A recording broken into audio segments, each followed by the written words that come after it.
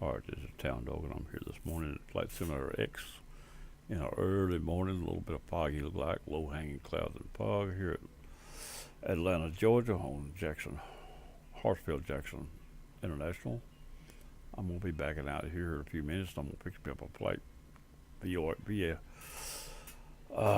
flight from here to, it's going to be a long haul from here to Los Angeles, California. We're going to see what we can do with it. We'll be flying at about 33,500 feet. I'll be doing VOR manual flight all the way. I'll use autopilot, but I'll be using VOR. I won't be using the flight plan. The only flight plan I'll have is be the VA, and it's just to record my flights. All this for it. Don't tell me where to go or why. Okay, that's the way I got it planned. So let's see if we can get the VA card started. Here we go, right here. Go to here, and we're gonna go see if we can find a flight. I haven't even checked anything. Pretty sure it's going to be at least one in there, though, because too many people flying from this area. We're going to go there and booking and departure.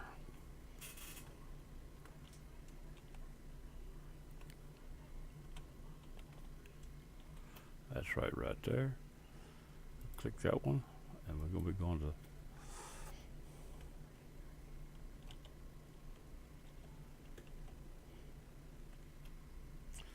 Los Angeles. I'm not worried about the plane. I'll pick it as I go. I can always change it. No flights? I can't believe that. Can't believe there's no flights. Okay, believe it. It's probably some machine just didn't find them. But anyway, now we're going to go from operations down to corporation. And then we're going to go down here to, and we'll just build our own. Okay, now we'll put the airplane in. I don't know. I've got the WeFly 737, but it better not be listed as that. It's just any 737 suit me fine. 737 right there. We'll take that right there. Then we're going to be going to leaving out from. Oops, wrong button.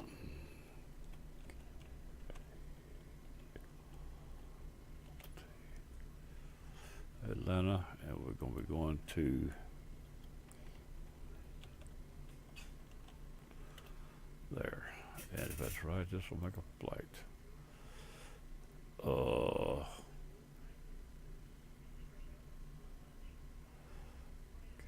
Okay, I got that backwards.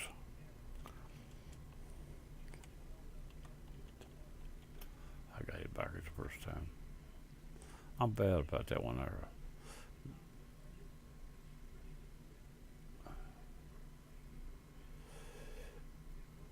Now I've got to choose an arrival. Yeah, but I had it. You took it away from me.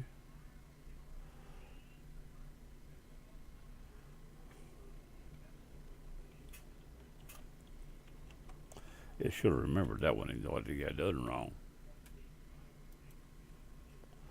Alright, it created it. And we'll be going. My flights is there usually. And I'm going to find that what's this? This top one is top one.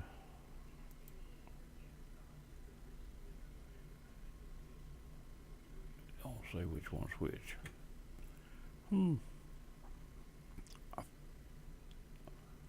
VR at altitude, I think is the way it goes.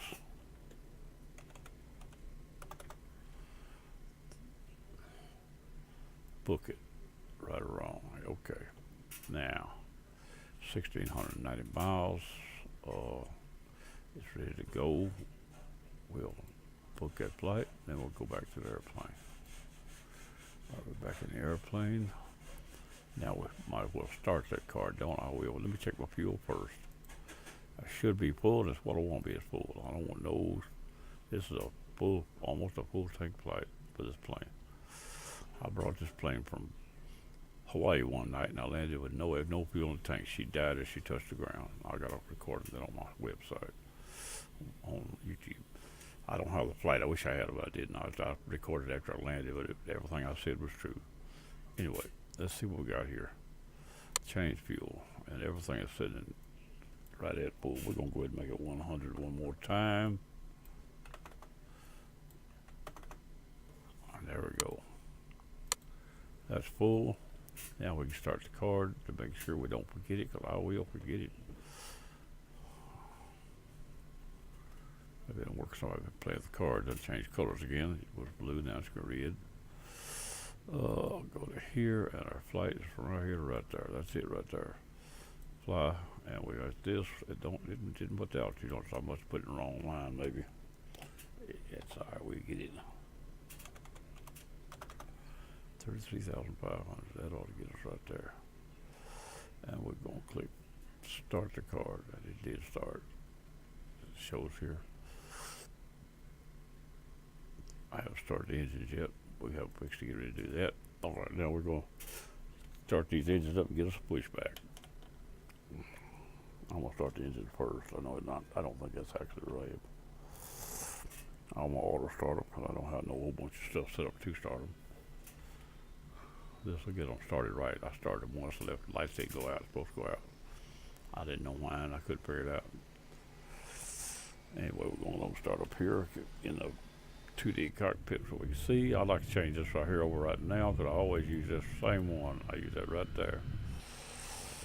Give this thing time to wind up. Brakes are locked, throttle's off.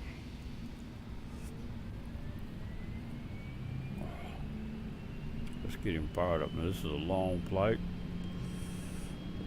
We're going to leave out of Atlanta on runway one of the 25s or 27s, I forget. As soon as we get back right to it, that's what I got planned, whether I do or not. Anyway, we're going to leave out of here on a heading of 300, going to the VOR in Memphis, Tennessee, 11750. We'll leave VOR in Memphis, Tennessee on 265 degrees.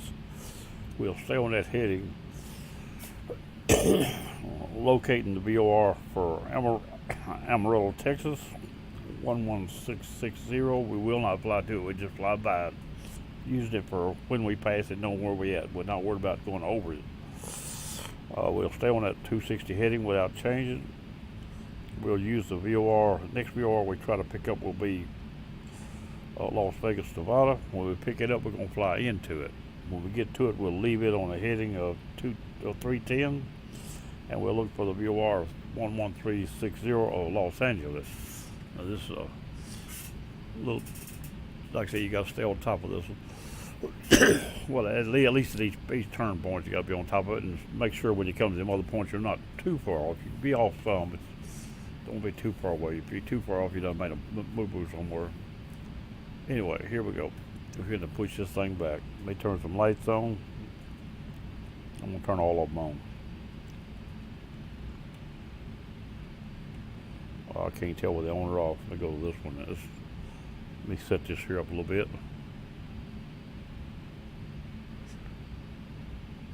Right there where I want it. Now we'll check our lights. This up in here, I think. Yeah, on. We'll go outside the plane and do the pushback. I'll do the brakes, let it roll back. We're going to turn to the right, come around to the line going out to the runway, hit the runway taxiway, turn left. It goes in, turn right onto the runway, which should be, I think it's a 25 right or 25 or 27, I forget. Whatever it is what we're going to take. First one we come to on that end. That's far enough back for me. I'm just going to turn it around. Here we go.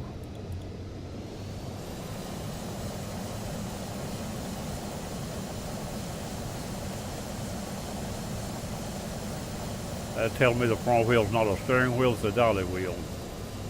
If it was a steering wheel, it turned when I turned the yoke. It only turned when the plane moved.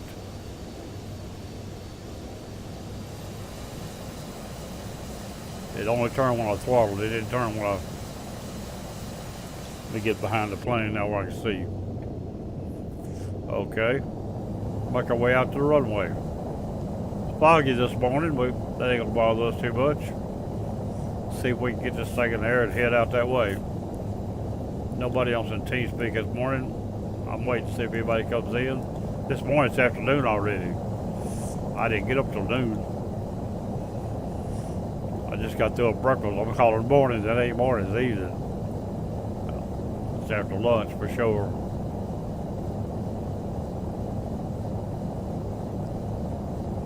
Stayed up a little late, not too bad. Definitely stepped longer to get past it.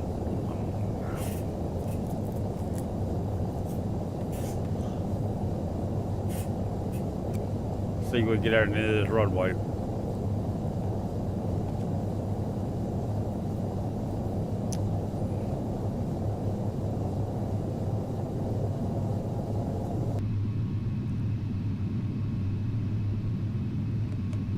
Hey, I blew me a little fast. About ready to take off, probably. I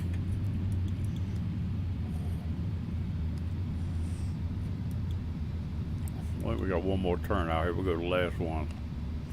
We don't want to worry about the runway, though. This runway is over 2 miles long. We don't need about half of it, even for this 737.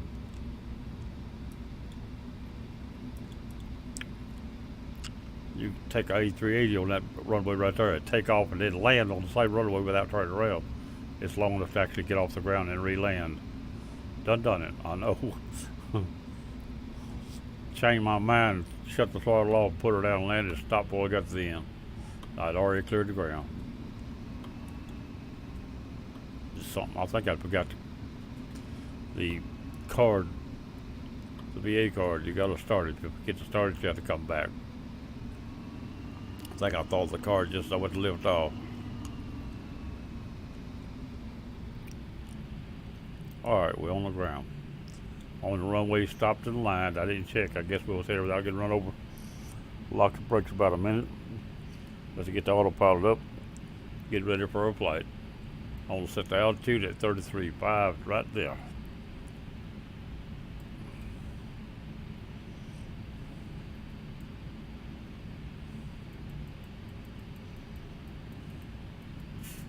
There we go.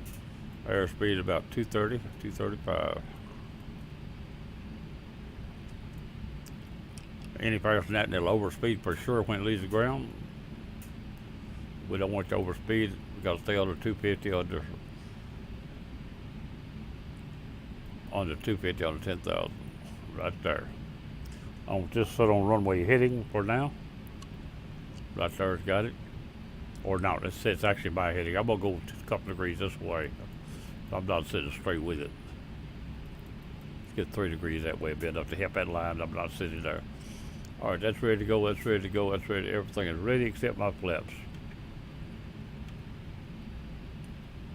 Now I'm hitting the flap button and they ain't moving. There they go.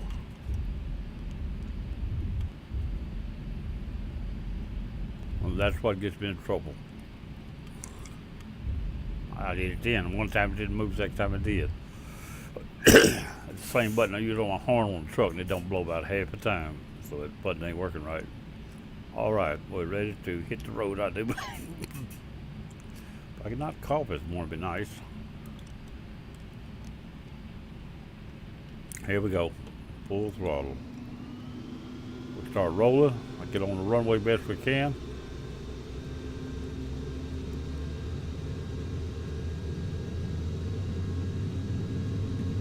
Alright, I'm going to set the altitude. Open that up. Go ahead and set the airspeed. Whoa, that's wrong. Gotta be 230, not 130.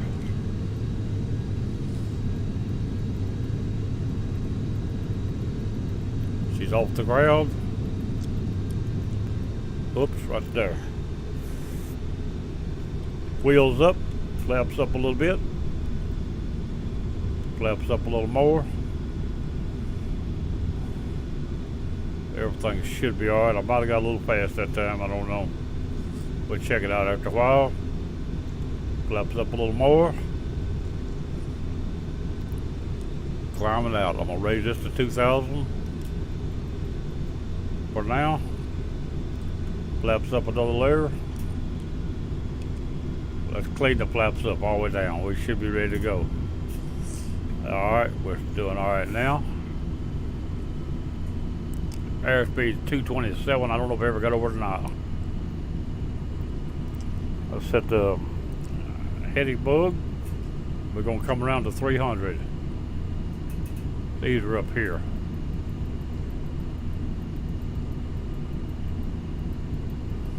At 300 will be in a direction that will pick up Memphis when we get there. All right, now we can set our radios up. I didn't set them up before I left. That's all right, we got plenty of time. Memphis is 11750. This thing ain't gonna crash on me, is it? It's acting a little funny. We're turning everything. Looks all right though. I may add a little right here now. Or right here. Use this one up here. Go to 240. I'll go to 245 just a minute. Give it time to catch up a little bit. 245, that's high enough. Don't crowd that 250 yet. Climbing out, we should get above these clouds a little bit. We are on 300, and we need to check our calibrations. They seem to be all right. All right, we're above the clouds. We'll be, since we set these two here on 1750. Well, right there. Now I can bring these two here. Well, actually they're on here. That's showing on. That shouldn't be on at this point.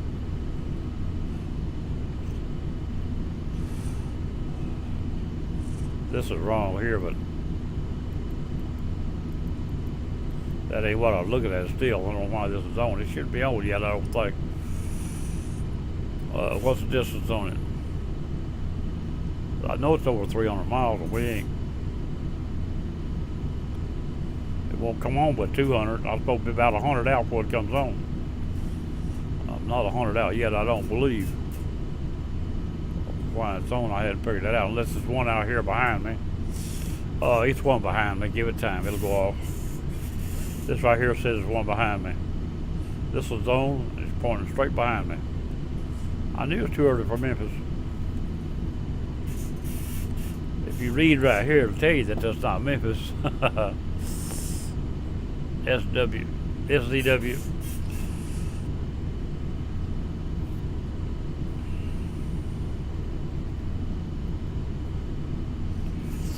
We'll hold it about 300 miles out. We'll pick up Memphis.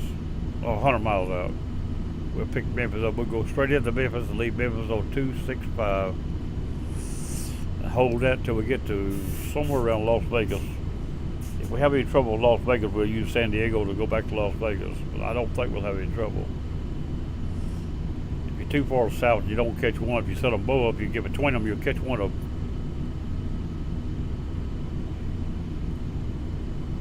Out of San Diego, dead north will get you back to Las Vegas.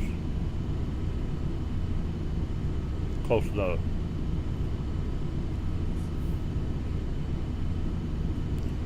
Alright. The airplane's a little loud today. I've got it turned down a little on the recorder. Maybe it'll be alright. It's loud on me. Just knock it out. I back mine off. Back the headset off. There we go. But also backs off everybody, everything. 10,000 feet. We just passed 10,000. Now we can reach for a little more speed. I can reach for 300 now, but I'll have to go back to about 270 when I reach altitude. But I can reach for 310 now. As long as this right here don't hit. Flaps are clean all the way up, sir. Wheels are up, flaps are up, everything is in good shape. We're set on this right here. Our next one would be, would be the second VOR I was going to look for was Amarillo, Texas. I'll go ahead and put it into standby, even though it's a while off. Amarillo, Texas, 11660. We'll go ahead and put it in here and have it ready. That's what the word standby means, huh? There we go, the two's ready. After we pass Memphis, we'll set the nav to it and squawk for it. We'll be flying on, well, we're flying on heading bug anyway. We won't be using nav at any time, probably. Can, but I don't have that. When I'm going into one, I can use a nav or out on a certain radio. I may leave in Memphis, I may use it in a few minutes.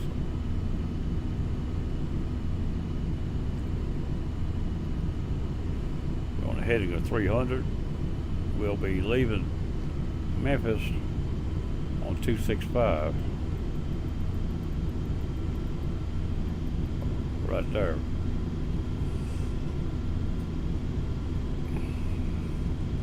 It's going to be a pretty long flight. If nobody else comes in, we'll just make the flight alone.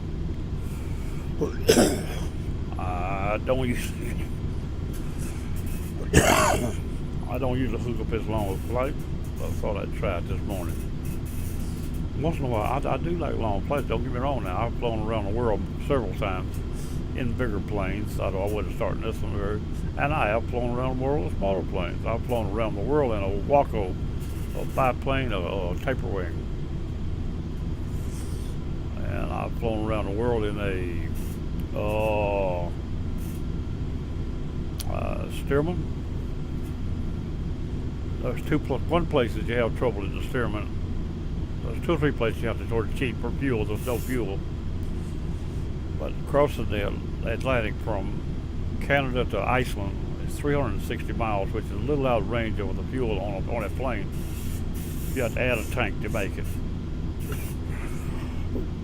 Everywhere else, I can stay within the 350 mile range. How landing places. It's got about 330, 350, something like on regular range. You go through Alaska and hit the Aleutians. There's a couple out there that don't have fuel stations, but you have to land and get fuel, so you just sort of stop and fill it up and take off. That's what I did. I landed on the beach, filled it up, took off. All the way around the one also between Russia and Japan. I had to land one over there, fill it up on that island at night. I managed to caught a little clearing in the trees. I could see a little bit, and I landed. About first thing you know, there's 5 planes in there because we had 5 people flying with me. Fueled up, took off, went off the end of that island over to Japan and on to Korea and out that way. And from there, we went into those big mountains out there, and we went up to whatever that darn mountain is.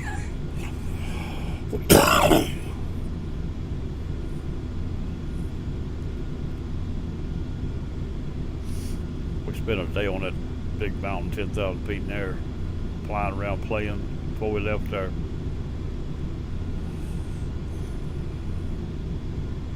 Mount Everest.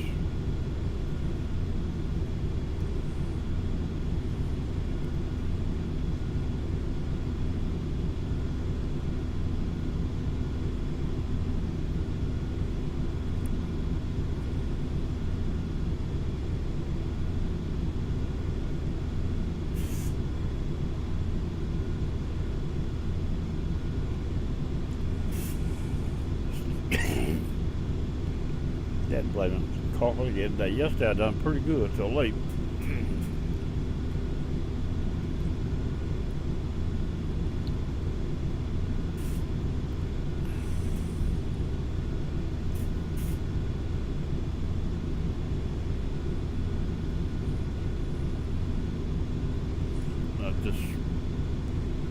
This speed and all climbing this height. Now I can actually raise this a little more right now, as long as this keeps up. It's not really up now though, so I have to watch that right there. If it gets very far away from here, I have to let the nose back down. We're climbing through 21,000, which really I should have left that nose alone at that altitude, I'm sure.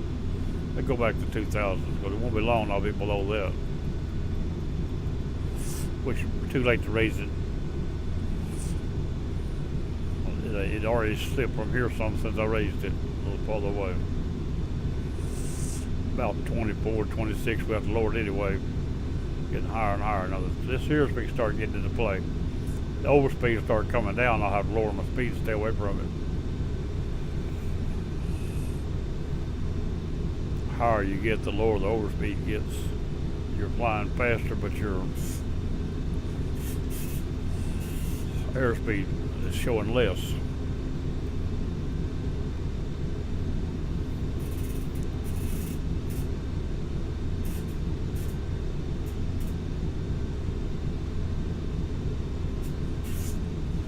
At 23 going 24,000 on that heading of 300.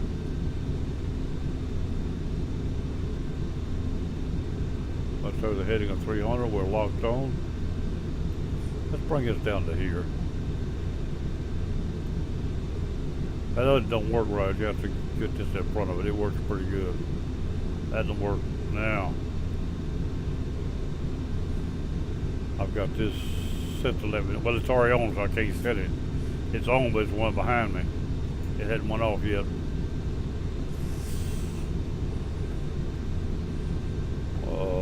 I didn't put in Atlanta's VOR, so I don't know how far I am from Atlanta. But I could do that. Give me an idea of where I'm at. 1590, I believe. Let me try that.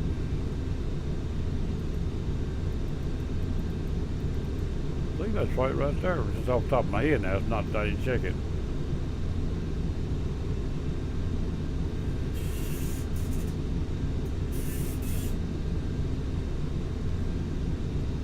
It ain't on. I may be out of range of it already though. Let's try. I believe 1590 is it. I could look and see, I guess.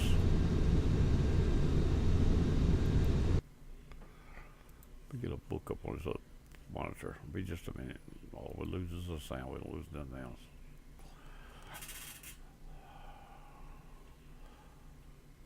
$16.90. Okay. Now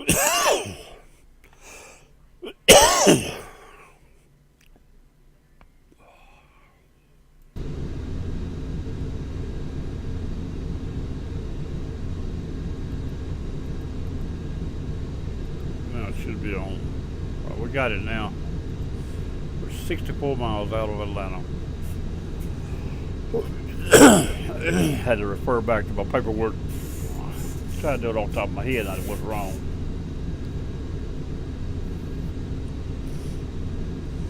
Had to refer back to my book I've been building on for 20-something years.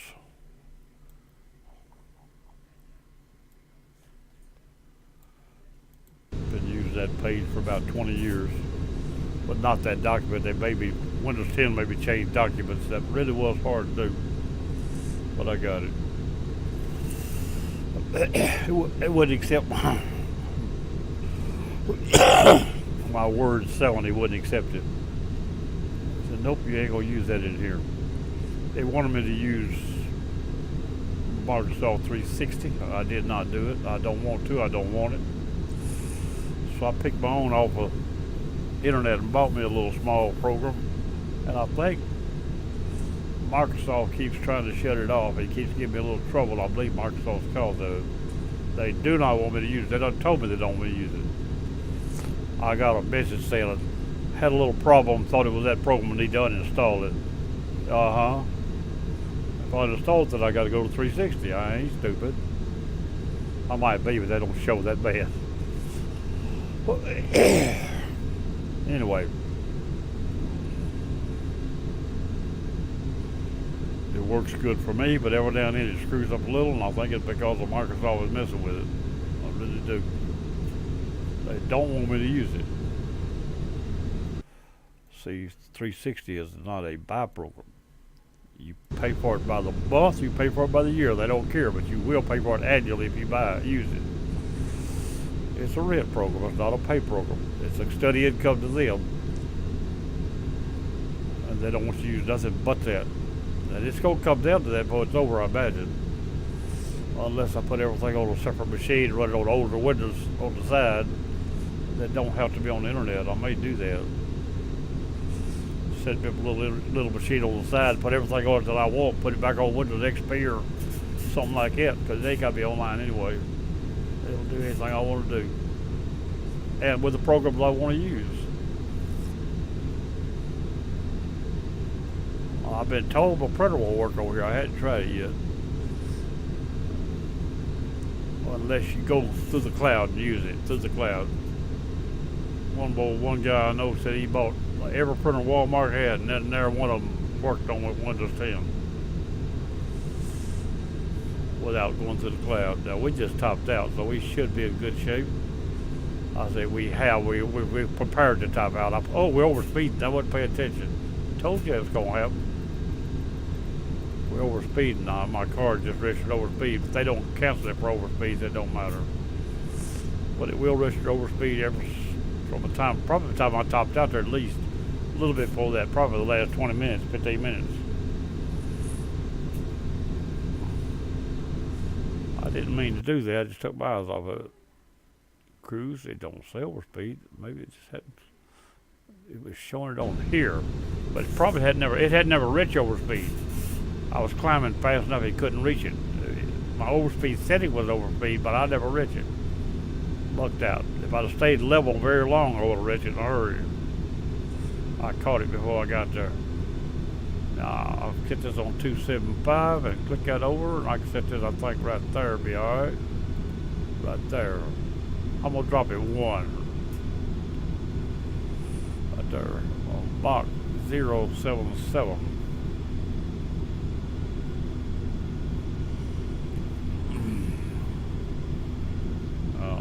Here we go, and we're still picking up the VOR behind us. I do believe. Yeah, it's still on. Oh, the bars are gone. Maybe it ain't on. If it ain't on, I can turn this one on to our marker for Memphis when it comes on. If it don't beep, it's off. It hadn't beeped. Now that'll wait till Memphis comes on. It'll tell me when it comes on. We're still on the heading on 300, doing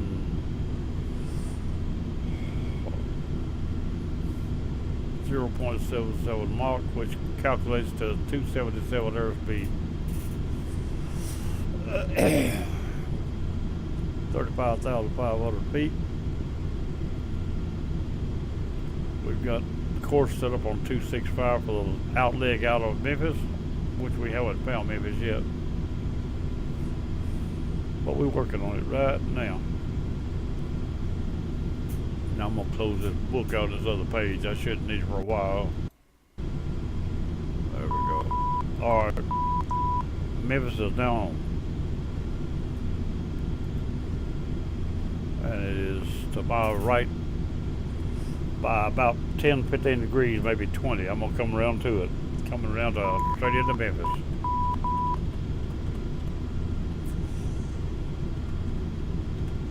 Put that green arrow straight to the top.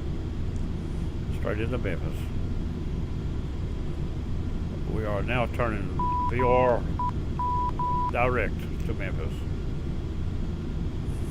We can turn this thing here off. No, we don't need it.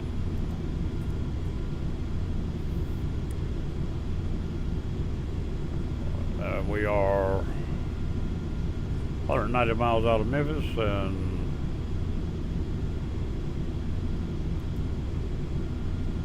102 miles out of Atlanta. I said about 100 miles we pick it up.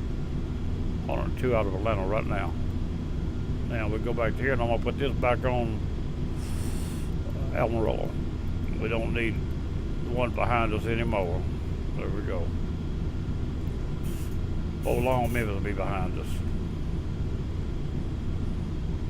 Let's go outside a few minutes. All we got now is straight flight for a while.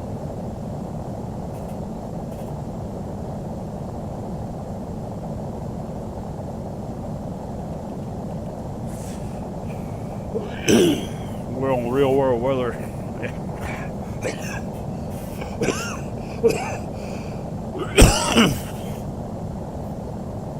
We're on real world weather FSX, and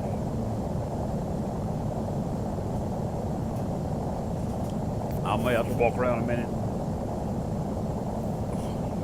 since this ain't gonna be on flight. Other than I'm flying VOR to VOR, I would probably cut the approach and the landings all I'd have. A VOR to VOR, I really need the whole flight. That's what I plan on doing. This is a long haul in my WeFly 737. On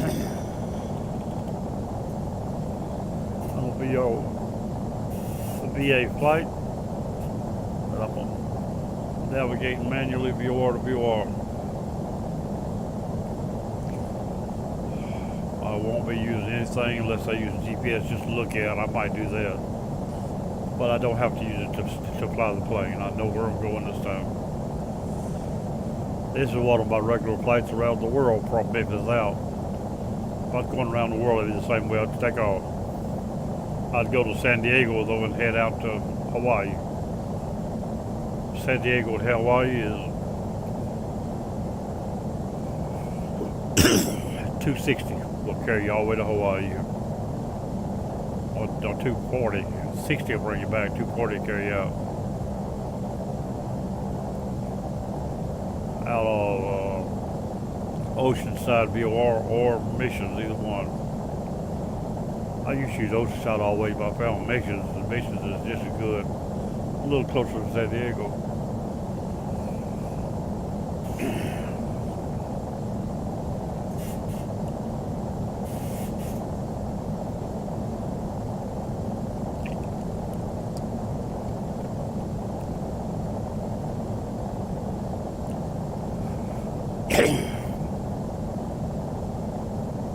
These headings and everything I got worked out here was worked out over time on trial and error.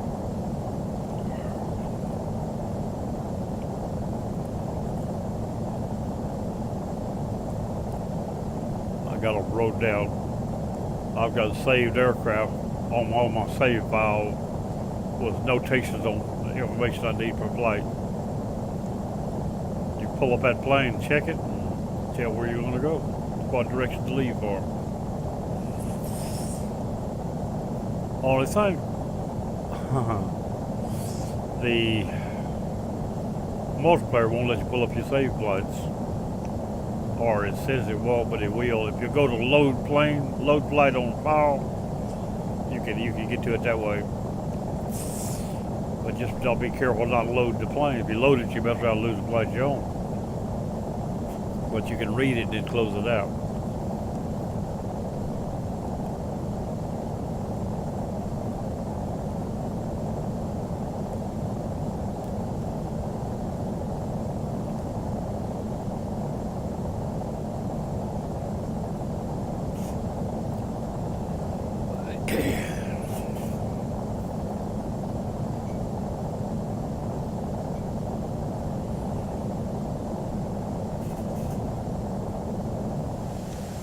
Those are puffy clouds. The weather is a little choppy here, really. Even though in my house right now it's crystal clear, and I'm set about north of Memphis.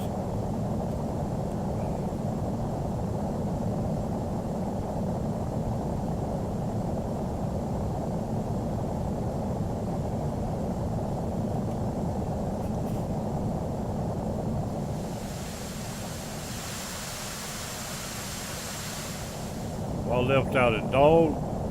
Well, started the flight at dawn. I didn't leave out probably for an hour. Took a little while to stir things around and get what I wanted ready. Get the information I wanted on this book so I wouldn't have to be looking for it all the way across here. Some of it I knew, some of it I had to look up.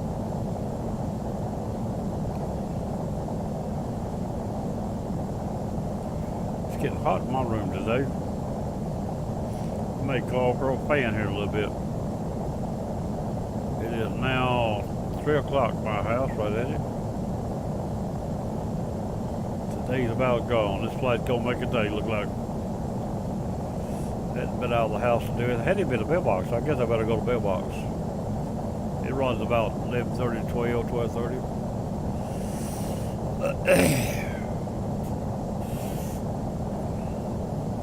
The wrong button. That's what I wanted right there. All right, we got a player coming into this multiplayer. He has joined. He'll be all right as long as they don't crowd my plane. If he crowds my plane, he'll be looking for a place to fly. TX56 Gaming.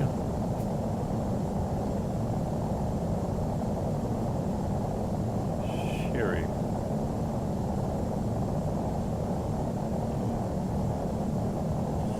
Act like he likes to share, but he can't share with me because I got a password on mine.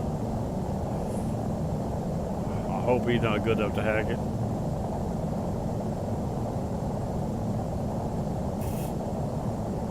I'm not doing a multiplayer or stream. I should have did a stream long as this is, but I didn't. The streams hadn't been turning out clear to suit me, so I just record them and put them up. If I did a stream, other people could join in through the day if they wanted to. Up to 2,600 viewers. That's for a young YouTube. That's not bad, I don't believe. I've only been 5 months. It takes a while to get a foothold.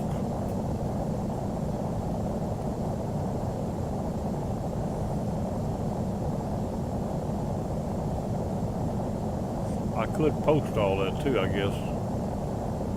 If I move this down, I believe I've got the information right here, I think.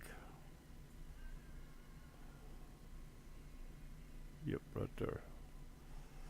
I'm gonna post all this right here.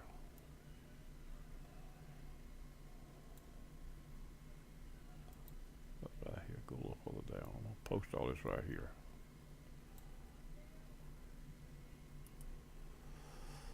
Copy it. Close this. Open that.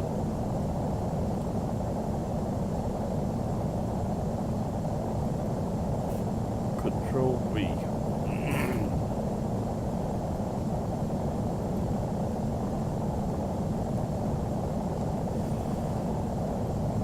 Spam it one time. Alright. Looked like he might have decided to leave. That's alright.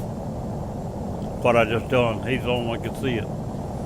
Anybody comes in after I done it won't see it. I'll have to do it again when they come in, but it's still on the clipboard. I can do it again now without going in front of the page.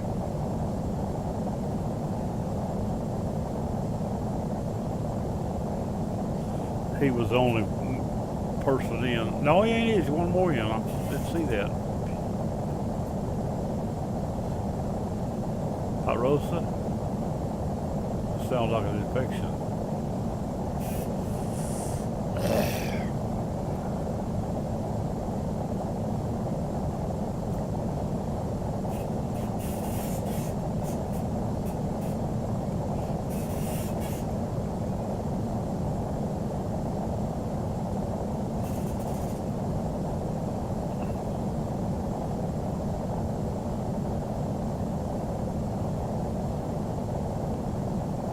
Alright, let's see where we at.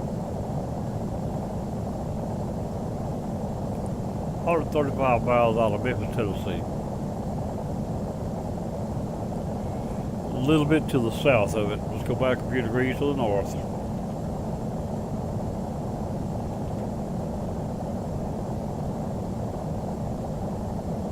Drifted off a little. Wind must be pushing a little bit.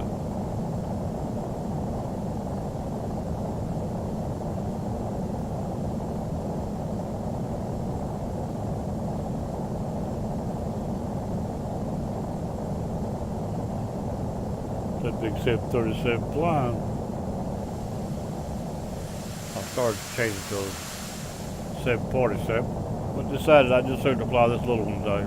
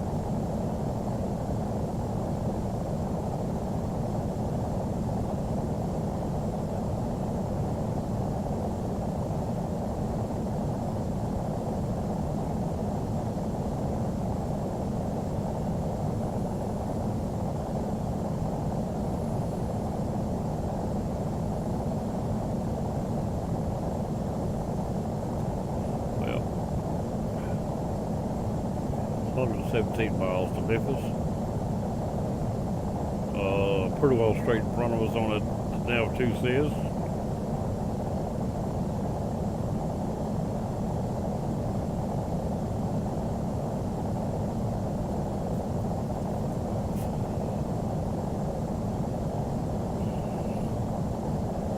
Minutes to Memphis. 19 now.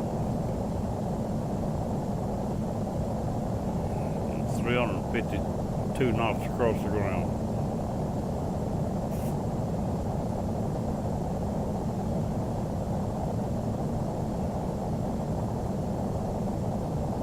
Airspeed about 277. Ground speed 353.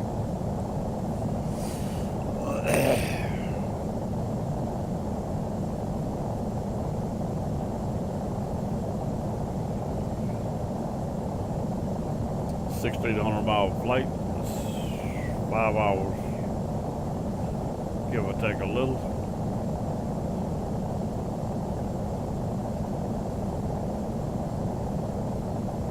We've got no, well, I'll say we don't, though. The card may give I think it gives a distance at a time, but it's figured direct, and I'm not going direct. Close, but not direct. My VORs will carry me through New Mexico and across, which is only a couple hundred miles out of line to most from what the street would be. Maybe 100 miles when you cross Las Vegas. Other than that, it's pretty well right on.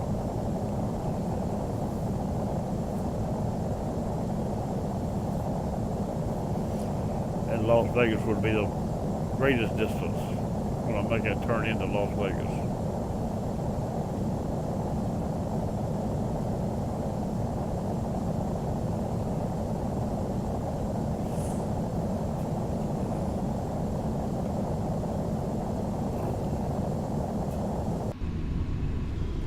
Alright, get inside here.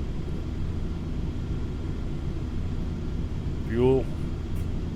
Let's see what we got and what we're doing. Show we got a range of 1,300 miles all we got right now where we're flying. We may have to change something. 1,300 miles. How far are we out? I need to know how far we are directly out or something. Well, that sounds close. It sounds real close to not being enough. If I slow down, it'll gain a lot though. So I'm gonna go back here to, that's what we now. I'm gonna bring it down to 7.5 or 7.2. 7.1. That'll give me more here in the long run. It looked like it was awful close. So maybe go around before we get there, and I can't stop for fuel. I'll stop for fuel, lose the flight on the V8. So let's slow down a little. Take a longer to get there, but it'll give us. Now let me see. First thing you gotta learn is your airspeed and altitude is your distance. I may be too high for the efficient distance. You go so high to efficiency, after above that it's no longer efficient. You're losing. If it strains the plane to get to your altitude, then you're going to lose efficiency. You just got to get up there comfortably. 1,600 now's a plenty. I know that. Still falling, but.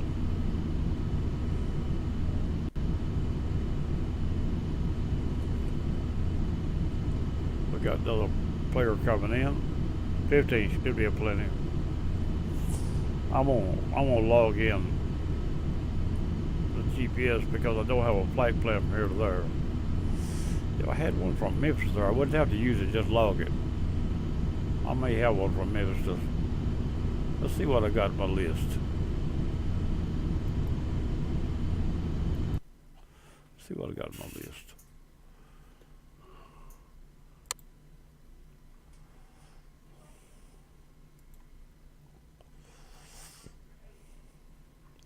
From Memphis to Hong Kong, Memphis to Seattle. Nothing there. Call from Memphis be good. No, we ain't got to go from Atlanta. I just need a distance.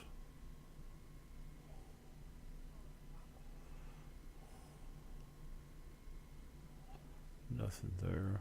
What did I see? My eyes picked up something just as I rolled it. I thought. Maybe I didn't. Go down a little further. Here's see what we got. I ought to be one in here from Memphis.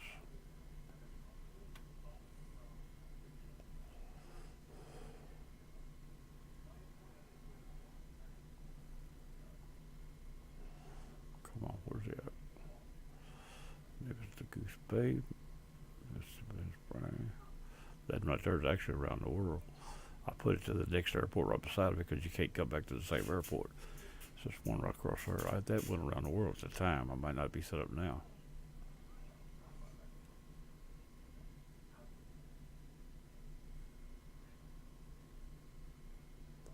I don't see one. Well, I guess we could set one up right quick.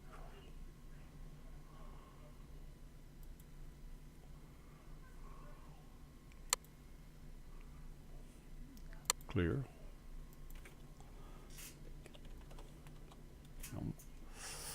Then I can actually care about the flight we're fixing to take too.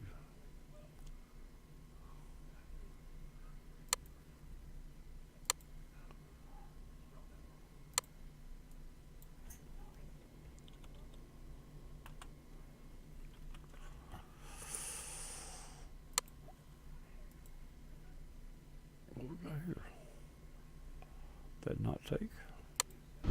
I know what happened, but I gotta go back and do it again now. I know what happened, but I have to start all over.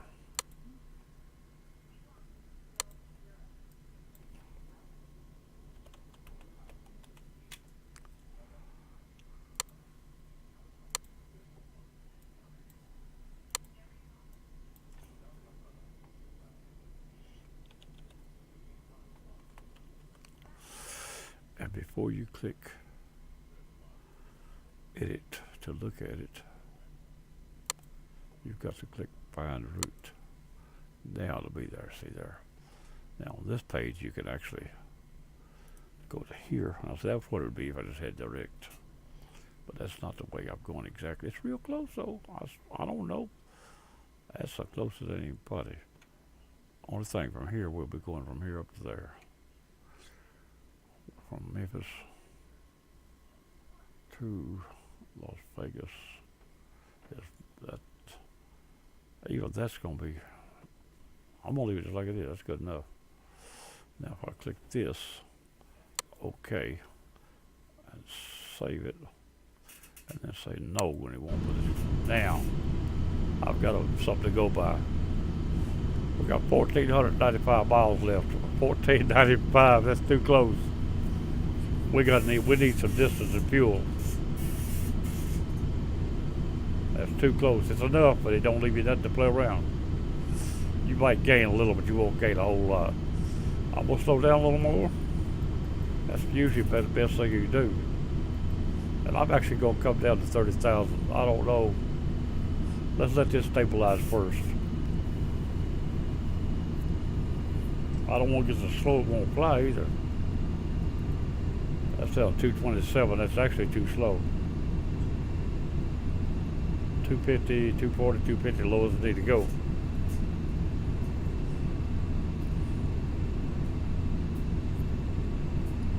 Now that reading error is because I'm coasting. The engine's out of town. That'll catch up.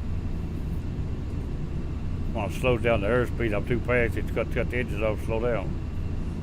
Cut them back. Until they stabilize, you can't count them.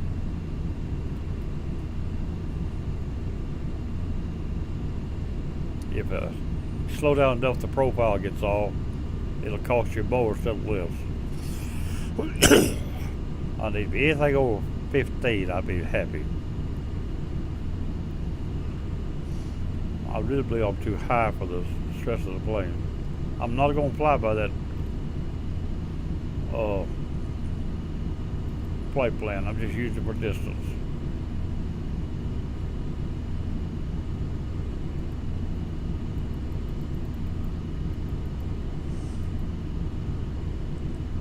We ain't made it to Memphis yet. But that's from where we are to the point. It's what it's counting. It's counting my position to the 1480. We can make that if we're real careful. If we catch a straight in runway, that's by intentions anyway.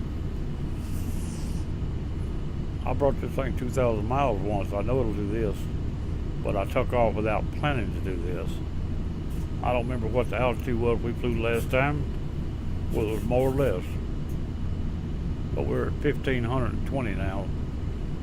It's still dropping a little, but we're about leveled off. I don't know where to go, up or down to gain distance. Up usually works as long as it ain't straining the plane. I don't know what the altitude on this plane is overall. I forgot. It's still slowing down, but it may come back up a little.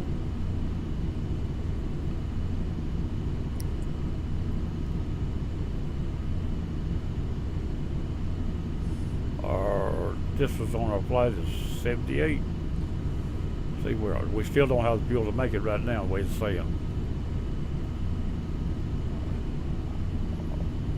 I did cross the ocean, I know I did. Now, I might have had a good tailwind part of the way. That's 2,250 miles. I barely did, but wait a minute. Yeah, I was in this plane. 747 wasn't no problem. I'm running short right now. I've either got to go up or down one. I'm tempted to climb first. I'm only got 3,000 either way. I'm gonna climb first. Maybe a mistake, but that's what I'm gonna do. Do a climb. Go to 36.5 if it'll handle it. If that don't do it, I gotta drop her back down to about 29,000-30,000. Everything's clean, nothing dirty, so it should be doing it. I may have a headwind too, that would cause it. Probably what's going on. I'd hate to ride fuel before I get there. It looks like right now we're going to. I didn't believe it when I left. I knew it was going to be close. So I figured I had 300 or 400 miles left. And we still may make it, but we got to get to the altitude. And the quicker we get up, the quicker we level off. It costs a little more to climb. But the quicker we level off, quicker we get our reading and see what to do. That's about as fast as I can climb right there. Maybe faster than I can climb. I'm losing speed.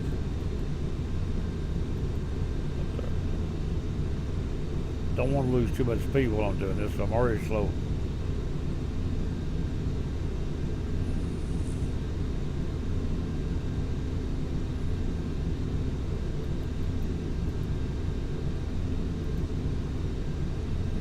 Add a little pressure on the engines.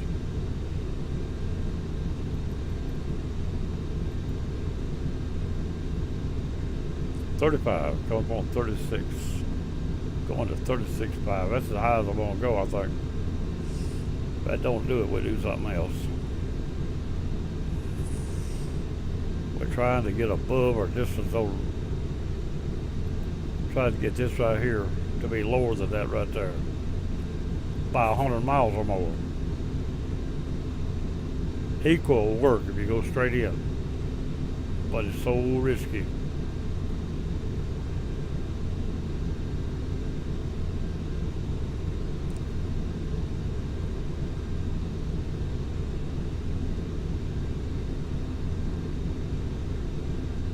Let me check a couple of things here. Alright, we're leveling off. Let's let that go a minute. We'll give time to balance everything. 61 miles out of Memphis. Almost straight in. I'm gonna turn about that much right there. Cut across the corner just a little. The course button is set on the out leg, and the nav 2 is set on direct to the VOR. We're gonna split the difference, go between them.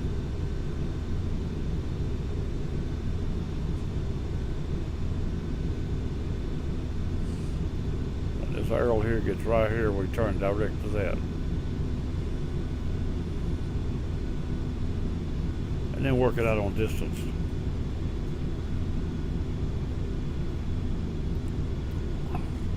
Somebody just said to the machine. Don't tell them what you'll hear next.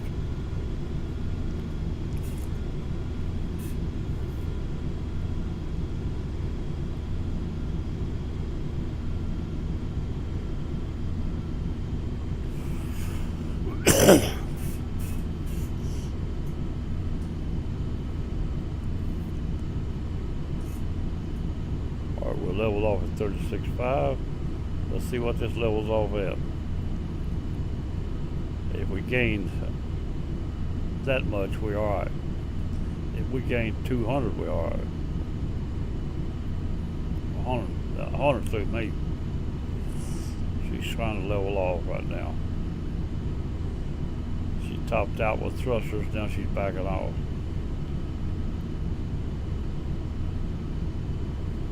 Let's get our GPS back up and look at it. 1455 is the least. Now we will gain a little on burn off. If you got exactly enough, you got enough to land probably.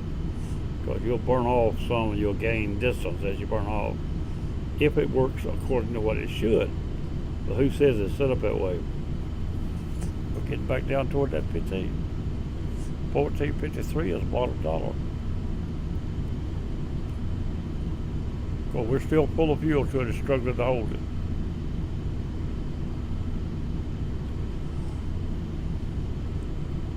I can live with anything over 1452.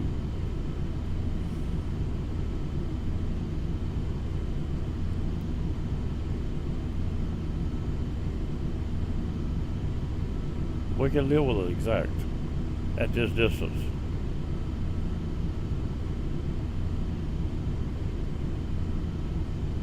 Looks like that roll on Earth gonna be close to it.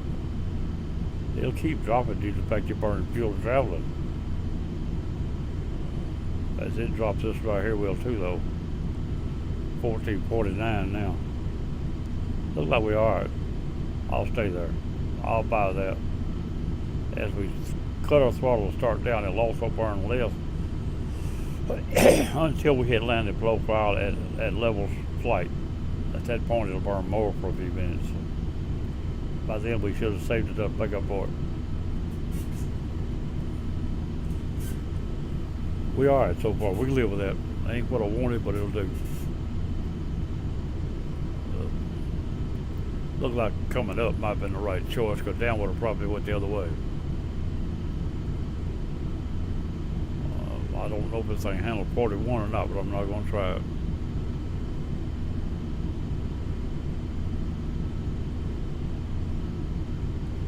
We're in pretty good shape right there. 1445 and 1451.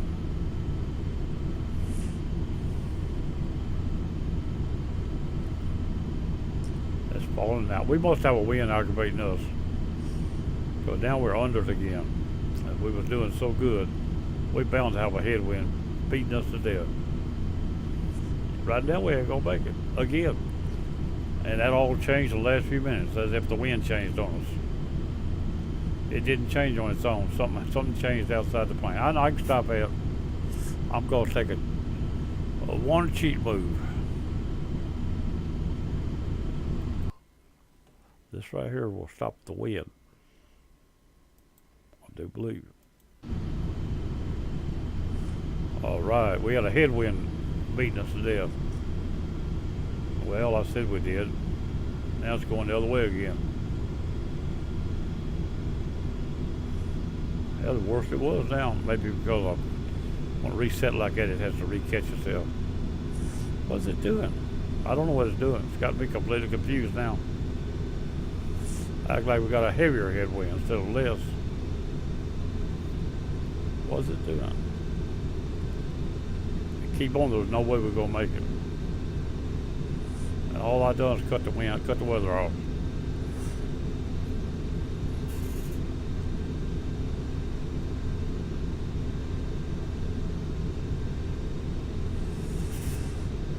thing. I don't believe this stuff now.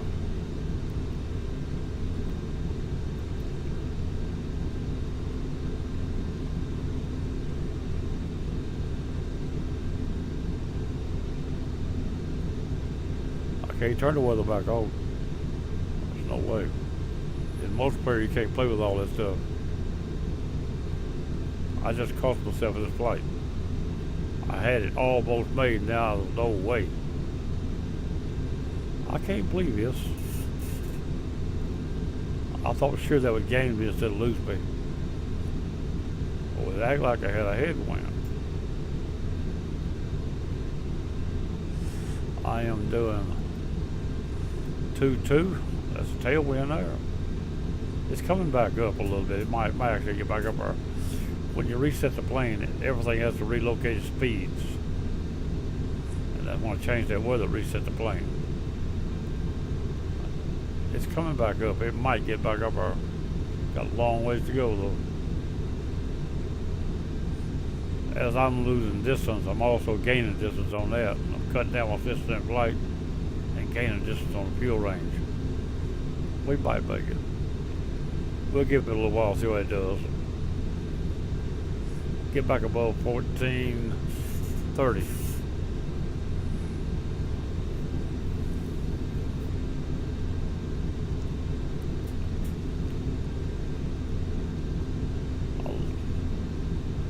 It shouldn't have lost that much on shutting that weather off, I didn't think. I'm almost sure I had a headwind.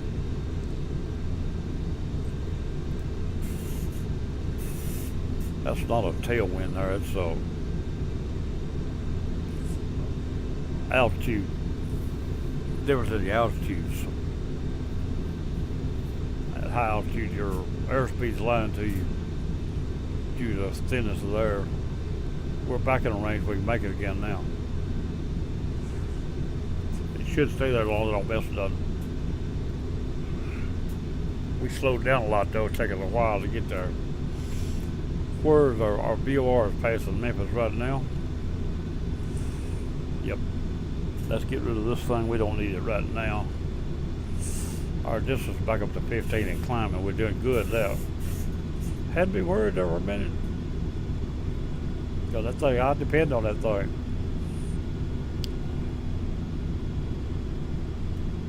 Now we're in real good shape. It stays up there. I don't know what the difference happened. I don't know what happened. Now we're too fast and slowing back down. That's really showing so much.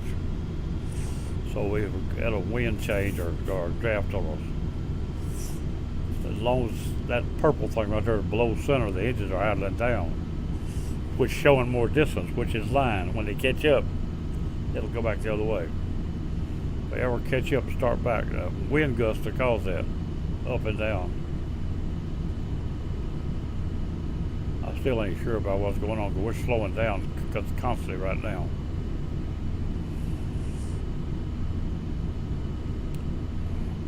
See, now as I come closer then, when it gets back to center, the engine's going to come back up, and this area going to drop back down. How much will it drop down? That's what counts.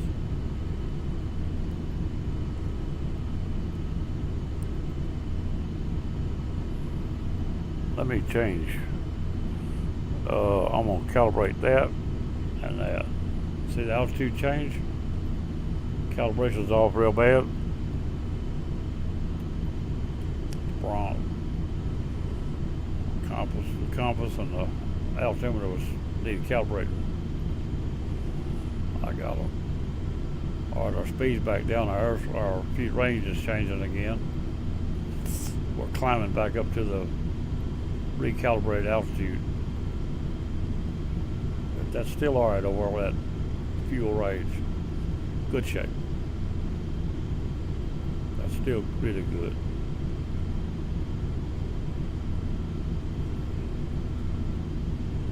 Had me worried there for a minute. I turned all the weather off. It's just the only thing I can do that change. I'm not sure the weather is accurate, so that's the reason I cut it off. Sometimes it goes crazy and it's not nothing like what's real. Me and Razor was flying together, and he had real world weather on. And he is also a weather man. He reads the real world weather stations. And what I had wasn't nothing like right, and what he had was pretty close. So that's all I got to go by. That's what it could be, not what I know. But that range is in real good shape now.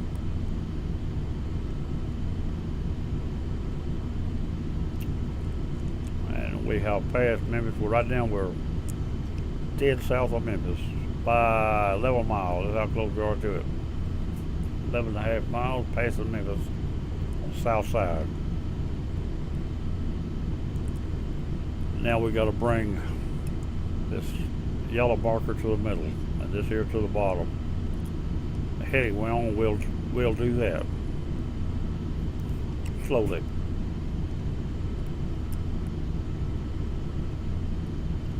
And the next marker we'll be looking for will be Amarillo, Texas. I'm gonna switch this back over to nav 1. Then I'm gonna set nav 2 on Amarillo right now.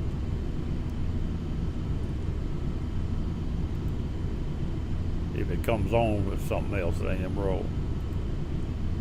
I'll set that so it'll tell me when it comes on.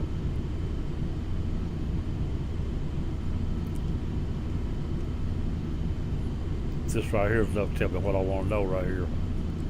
I don't need the green arrow at this point. It's parked. South is the parking position for nav 2. Not activated.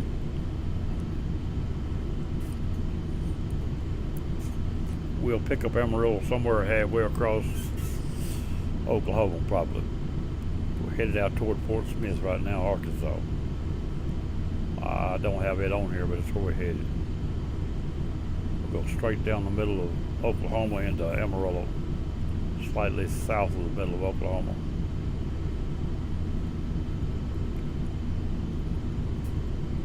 When we get there, we got Arkansas to cross first.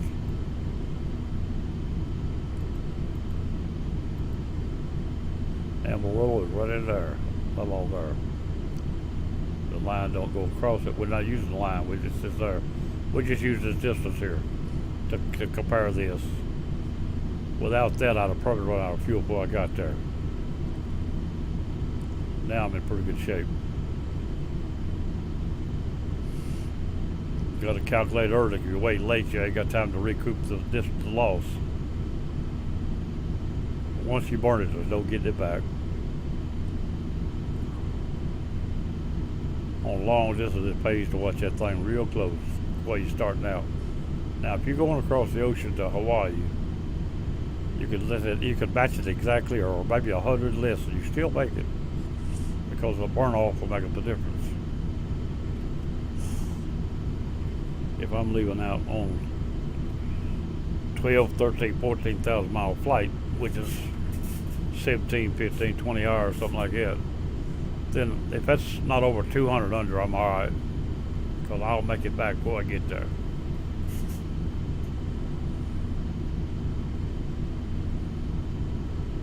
The 777 I got will make a 14,000 mile flight without stopping.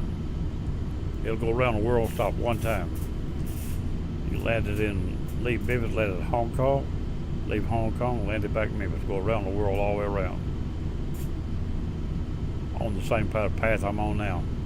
Go through Hawaii, Tokyo, Hong Kong, Turkey, England, and back across to Memphis. Going across, picking up, I usually pick up Yarmouth, I think, first, and then JFK, and go from there into Memphis.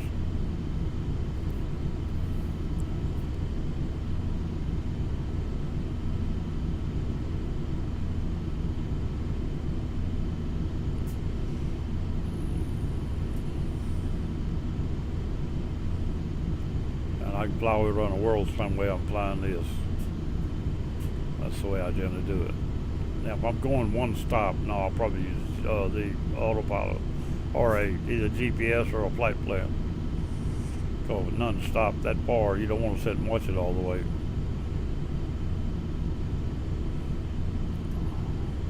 It deserves a nice sleep in the process.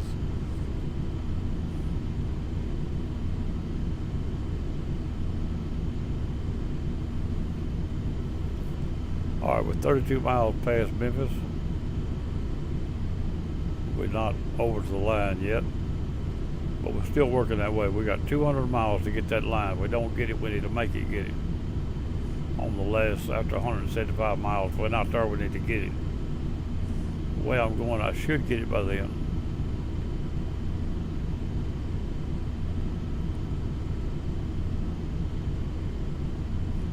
I could get 5 more degrees just to help out. But keep in mind that 5 degrees costs you fuel. The turning plus you're headed to a line, but you're going a longer distance to it and back down.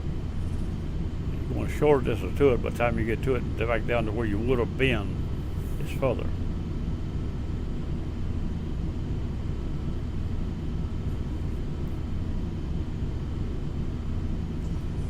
It costs you just a little fuel. You won't see it on that gauge over there.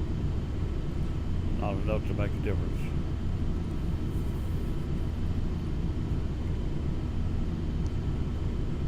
That's the reason I got that fuel analyzer in all my planes. But I depend on it faithfully. On board. 51,058 gallons. I'm burning 10,000. I'm burning 1,056 gallons an hour. I've done burnt 1,692 gallons. I can stay in the air 4 hours and 54 minutes right now at this speed if nothing changes. And it'd be 1,912 miles right now. I can stay there. Which with that distance and what's behind me would have put me from Los Angeles to Hawaii. Barely, maybe, one of them ifs. Coming over the, I did have a small problem about midway of the ocean. I accidentally dropped my wheels for I don't know how long, but not more than a few minutes. So before I caught it, bumped the button or something. And that cost me fuel. But when I hit the ground at Los Angeles, the engine stopped over the approach lights. They shut off before, about the time I got the approach light. From there on in was idle. But no fuel, the engine was dead. I landed and touched it down within range of my VA guards. A little heavy, but without any engines, you didn't have much choice. Just landed in one piece was lucky. And I knew 500 miles out I was going to probably run out before I got there. I was doing everything I could to gain distance. I started a slow descent for all that distance, very slow descent. Because anytime you're coming down, you're saving fuel. If you drop it all at once, it costs you more down low to fly that distance than it would stay up there. If you drop it on a long angle all the way to the airport, then it's a conservative drop all the way. And that's what I done. About 100 miles out, I leveled off and started for the runway. At the very most, maybe not that far. Well, about the time I started to cross the coast, I dropped the wheels.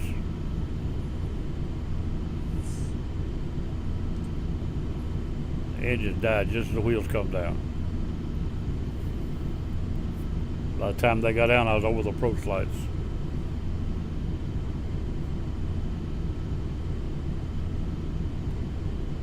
And everything was running sort of quiet about that time. I guess them engines are designed just to keep the pilot cool, because when they quit, I started sweating.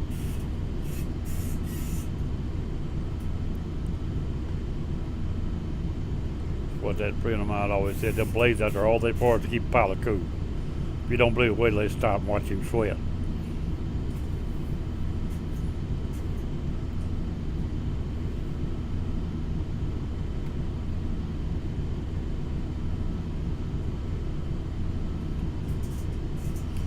Back outside a few minutes. Yeah, our fall colors are gone. We had fall colors for about a month. Microsoft has decided, Steam and Microsoft has decided, time for winter. Everything is dead and gone. We're high enough it don't make much difference up here though. But everything is dark brown today, gray, flat. Alright, back inside the plane. Alright, our line is fixing to cross, look like to me. Let me get back out where I was at right here, and I'm gonna sit this right here on 265, I believe what I said. We ain't 200 miles out, all C6. This is lining what it's doing. I want that pretty well lined, what I want. I've actually went past it just a little bit while I was doing other things, but not enough to hurt nothing. I can come over a couple of degrees extra, try to pull that back toward the center. Right there, 265 about 4 degrees. I'm gonna crab 4 degrees into that, offset that line there, try to get it back. Gotta keep my eye on it. We're still looking for Amarillo. When it comes on, it'll start beeping. We're not across Arkansas yet. 70 miles, we got another 20, 30 miles, 50 across Arkansas. Be my guess. Maybe a little more than that, looks of it. Maybe a 200, that's about 200, you're right. So another 150 miles across Arkansas. It's right at 200 miles, so you don't pick up the VOR until you pass Fort Smith and Memphis.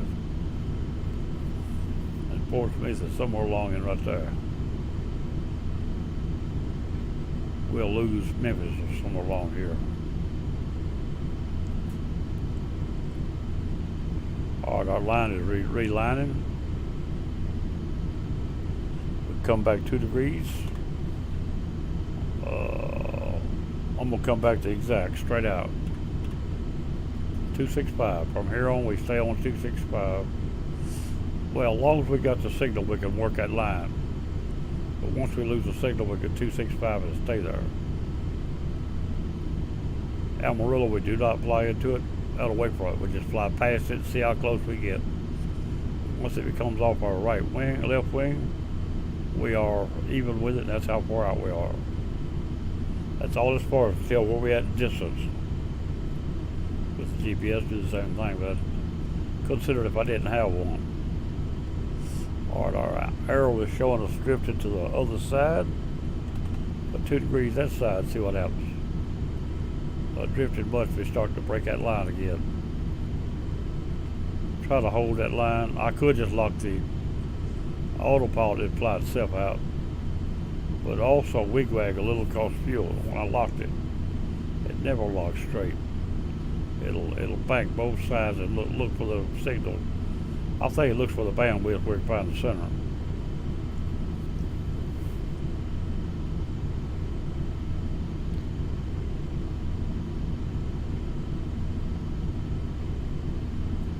Nobody's coming to TV. Well, Cap Redtail's up there, okay. I said they hadn't, but they have. That's not where I am. They know what I'm probably doing something. Cap Baker, if he wants anything, he'll drop down as long as I'm not in the other room and ask me. I can get the TeamSpeak from here. I came from other games. In fact, I think I'll move myself to the hush room. Channel switched. Now they know I'm recording. They look. They don't have to ask.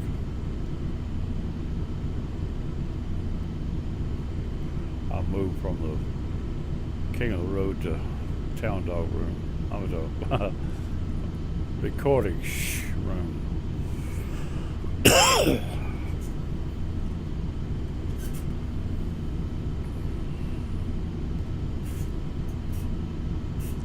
I'll be right back. I'll take a little walk.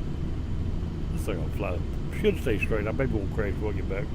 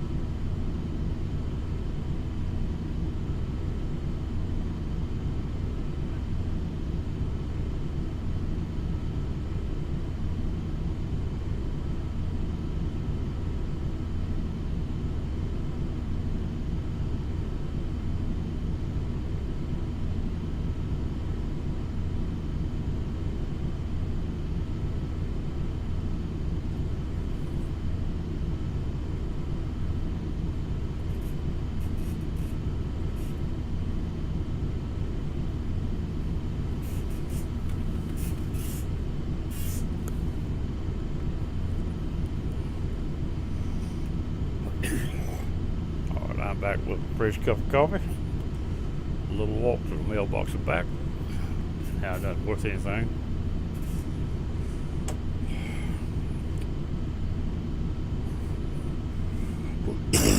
Fuel mileage still looks good.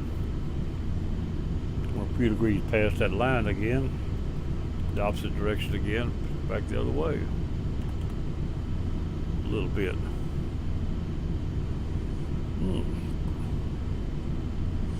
Another band coming in.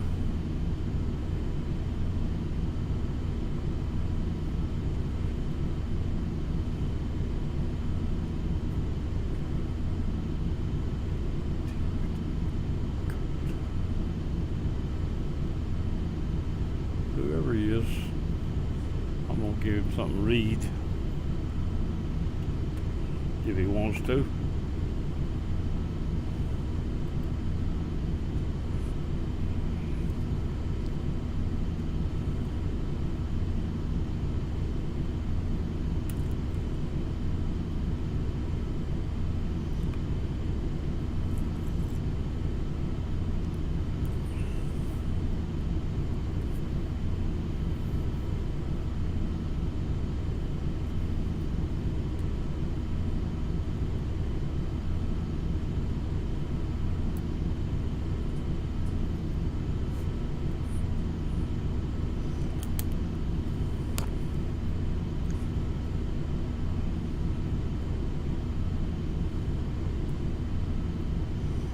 Calibrate again.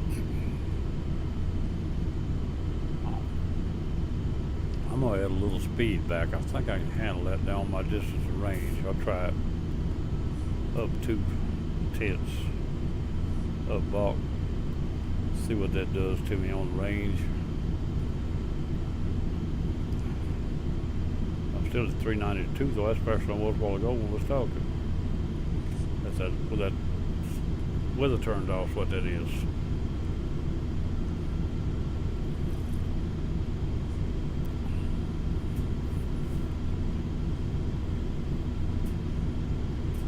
We're still alright there.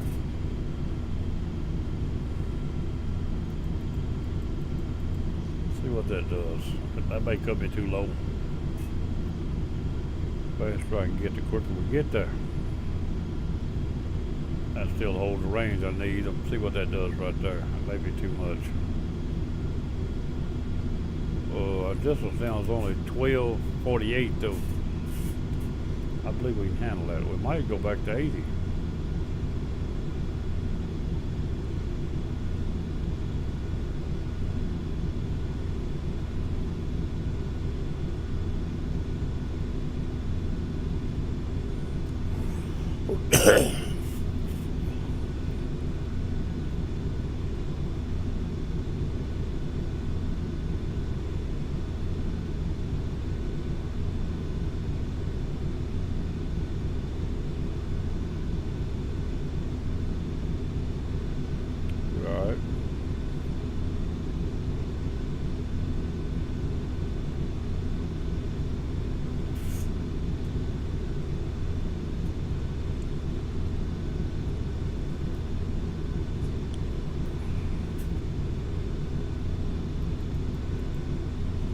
A little more. We also got overspeed here. We can't go too much more. We're right on overspeed now. That's the limit right there. We can't go no faster. That's crowding overspeed lines right now.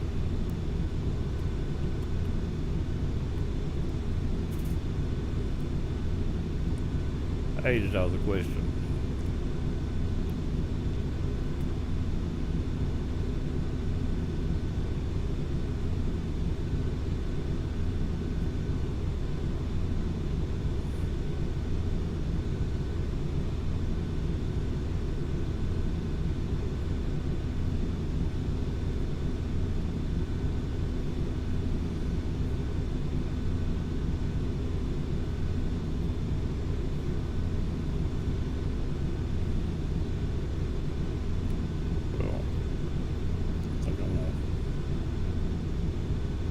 I know this is a little beyond normal for a flight, but a little in-flight movie here right quick. it will give a little advertisement for me, and at the same time, give me a chance to check what I want to know. Here we go. We're going to Google while the plane is still flying. And then we're going to go to YouTube right here. This is my YouTube right here. This is the channel that I've got. For the people that hadn't been here, I've got a bunch of old games on it to be watched. Here I've got 18 Wheel of Steel, American Truck Simulator, Flight Simulators of several different ones. Same flight simulator mostly, but several flights, different small flights, regular flights, Half-Life 2, Episode 1 and 2, and Half-Life 2, the main one.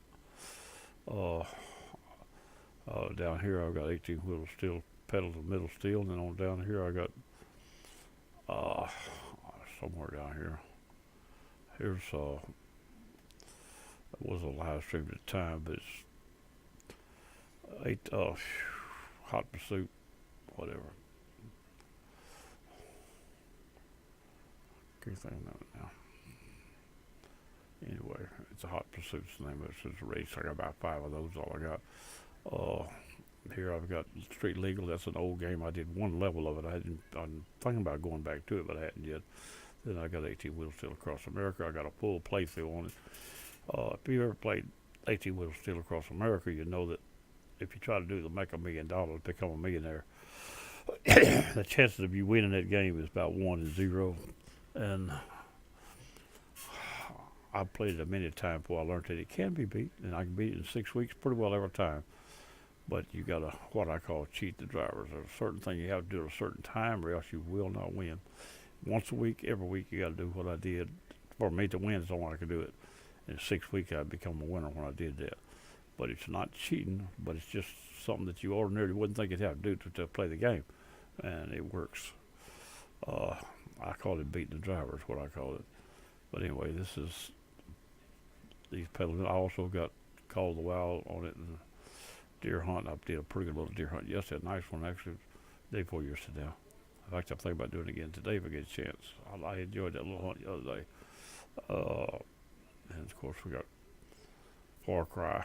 Played it all the way through. I've got a playthrough on it laid out step for step, level for level, saved under the playthrough playlist right here. We got all these playlists set up for each item, except for the Flight Simulator don't have all of it in here. It's got some of the certain ones, but not the whole thing. Just parts of it ain't in there. But anyway, that's what I've got on my YouTube. It's Town Dog 10. It's Raymond Smith is where it's set up. Only got 25 subscribers, but I've only been on here 5 months now. That's another thing you got to remember when you think, well, this ain't got much, but that's I've got. We'll go into here. This is going into the background. I don't know if I should do it or not, but I'm going to anyway. And here it shows I got 2,613 viewers. And go to videos, and I got this video manager, and I got 216 videos online right now, and the one I'm working on now will be 217. But that's what we got going. I'm going to go back to my airplane. That's a little shout out from me, and at the same time, kill a little time here while we're flying across the country. Ain't nothing going on anyway. As that friend of mine would say, watching the grass grow and paint dry.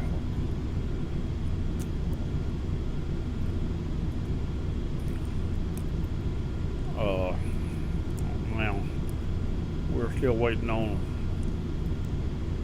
Albuquerque to come on.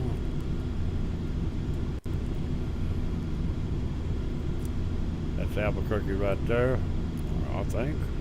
Yeah, that's Albuquerque right there. It hadn't come on yet.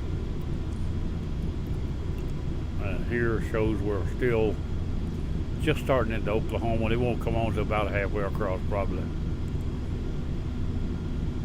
And Albuquerque's down in here, and we're going to fly by probably just to the north of it or almost across the top of it. It's my intention. I'm not going to fly to it. I'm going to fly straight through on the heading I'm on now. This heading will have to hold till I get to Las Vegas. And the looks of it, from what I saw while ago on the map, it would hold till I picked up Los Angeles. Because the GPS says that, or the flight plan showed that I fly just south of Las Vegas. If I was on that line, I would.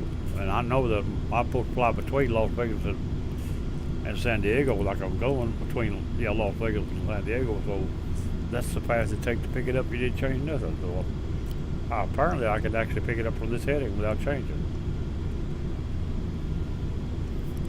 Then I didn't know I was going to go into Los Angeles and turn out of Los Angeles on 310 to pick up. I was going to Las Vegas, turn out of Las Vegas on 310 to pick up Los Angeles. That was my intention. I'll decide when I get there. I'll look where 310 is located. It's going to be to my right, so I really would need to go into Los Angeles. But 310 might not be the answer because from San Diego, what I did, I didn't have a direct heading to Los Angeles. I didn't try to chart one. I've got a direct heading out of Las Vegas to San Diego and one to Los Angeles or San Francisco. So I took them two and split it right down the middle and called it being enough to catch Los Angeles. Should work, but I'll be probably north of Los Angeles, but still within the range of the signal.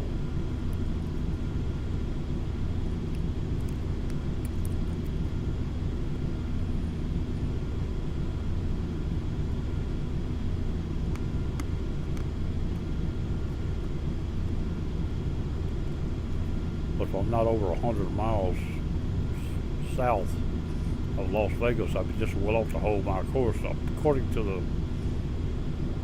what the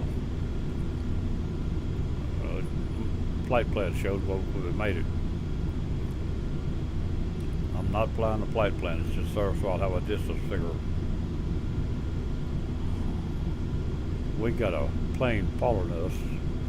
He stays at a range and out of my way, fine. If he gets to my plane, he's gone. I will not allow him to fly in and around my plane too much unless he's doing a real good job of flying and not attacking me. He's not inside of my plane now. Nowhere around me, but he's back there. So my GPS is different from most people's. Right there's a plane following me or on the ground back there or something. Most time it's off the ground or he won't be on there. Sometimes it show up on the ground, but most time it won't. Till he moves, it gets off the ground. But he is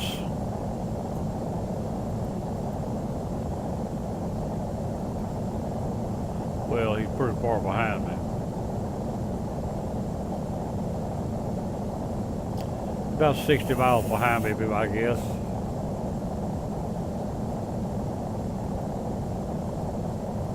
I don't have any way of knowing exactly, but what I do is I take this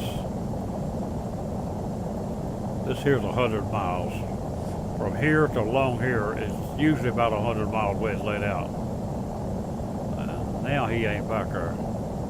He must have dropped out. He ain't there no more. He dropped out. Or landed. If he landed, sometimes he'll disappear.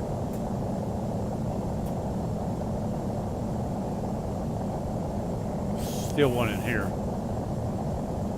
Brent. Kessler.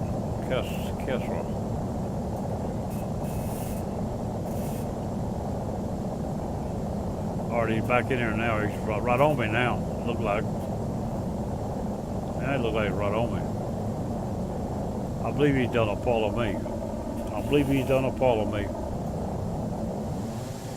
Or that other guy coming in might have done it. He left. Right there he is, right there now. Somebody.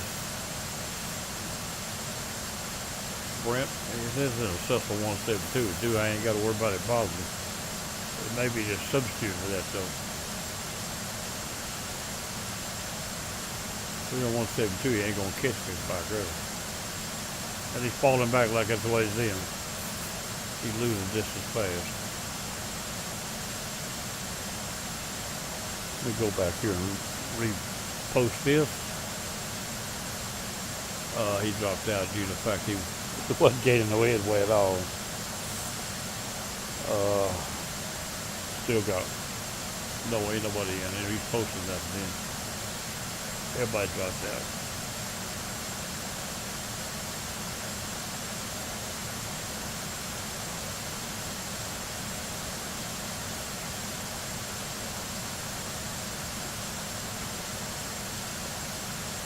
One of them right there's Amarillo. Alright, we got one coming in. He's joined the game.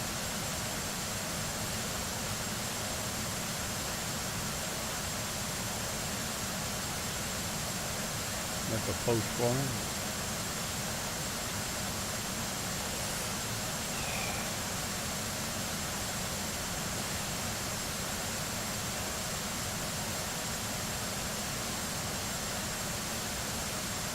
Could kick it over on live stream also. I'm not going to pick it up in the middle of it.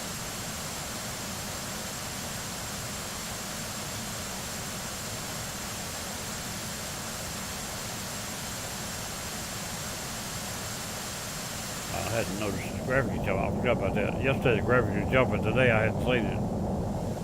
Even on the airport I didn't see him jump. It might, well, I saw it then. Turn right. No, ain't bad if it is. It was jumping a little yesterday, pretty bad. On the airport. And I didn't notice it while I was on the airport a while ago. Might have. That thing is noisy out there.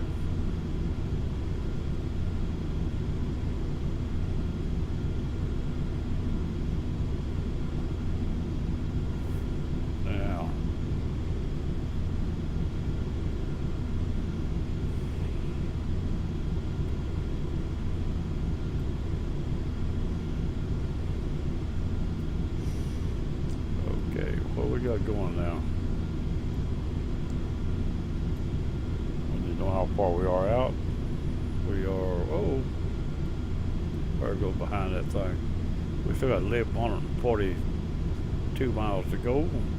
Our ground speed now is up to 448. That's doing good. We're at 36,500. Doing airspeed is set on 0.87 Mach, 0.78 Mach. And we can bring these up where we can actually see them too if we want to. There we go. Actual airspeed is 260. And like I said, altitude is 36.5. I'm going to do a calibration. There's one of them. There's the, that's it changed them out to anything.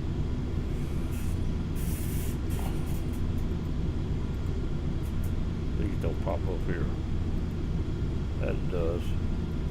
But this over here, I don't need that nowhere.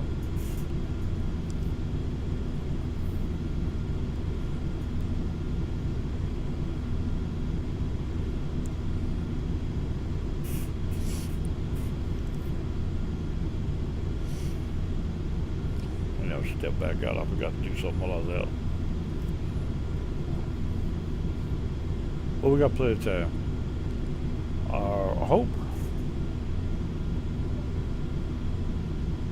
like I say, live 100, we're doing 4. It's almost 3 hours. 2 hours, 31 minutes, what it says on the bottom of the GPS.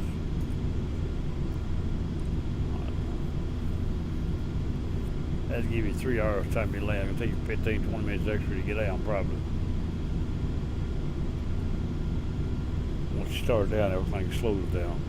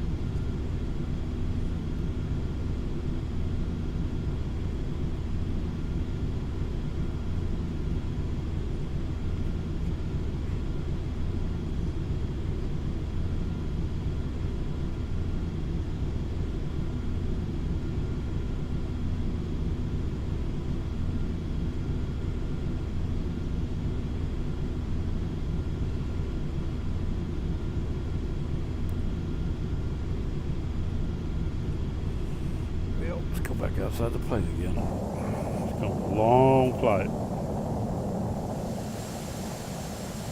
And there's not much to look at up here. A lot of world, but you can't see much of it. See the horizon way out there. See them rolling mountains down there. Lake behind me.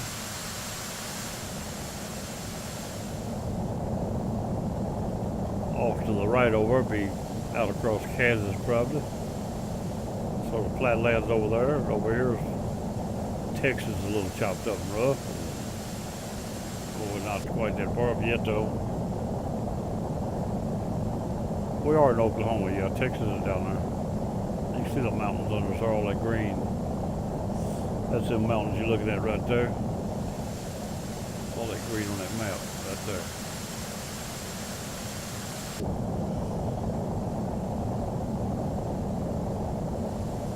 Like over there, plain open clean. There's nothing out there about that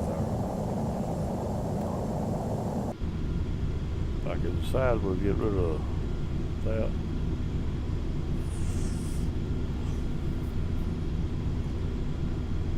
Still looking good, nothing wrong. Fuel is good, 1,501 miles ability, and range is 1,100. 1,100 distance, and range is 1,500. That's the way it goes.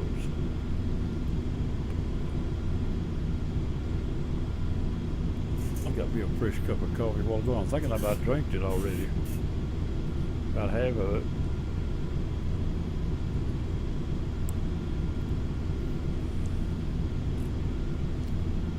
Now,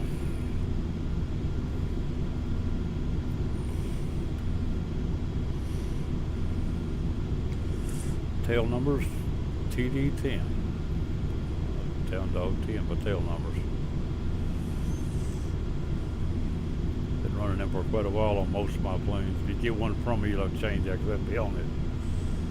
You get a freebie from me. I do help share cockpits and stuff that I build. I didn't build this one. This is a standard. The only thing different is I got these pop-ups that let's do this standard. This right here, I'd probably change that out. This is the original though in here, but in the 3D, I can't change that out, but I can bring the pop-up in front of it is what I do. That way I got where it's clear and I can see it. It handles good. I left all the lights on, wheel work, landing lights and everything.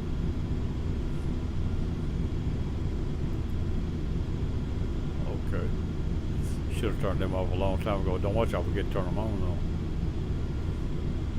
Don't guess it handles on landing, it's just against the regulations.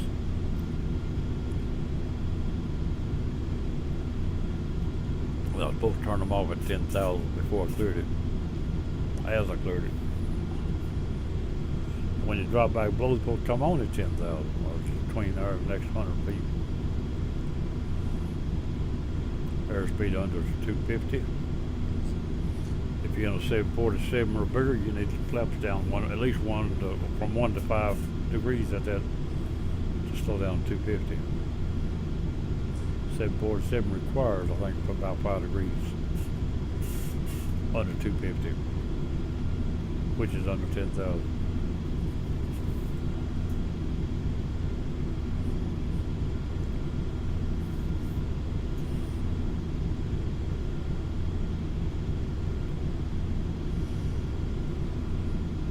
Still waiting on them roll to come on. We are not quite, well, we got another plane pretty close on us too. Let's see what he's doing. See if we can see him. There he is. Looks like a Learjet. He's capable of catching me. Learjet could be anything, even an F-18. If he's in an F-18, he bothers me, he's gone. As long as he flies on his own or don't get too close, everything's fine.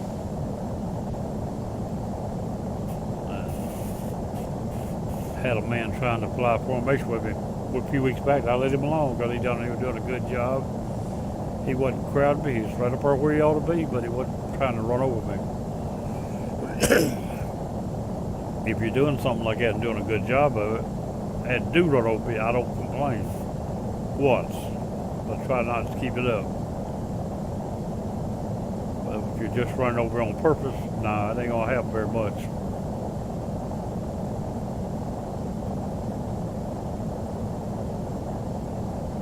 Looks like we're trying to pick some weather back up. I turned it all off. The clouds out there says I've got a little weather somewhere. They're probably slowly trying to get the weather back on because it is set on real world weather. What turned it off was a third-party program. It may be a one-time thing. It may slowly come back on.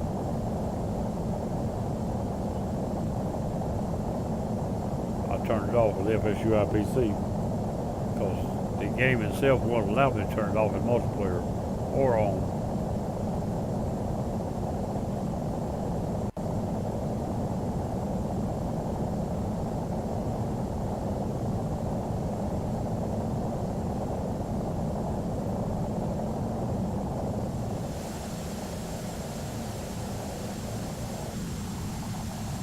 Make me dizzy, keep that up. I'll get a little vertigo problem with you, but crossing the city somewhere there in Oklahoma. I have no idea what though. There's a program I can use to get that. I need to start using it, I guess.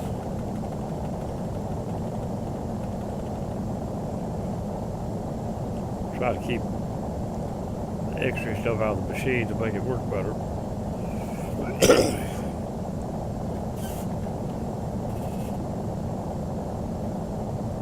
See if we can get this plane across here and down without any problems.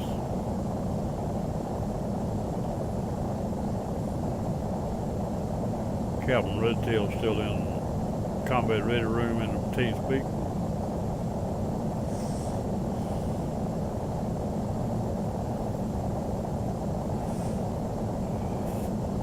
I'm gonna step back out a minute while this thing's flying because really there's not much going on.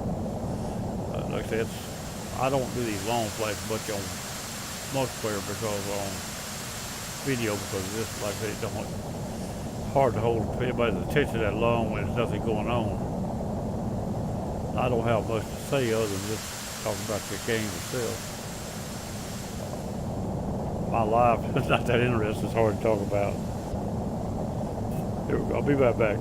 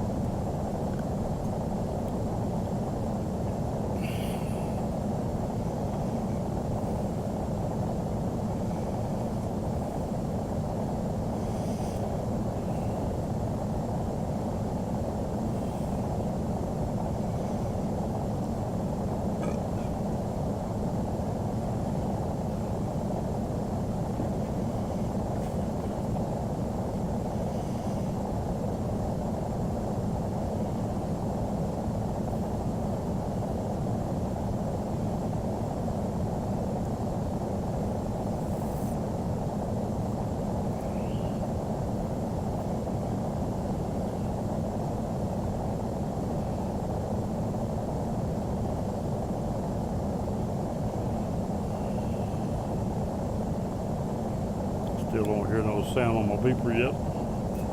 That ain't on. It's on the L2 over here. But we've done lost Memphis. I knew that quite a while back. In fact, I forgot to change that heading, I think. Which were not off enough to really hurt, but more than I wanted to be. Let me check that out. I think I forgot to set it. Yep. Supposed to put it right there as soon as it went off a while back. But we're still alright, we're still going to be north of Amarillo right there, I think. And as long as we're north of that, we're in good shape. We got another plane sitting back here behind me. Either another one. Oh, there's Amarillo, just come on. Like I said, I'm not flying to Amarillo, but I will let it. That's now one, too. Let me go back and sit that.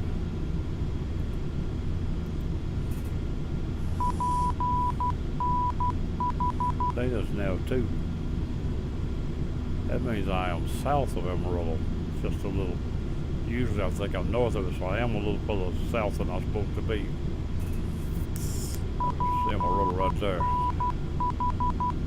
Under the conditions, I flew south 2 degrees further than I was supposed to for probably an hour. I'm fixing to come back to the. We've already come back here. I'm gonna come back 2 degrees to the north for at least 30-40 minutes. That's 2 degrees right there. For about 30-40 minutes or whatever, if I think of it. It is now 425, 445, 450. 10 minutes to 5. I need to straighten back out about 10 minutes to 5. We turn that beeper off. We don't need that at this point. I can bring this to the top. It's going to show me I'm off to the south of Amarillo. So apparently, I read the wrong one on GPS a while ago. Yeah, Amarillo right here. I thought one of these is right there. But I'm alright. I'm going to stay where I'm at for about 30-35 minutes, 40, and I'll straighten out. Should be back about where I belong. I'm not worried about being on Amarillo, but I want to be in about the right area and passing Amarillo. I don't care if it's slightly north or slightly south. But hold these 2 degrees. Dead blood. Can't quit calling. If I hold these 2 degrees about as long as I help the other two the wrong way, I'll be back about where I was as far as line. That's what I'm after. I don't worry about what I see. I just gonna go by time and distance now. And our next VOR, I said it would be I said it'd be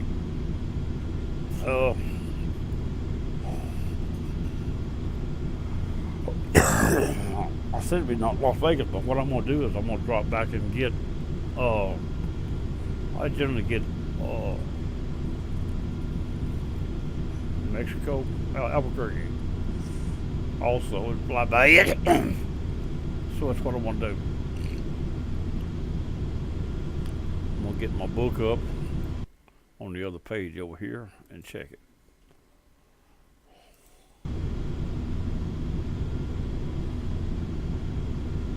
Now I've got to go to New Mexico. The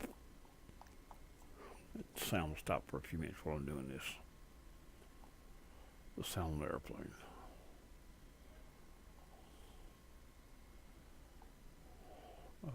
Just about there. New York, Nevada, New Mexico. There it is. VOR 1320. That's what I need to know.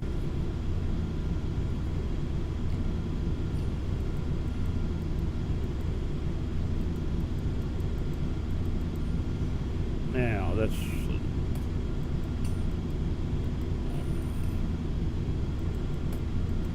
we'll look at this one before we try to look at Las Vegas.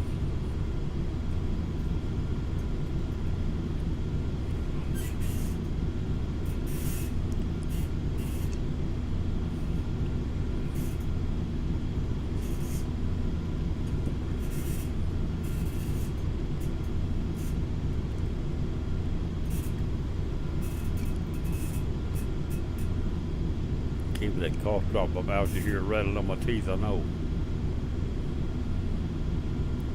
But I can't help it.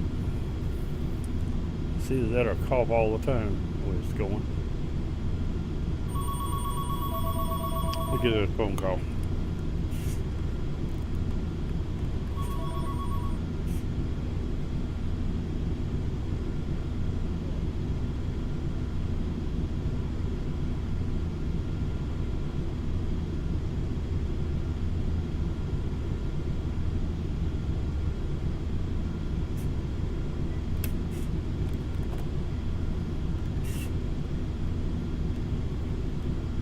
I have no idea what he said. He said one word like he called somebody's name. Sound like a Mexican. He said another word. A toll-free number. And it wasn't for me.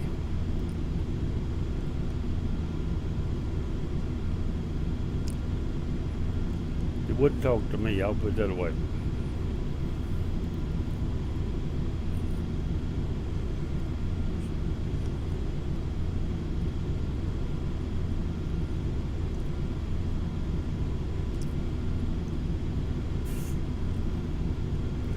Take it out of my mouth a minute.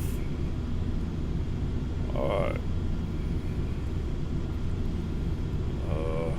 We're not, after we pass Amarillo, we're now how long we've been in here on this.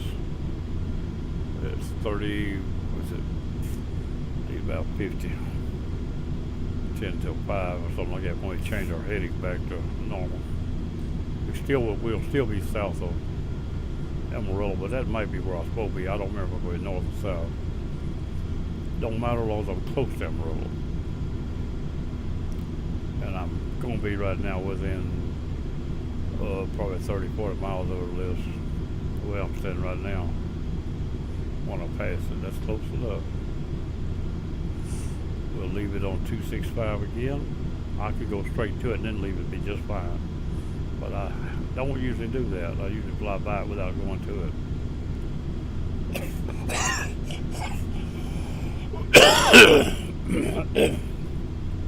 Just a cup of coffee, drink coffee. Usually, by the time I get to here, I've been established on 265 and stay there. By the time I leave that Memphis VOR, I'll try to establish. I forgot it this time. I was working on it and got busy doing other things and forgot about it. But I'm not far enough off not to estimate a correction and call it.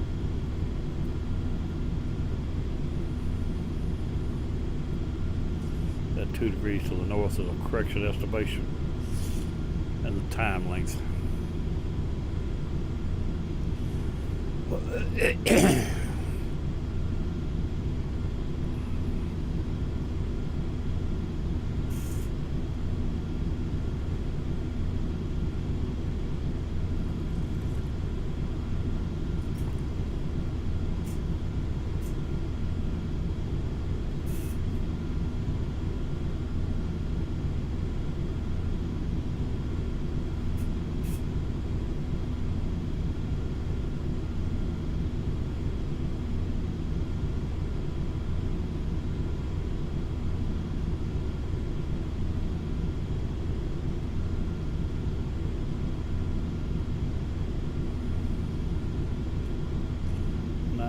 It's 7 miles left. A little over 2 hours. 2 hours and 8 minutes it says right there.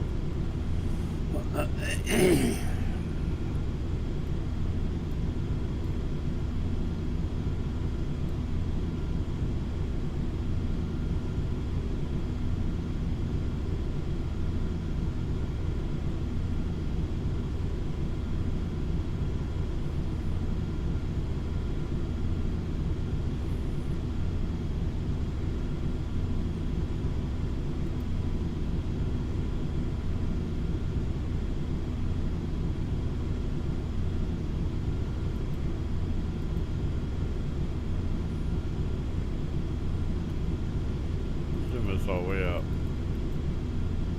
Okay, so our heading here now is going to put us up into here. Well, we're going to change a couple degrees back, be closer. We're not going to be bad at all first finding that. When we pass Las Vegas.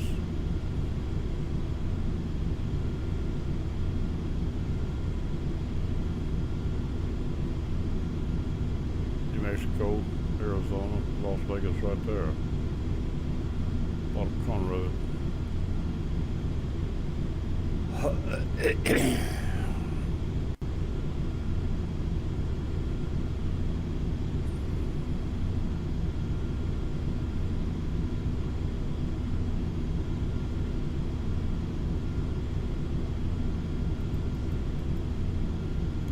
Bring it back down and get our high guys back on over and see them.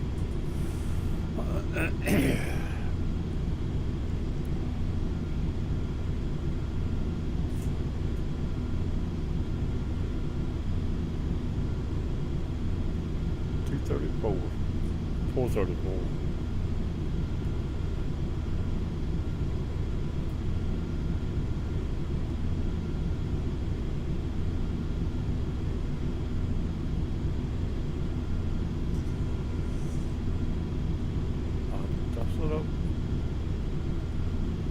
New Mexico, 1320. I'll set it up, yeah.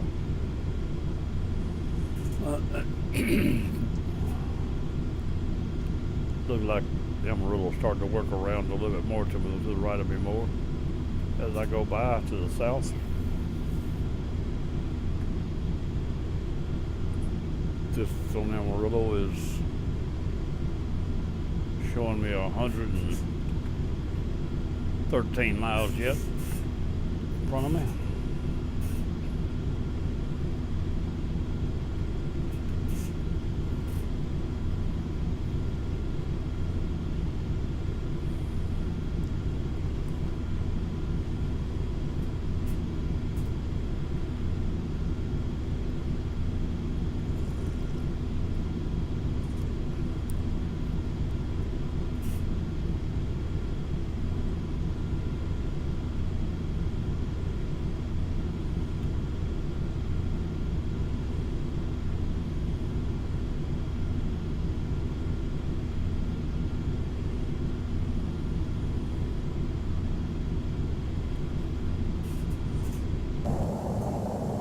Oh, those starting to look like desert now, ain't it?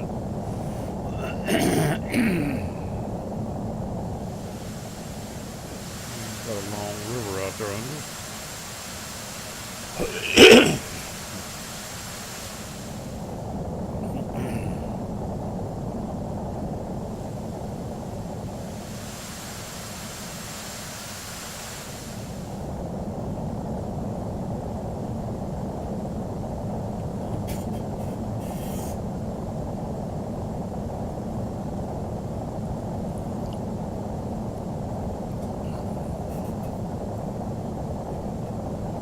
See what that is on GPS. We can pass it. Too far out to tell. We passed a little city there though. All these here behind us, so we'll something else there. Don't tell that. Ain't no airports in it. That little city.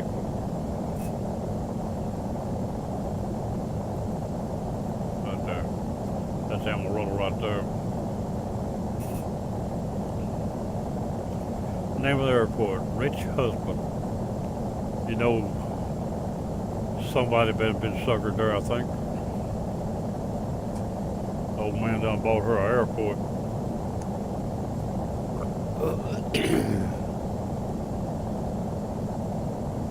Or died, she used his money, whichever. Well, that's the name of it in FSX, Rich Husband.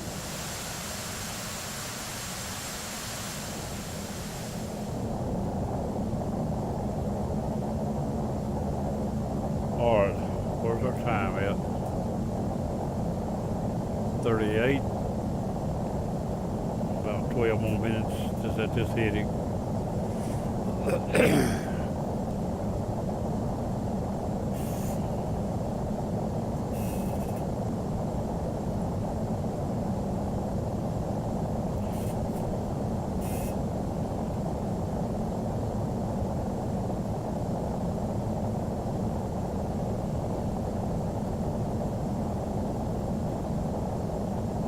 going into flying by Amarillo, Albuquerque, Las Vegas, and now ILS into Los Angeles. Try to go on a 25 or something in the area of a 25. Runway, what I think 25 right, I think. I've got here for approach of being, got down for 25 right. Runway is 12,076 feet long. I don't see the altitude. The altitude is 126 feet. And ILS is 111.15. Runway heading is 249. And that's where we'll be headed when we get there. We're coming down to an altitude of 4,600 feet and leveling off and flying into the ILS.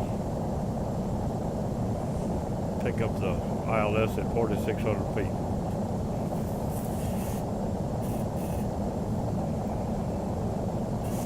Let it do the rest, except the touchdown. If the shade don't crash before I get there, not bad about it, but it could. It's only crashed twice for the system not holding up. Since I had it, that was the first day trying to overdrive it.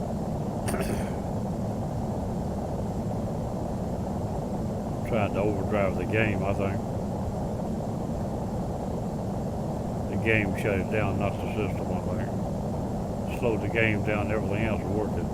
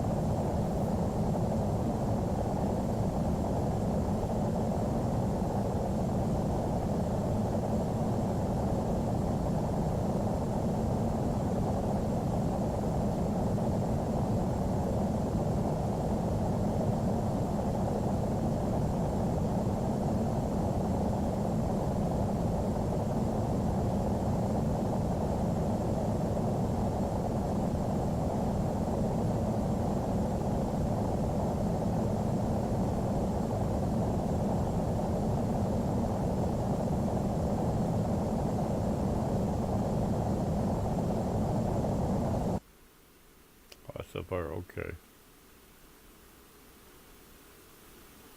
I thought that might be the whole screen, but it's up there. That's alright. Get to watch them fly by up there. Gives me something to do. At least I know it didn't interfere with my actual flight. I'll probably go back and do it again now. Yep, Just right back by again.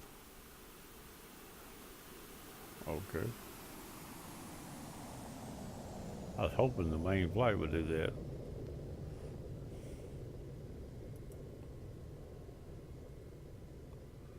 If I can make a full screen, okay, I'm not gonna do that though. I'm not gonna go through the trouble of editing if I get out of it. Alright, I lost my mouse. Alright, I lost my mouse, can't get it back. Here we go. Cockpit be alright. They ain't let me get my mouse back. Up there it is, up there. Okay.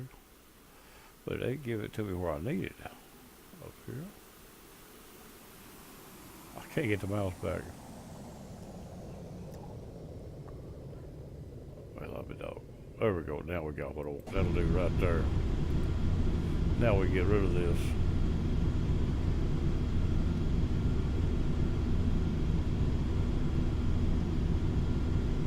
Set up good. Close window right there. There we go. I thought maybe I couldn't get rid of it. The mouse wasn't wanting to cooperate. Now let's try one more thing now. That was a flyby.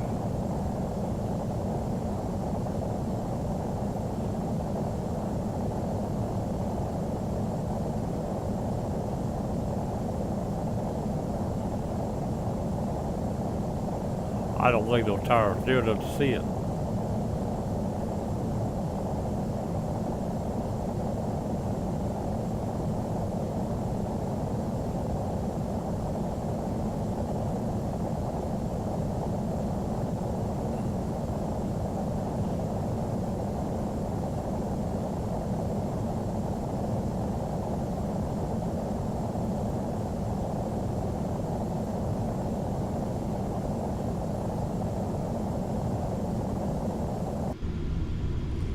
Actually,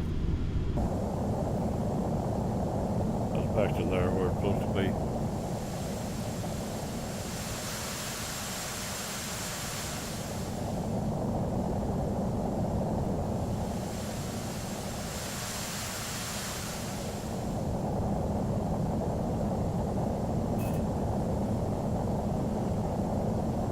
Let's see where we at now.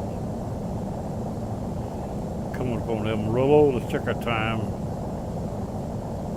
46. We're getting close to time to turn back to our heading. About 4 minutes.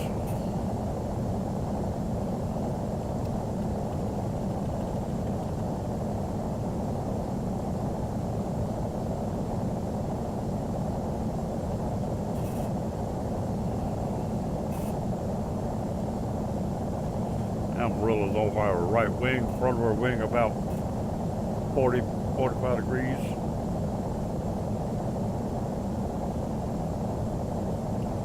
Give or take a little. Close enough we're talking. It's coming around, right here will be parallel with it.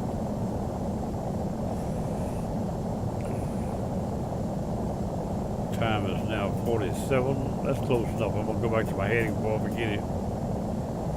My general heading is 265 right there. I'm gonna recalibrate everything. Back inside the plane a few minutes and look. Oh, that should be right there. If I could put that there, I would, but I can't. Not permanent. I can put it there, but it won't show up behind the dead gum panel. And all you see is little peepholes, and them numbers don't line up, so it won't work.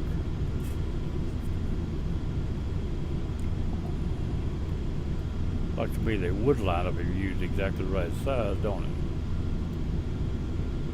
But everything behind all the buttons and all will still be blurry. All you would get is the numbers, it wouldn't be worth the trouble. We already got the numbers. See right there. Still don't know what's the difference here. I'm trying to see why they don't line up. Here we got an angle and a square that don't work. Can't turn this one angle.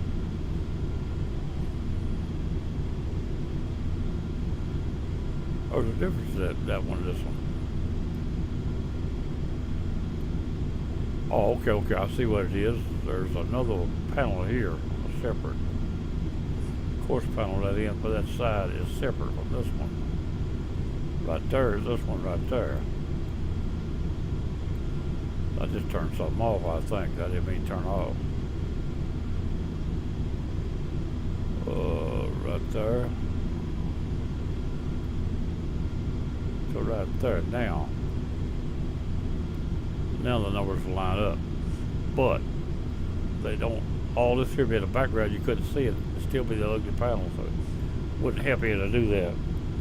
It'll be behind that panel, it won't hide it. This way right here I can hide it.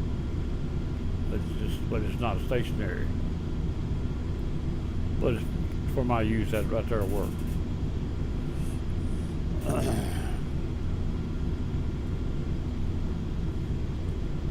We're back on course.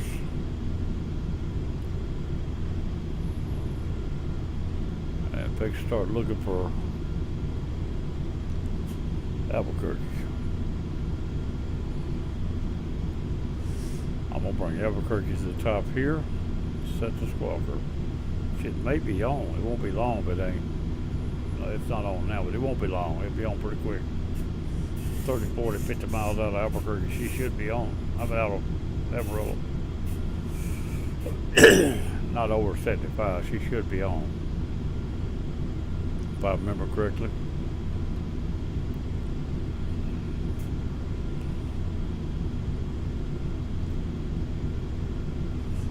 One 1320 Albuquerque, New Mexico.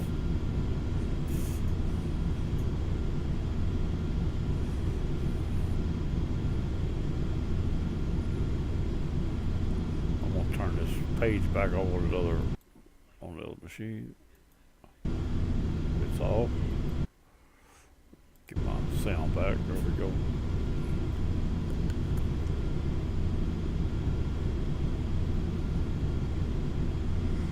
Still recording. Hopefully it's doing all right.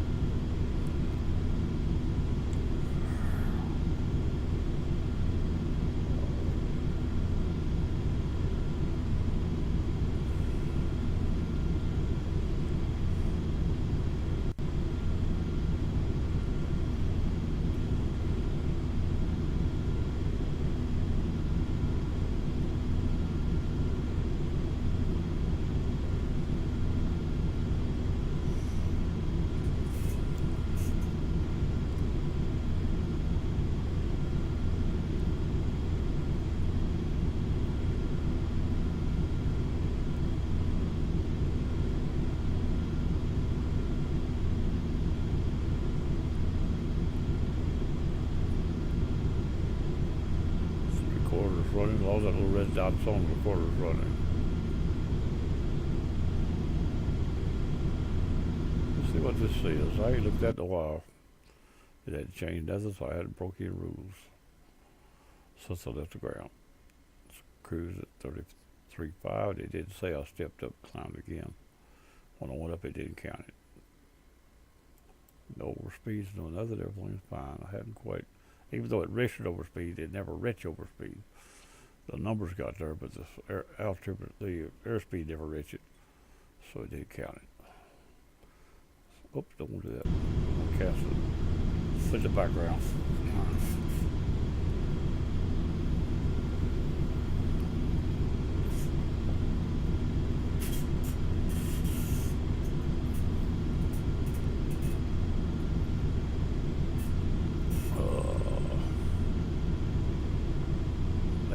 Till 5. Done blew the day, got up at lunch, eat a big hot breakfast about 12:30. I only went outside to go to the mailbox and check the garbage pail. That's all I've been out today. I ain't been out nowhere. Now it's getting dark outside, starting to darken down. Won't be long. I blew the day. All I've done for is YouTube or anything is this flight. I haven't finished it yet, so it hadn't made the flight up there yet.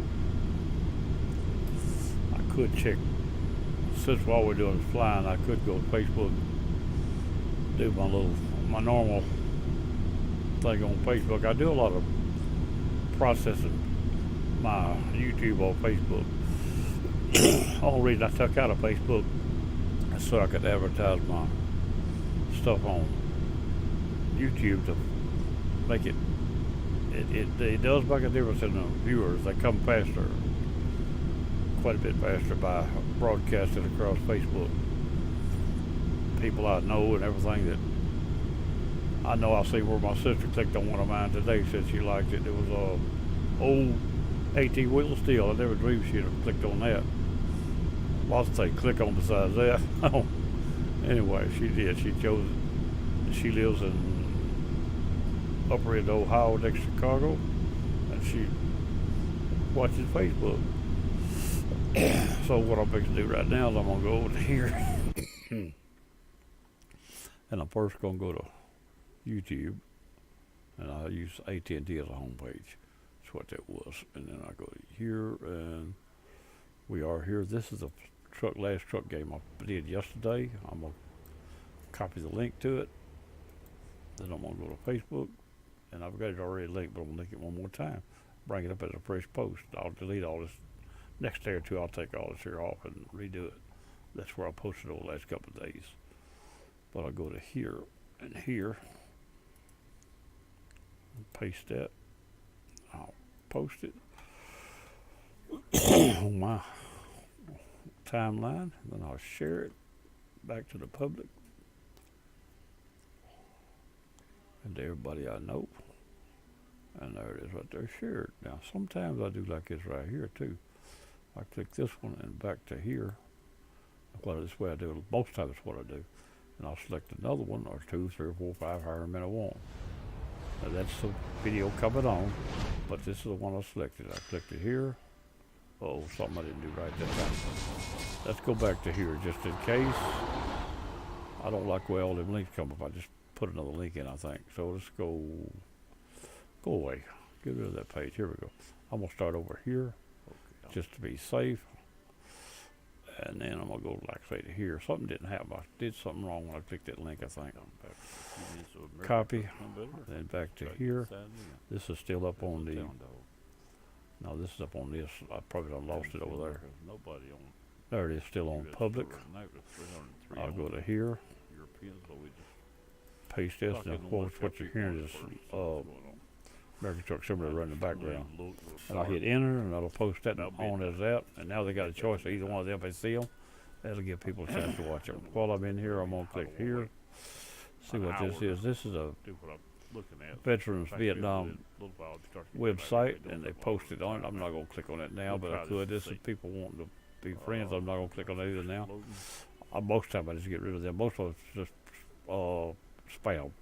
So now I'm gonna close this right here out. And then I'm gonna close this right here out and back to our airplane.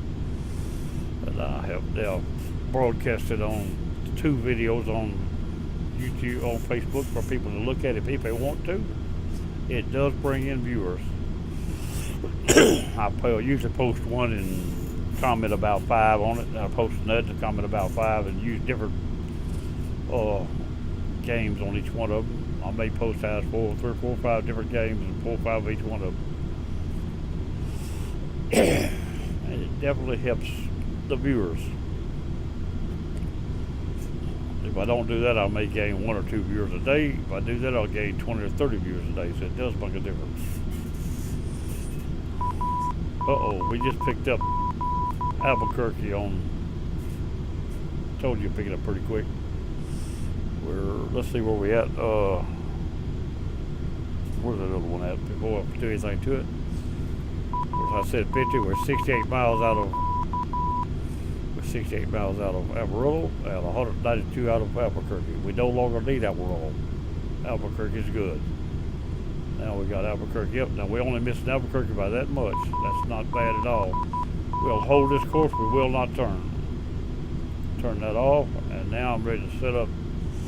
Las Vegas will be next. I've got Las Vegas in my book here I wrote down this morning. Las Vegas BOR.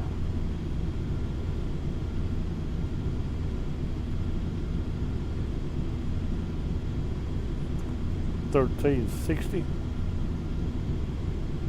No, That's wrong.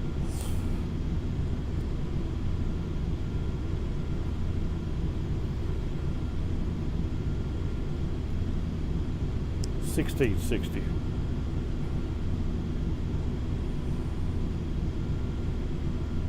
That's Amarillo, $16.60. I'm supposed to have that in here somewhere.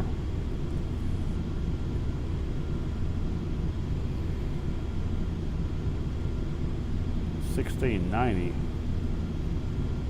should be the. I'm gonna set that and check it before I depend on it. I believe that's right though, $16.90.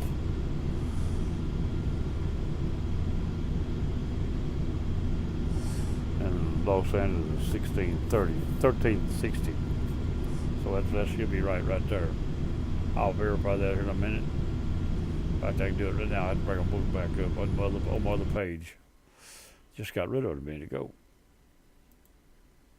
That's up. Well, I don't sell on the airplane while I'm doing this. Well, I need to go to Nevada. It's right here.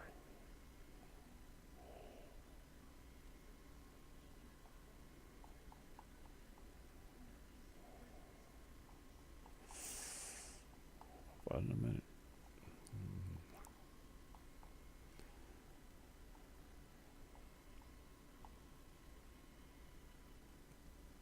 I think it's one below that. Nope, be one above it.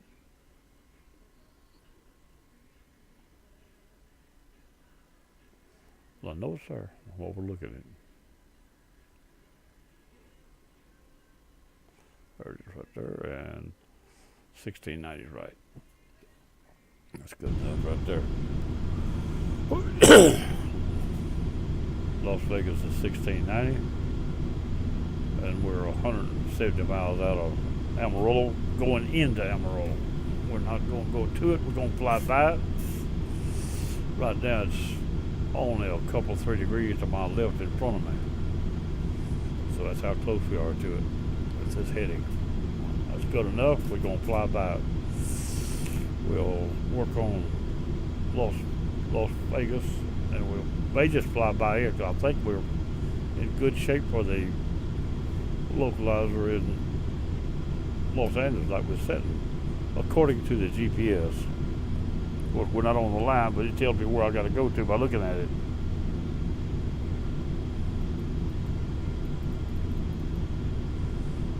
Now I'm going to be above the line time I get there, so I may. But I was reading the heading of 310, and this right here is going to be actually the other way.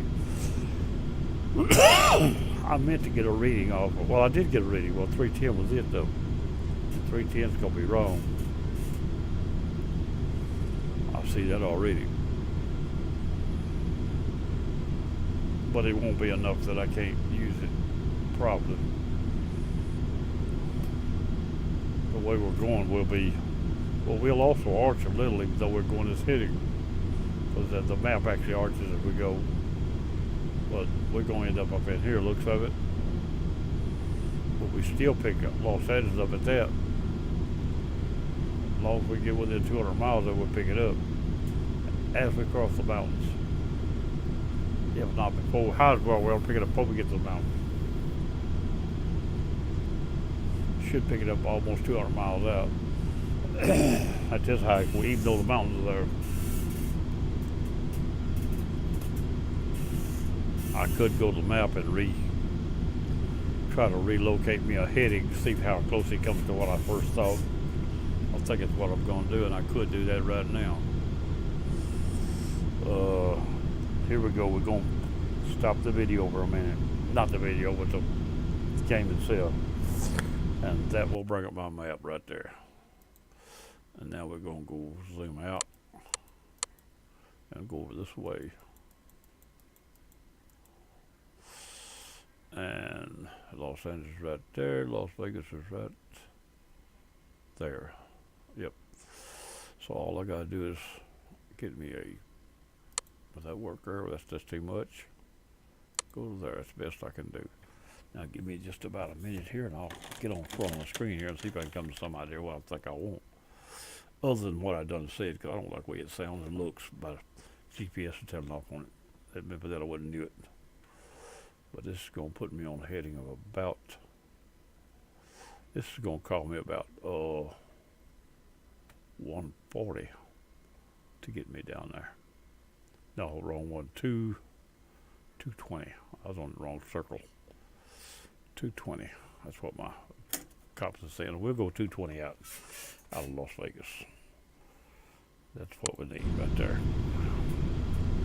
All right, I'll change that number 310 to 220, which is, that's what I had planned on doing right there anyway, and I decided not to go back, just try to get it off at other. It didn't work off at other. I see that already.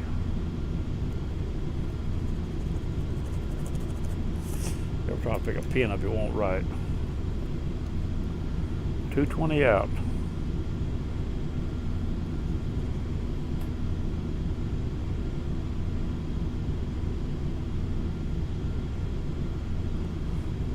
Degrees. Okay. Now I'll set this here on 220. Well, not now, but later on we'll set on 220 out of. Well, since I know I'm not going to change my direction, I can set this right now on 220. I'm not going to change my direction until I get at least to Las Vegas. I may fly straight into Las Vegas in order to use this number. Once Las Vegas comes on, I can fly straight to the VOR and then use that number. Should be very close. We're squawking for what we were doing. We're still coming upon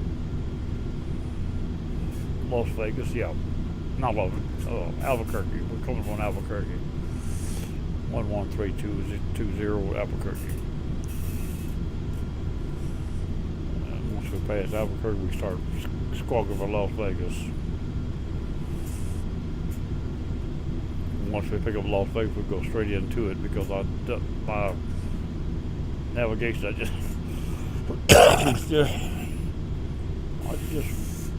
chose the navigation using directly off the VOR in Las Vegas. So that's where we need to be when we turn, or go between the two figures and catch it, either one. Heading, we're going down, we'd probably go between the two figures and catch it out without going actually to it. Be right back.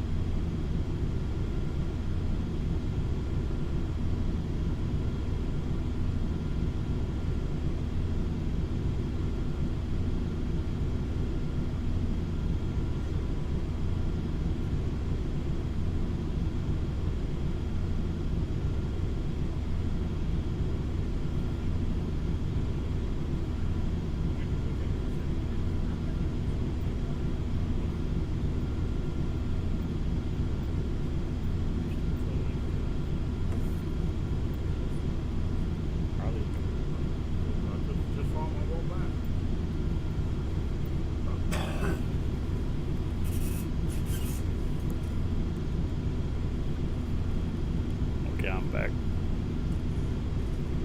Got me some mixed colored cookies. I'm sort of talking funny about them coming across there. Chocolate, vanilla, sandwich cookies. Acting silly.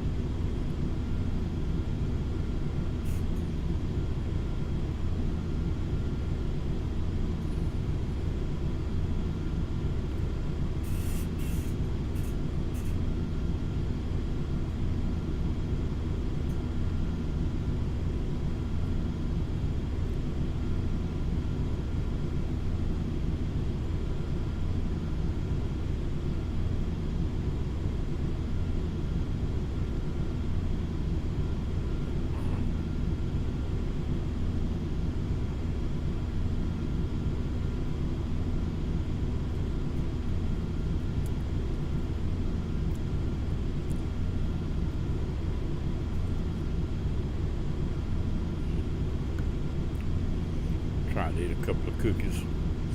Take your headset off. Won't be smacking in the mic so much.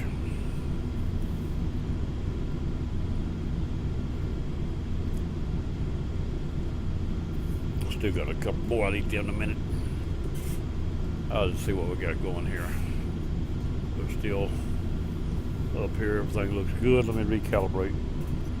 Every so often it needs to be checked. 103 miles out of Albuquerque. Still moving in, I suppose. Yep. Still moving in. Albuquerque now is more in front of us. We've drifted enough now, it's almost straight in front of us. We have a turn, so we drifted. It was off to one side a little earlier. Time we get there, probably off to our right just a little at that rate. It was off to our left, I think, a while ago. I believe. But not enough to hurt anything. Once we pass by, we'll start looking for Las Vegas. We'll try to get this flight done. Get history on it. Try to get a landing that'll pass V8.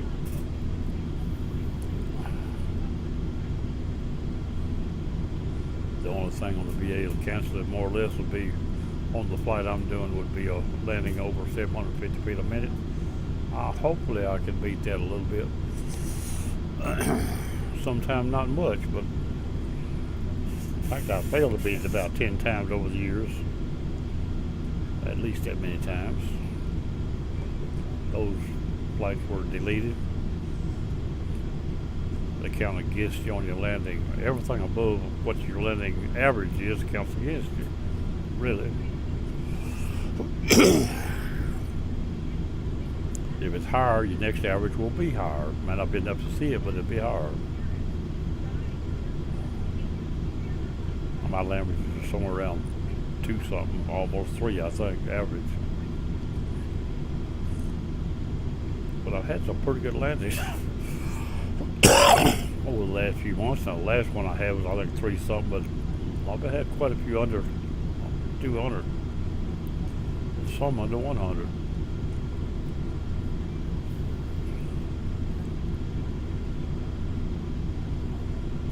I'm going to close this page again. I may have to open, well, if I drop it down with the same thing, I'll still have to bring it back up. I'm like, oh, well, half page didn't help none. It's already a half page. It's half page is what should be half page is still way a big page. I'm gonna make it smaller, just drag it down. There we go. Be all right there. Now I can bring the T-Speak up in front of it. Chucks, I'm like, quit calling. Ain't nobody doing nothing on T-Speak right now. The mountain lane. Back to fly. I hear she's got something going. Some political speech or something right now, so like most time it's religious preacher, maybe what it is. But anyway, we go to the inside and outside. Everything looking desert. Now it's really looking desert. It's what this country is like. I do believe. I wouldn't know because I ain't never been out there. Where's the high? We don't see no texture except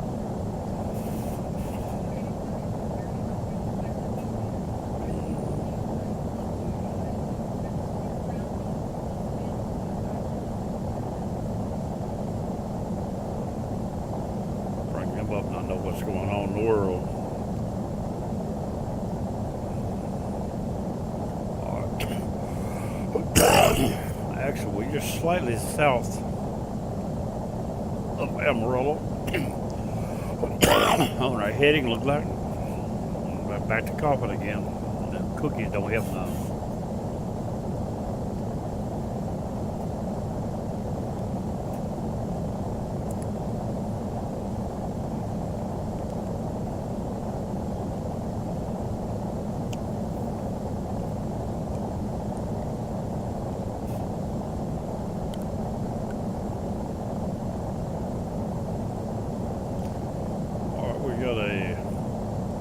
F-14D Tomcat coming in, substituted by a Learjet.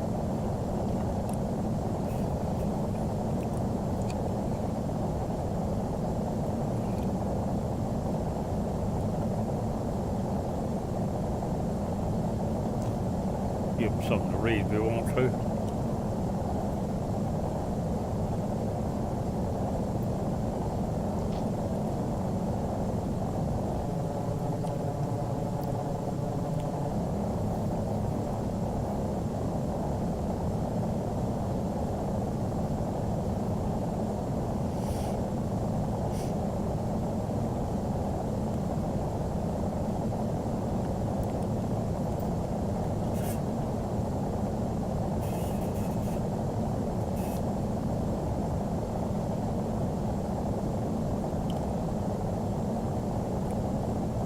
My late dinner breakfast is starting to give way, so it won't be long. I'll find something to eat. Maybe I can get this landed first.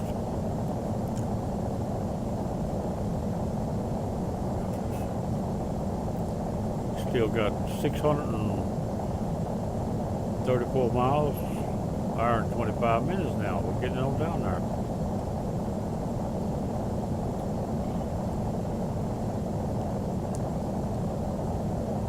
Go to our 2D, get rid of that radio stack, and we got a 1,044 mile range with a distance of, what did I say? Distance 630, 1,000. We got about 400 something miles spare. We're in good shape at this point, really good shape. That'll be just fine. Get rid of this right here for now. Everything is still running clean. Everything's still calibrated good. We're in good shape.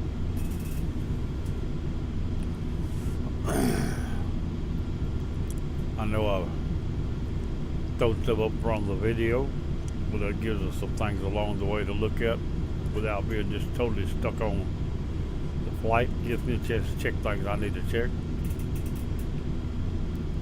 and advertise what I'm showing off. But don't get nothing wrong with that.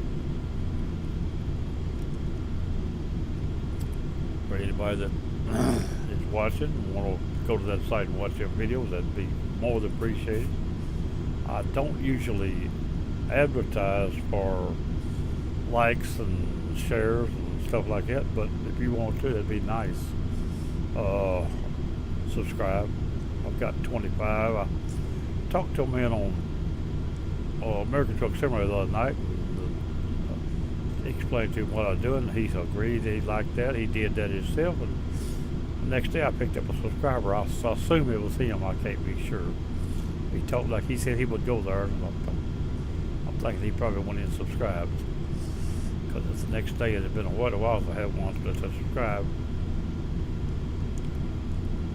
The last 3 subscribers I got was when I rented a trailer, but talked to the lady that moved in. Her husband was a big gamer, and the next day I gained 3 subscribers. And she said they would subscribe, so she rented a little trailer behind up the road here, about a quarter mile less.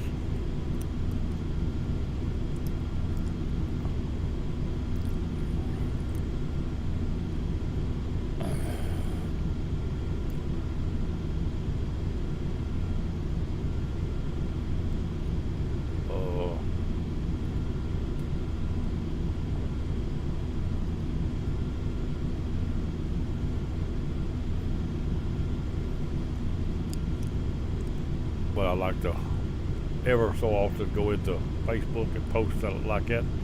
It helps promote my YouTube channel. And that's the only reason I open Facebook, to be honest with you. I think that Facebook's the hardest thing there is on your computer. And since I opened it, I've seen a difference in the way mine handles. And this machine is definitely a real good machine. It should do anything I want to do, and it does do everything I ask it to do. But like I said, in the last couple of weeks, I've noticed a difference in the way it's handling, and that's since I started Facebook. Facebook will load your machine up with junk, and you don't even know it. I believe that with all my heart. And I've always said that because other people browse Facebook and end up with trouble.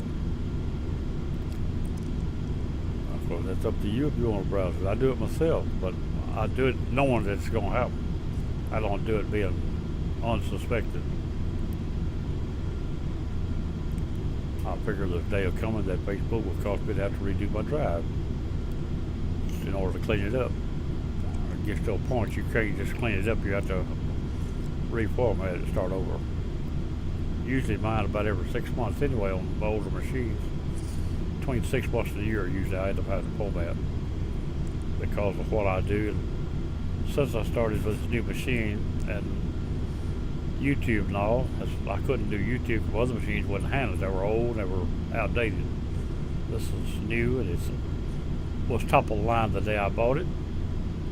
There was only one thing higher, and it was you get too high in your technology, you get to a point that it actually will bite you due to the fact that it has to be so exact that it'll start giving you trouble, and you have trouble figuring it out because everything, you can't just be close, you gotta be right.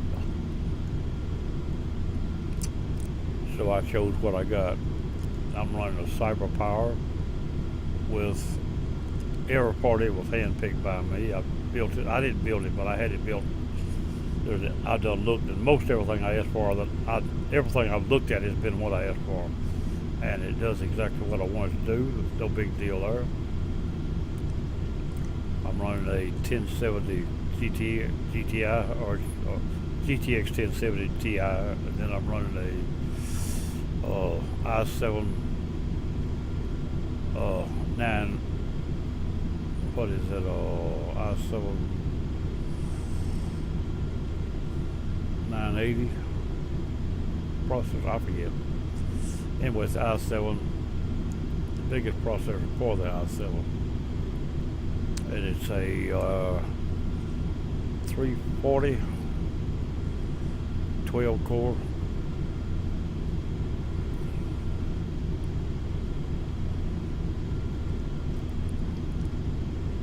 I'm running 32 gig of RAM with Samsung 790. I can't say it's 970. Samsung 970 NVMe Pro, and I'm running for a hard drive of 1 terabyte. I'm running a 1 terabyte Samsung 690 or whatever it is. It's a Samsung SD, regular SD drive. It's not a NVMe. I'm running the NVMe Samsung Pro because of the speed of the Pro is the fastest one out there at the time. The right speed on it is around 3,500, where your regular SD drives that are standard drives only write at 500. It's max around 500. And that's the reason I chose it. And I'm running that terabyte regular SD for a backup and storage. Then I've got a 4 terabyte external platter drive that I back up on.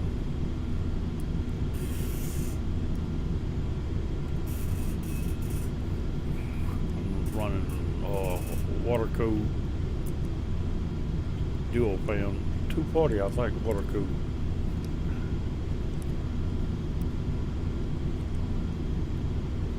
And it's done pretty well. And Windows 10, I was dreading Windows 10, did not want it, fought to stay away from it. Well, since I got Windows 10 and got used to it, I do have it set up like Windows 7 on the start menu. But beyond that, Windows 10 has suited me just fine. The things I have these old games I'm trying to play, I can't make run on the other drives, other machines. Windows 10 went and found parts I needed for them and got them going. Almost all of them. That between that and Steam, they wouldn't updated my machine to match so it would work. And that much I liked. I had one game that I had started that it told me that it had done, it did the updates I needed for a framework,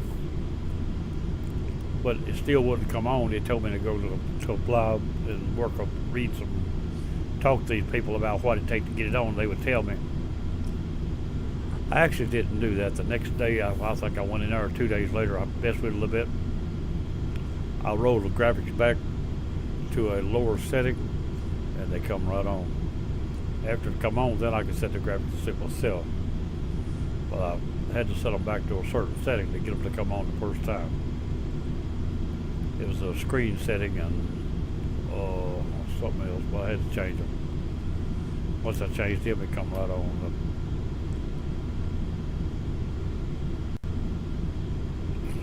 Now that's my experience for the day. That was about 3.5, 4 months ago now, and I've been playing all these old games. I played games that I was like, no way in the world come on this machine. I've only had one that failed, and that was Hard Truck 2. That's an old game, kiddie game. I enjoy playing it, but it says you don't have a graphics accelerator, which it's wrong. I do have a graphics accelerator, but it's so old it don't recognize the graphics accelerator I got, so it thinks I ain't got one. It is looking for a graphics accelerator on your processor.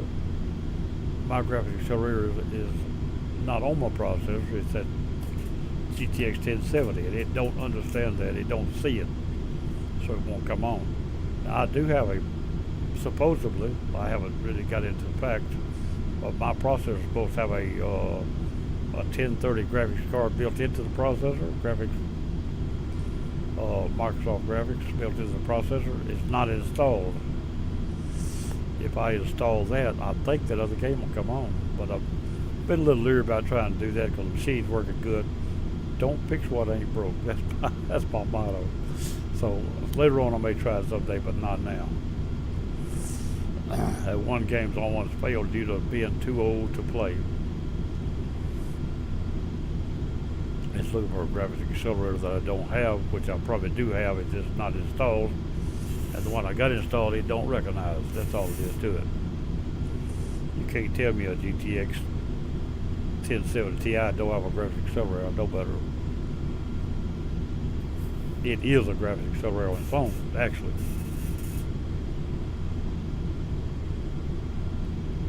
And it's running 6 or 8 gig on board. I forget now. Of memory. Plus I'm running 32 gig of memory, system memory. With Windows 10 Pro. It came with Windows 10. It was going to come with Windows 10 Home, and I had it changed to Pro upon selecting all my parts.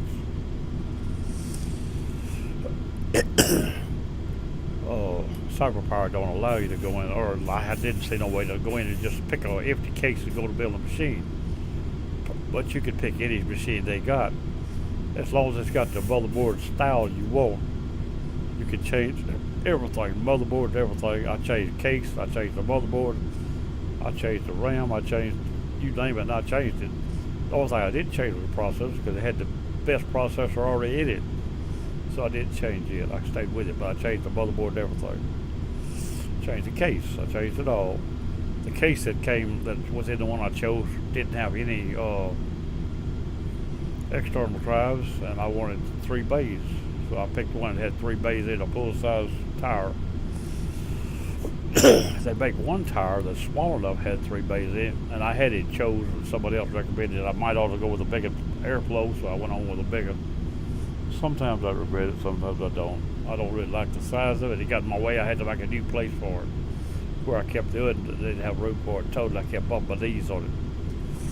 So I fixed me a place over here beside it down. It's in better shape than it ever has been, so that's good.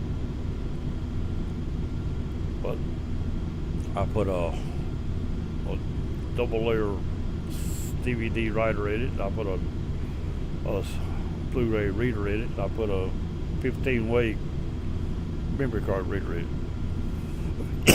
That's the reason I wanted the outside bays. They're getting away from all that, but I'm not. They are. Myself, I like having them pack these old games. Maybe they gotta have them, or you gotta convert them to a different system. Some of the old games I'm playing, I managed to buy them on Steam, but 2 or 3 of them that are not on Steam, and I've got a disc. I wrote them off a disc. One of them is Need for Speed Underground 2. Steve don't have it. It's got Need for Speed, but not Underground 2. I think it's got Need for Speed.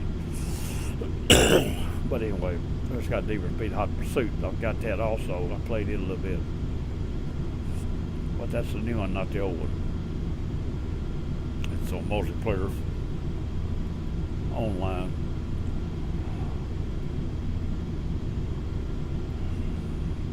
Well, let's see where we're at. The chatter for now. I am 47.6 miles past Albuquerque. So let's start looking for. The reason I know I'm past is because the VOR right there has went from top to bottom. So that's behind me. Albuquerque's behind me. And if you watch that number right there, it's getting bigger instead of smaller. Okay, now let's get back to the radio stack and start looking for the next one. The next one, this is Las Vegas. We're going to bring it to the top, set the squawker. It's not on yet, but it won't be long.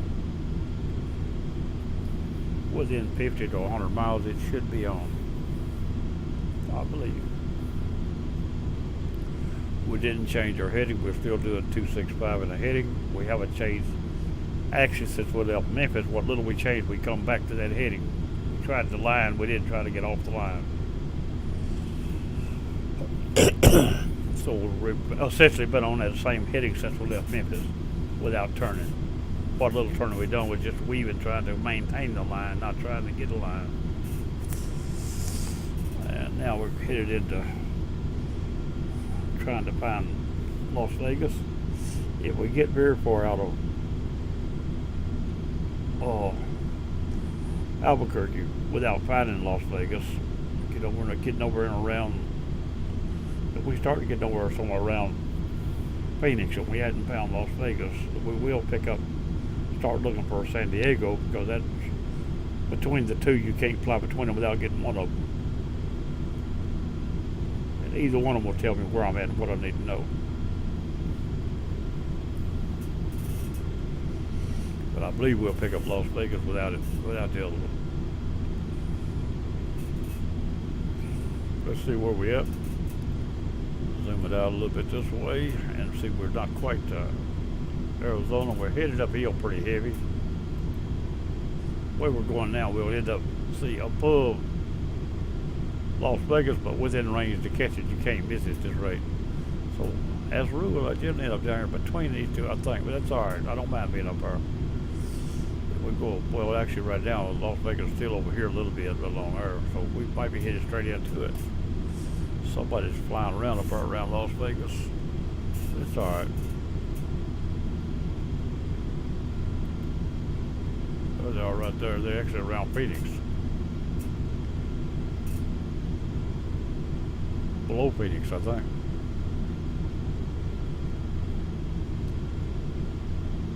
They may be at Phoenix. That's real close. With that little valley right there coming out of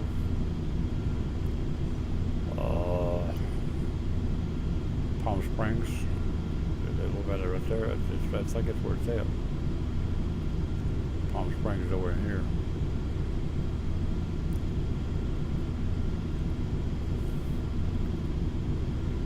San Diego somewhere along in here, probably.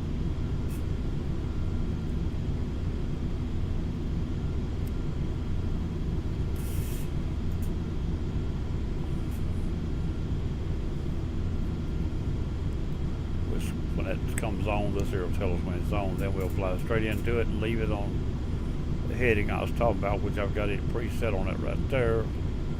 And it was a 220 out of Las Vegas going to Los Angeles. That's what we're going to try. But they right, it's close enough, I believe, to pick up the signal up. That's all I really need to get the signal. And not long after you pass Las Vegas, the signal will be on. Within 50 miles or so out, I think.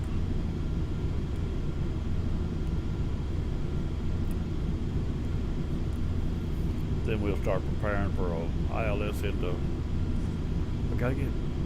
We'd get down, but we gotta get past them mountains before we get below 10,000 or so. 10, 12,000. Gotta get past all them mountains first. We'll use the GPS for altitude to be sure we're high enough. More than likely. I could just guess at it. I don't really know the altitude. I think 12, 14 will clear everything out there. once you get past it, within, I'll say, 100 miles, you can drop right in on it, get in behind that mountain at about 80, 60, 80 miles, put you inside behind the mountain for sure. Into the lowlands around Las Vegas, Los Angeles. Get behind them mountains where we want to strike one when we're coming down. I left at dawn. I don't know what time of day it is here now. 5 hours later, and a 2 hour forward set time, which takes away from your 5 hours. About 3 hours later, probably. It's probably about 10 o'clock is all it is. 10, 11.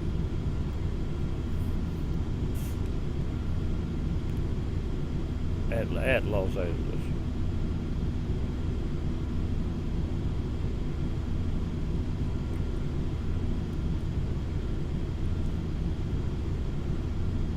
I don't think, oh, should be a clock on this thing. Oh, it is not.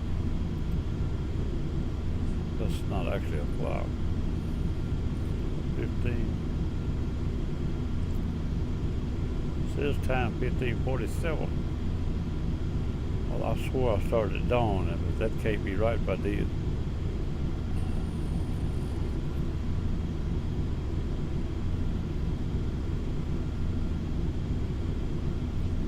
I might not have started at dawn. I just thought I did. I restarted a couple times. I might not have done it. But I thought I had said it dawn. 15 is 13, 14, 15, 3 o'clock. That's going on 4 o'clock anyway. That's real world time for me. Well, I got 5 o'clock, 5:30, close to it.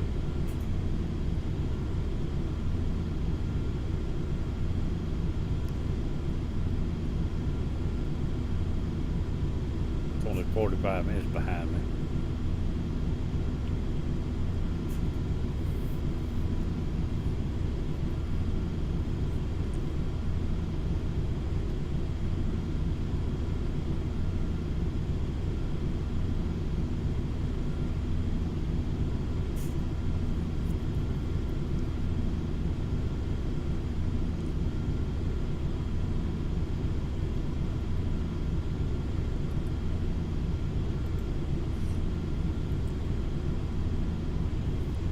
Well, let's see where we at. I just closed that, but still looking at it.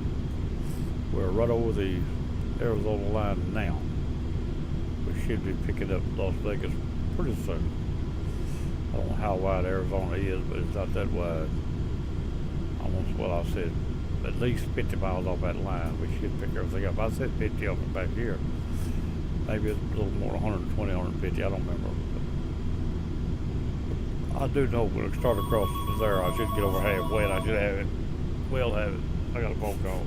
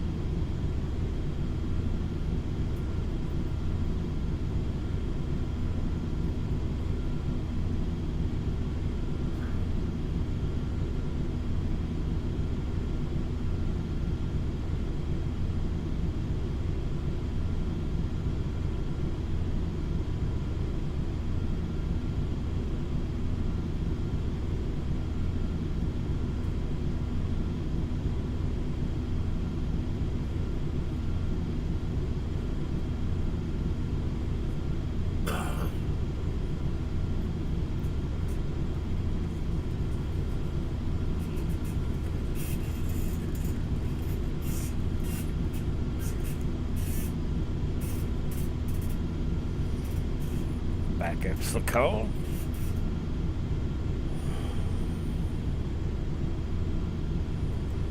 Now, what do we got going? We still hadn't picked up that signal yet from Las Vegas.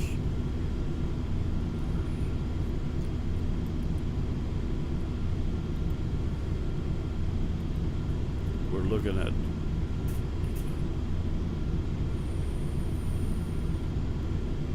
we're still looking at 300 so miles to Las Vegas.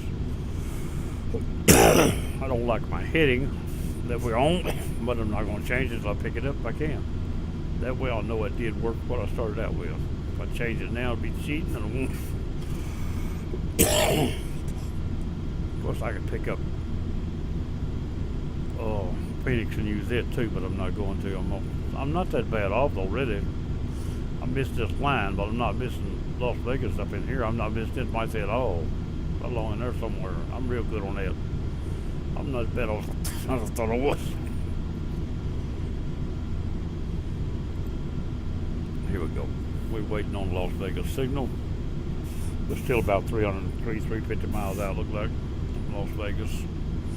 And we're still 380 out of, only 380 out of Los Angeles, straight line.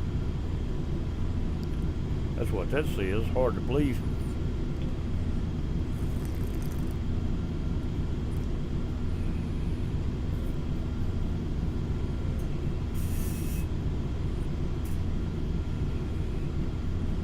We got it set now. When Las Vegas comes on, that's it right there. The signal right here tell me that's what I want. I do have it set. I was checking myself what I was doing. But I'm in and out of the room and forgot what I had done and what I hadn't done. Looked like T's big the same. Ain't nobody on the move yet since a while ago.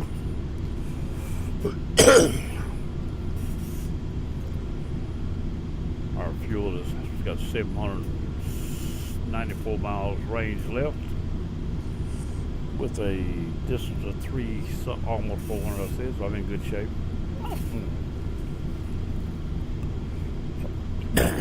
What a few changes in the flight made a big difference in our fuel range. Now the wind might have actually cut us short enough. It couldn't have made it if I had turned it off. I don't know. I feel like we should have made it, but the wind might not have. And again, I might have come down to 30,000 and went on the wind and still been all right. But I was scared to come down because I was already usually lower makes it longer, not shorter for fuel. Or burn more, not less, is what I'm trying to say.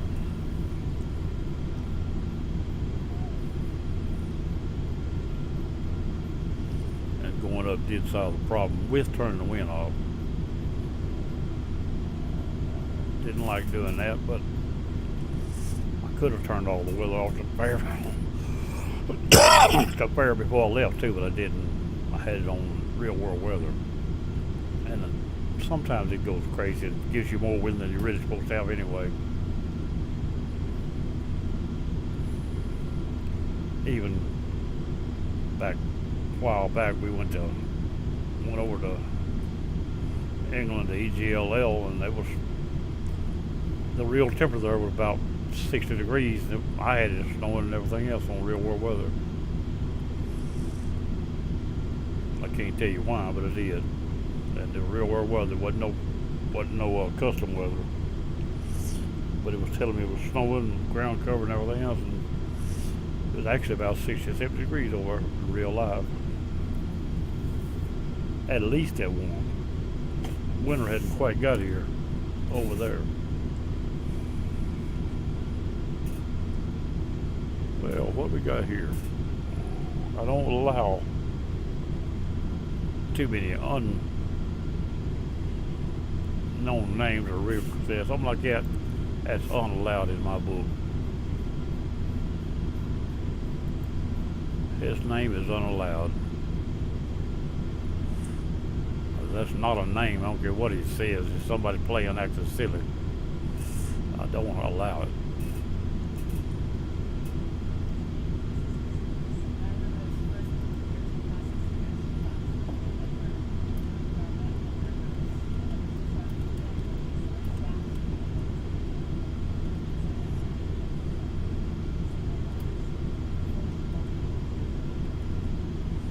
Wait till he comes back.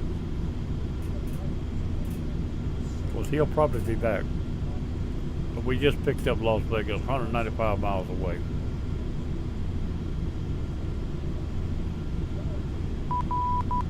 Now, I'm going to copy that. I think you can copy it. I'll lose other information, but I can copy that, I think.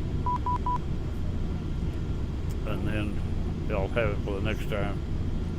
I'm going to send it. See if I still got it. Nope, it didn't work. Okay.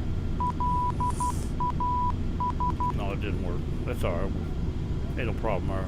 If he comes back, I'll have to type it again because he won't see what I done. But I did lose my other. Yep, I lost my other. That's what I thought.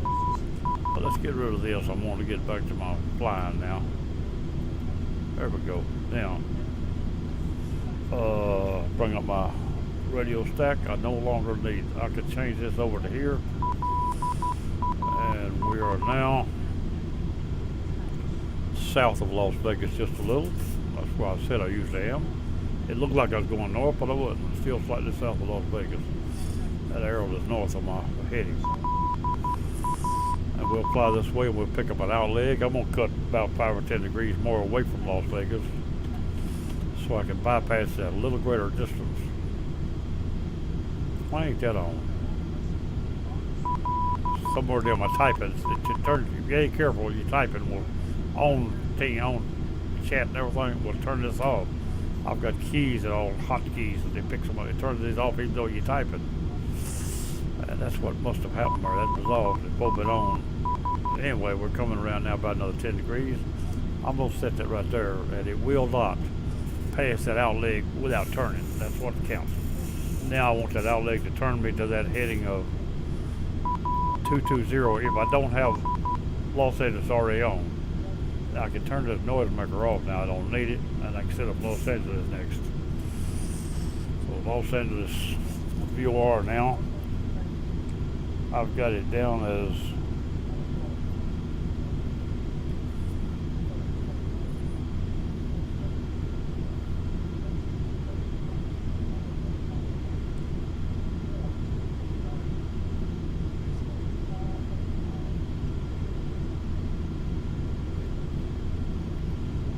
get back to my page over here. So we came up with a program for 12 lessons. Now I'll go back to California. It's a wonderful program called the Greatest. It started with a She's got- shoebox they received, then they go through this and they go home and tell their She's parents. got conversations going over. We've seen now I'm recording, baby. being planted in these little communities and villages. The key, sis, is getting people to pray. To pray for the child who's going to get that box. And without noise to cover her up, she's crystal clear, I know. I'm trying to find out something before I quit this. All right, here we go. California, Los Angeles. Now I can start the sound back, help cover her up a little bit. What I'm needing is 1360. There it is. It's on here. I knew I had it on here, but couldn't find it. Now we'll change this to 60. Change this to 60. Now I'm going to turn this one on here.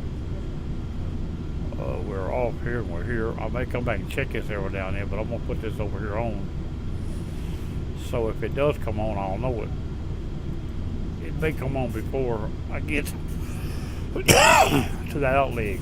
If it does, I'll just get over on it and forget the out leg. I won't need it.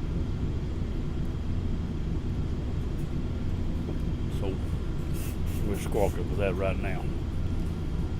Whoop, that's wrong. I was supposed to hit 60. I didn't hit it. Changed one click instead of two. There we go, right there. Now 1360. And we got this one up here. Now one is on Las Vegas. And Las Vegas is over along in here. We'll be flying south of it. This is south of it. So if I cross that line, this will automatically turn me. And that was my intentions, whether it works or not. And every now and then I can actually switch this back just to see where we at. See, it shows Las Vegas right there.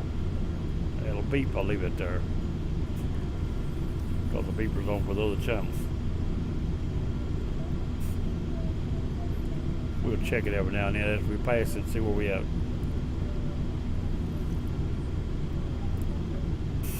I hope her noise don't come through too much.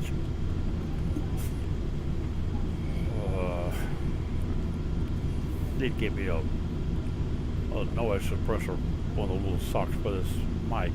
It's got a little something there, but needs one of them socks over it. That'll help a lot on background noise and on me too. Trying to eat stuff and whatever. My hacking, coughing, and growling. It won't stop it, but it will muffle it.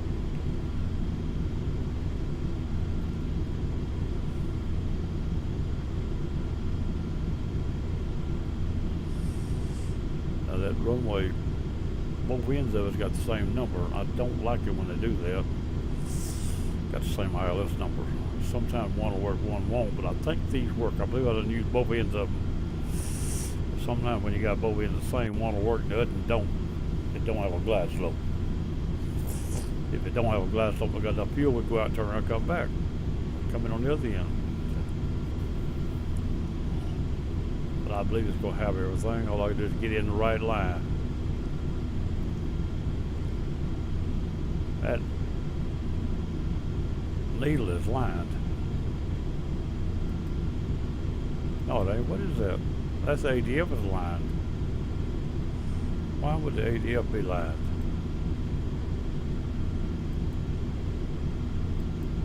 Huh, I don't know. It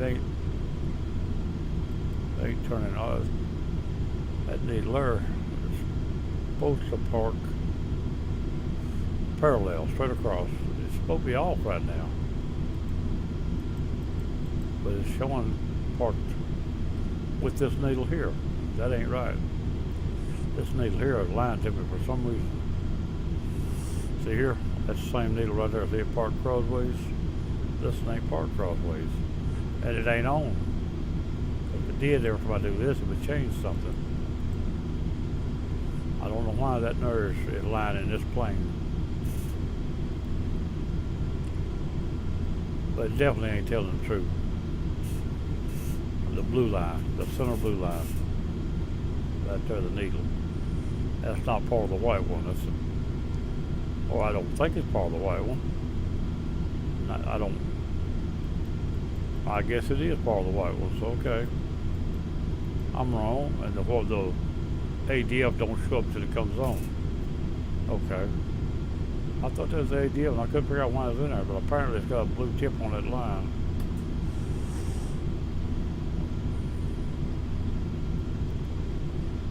We got 220 for heading outbound we're going to be using.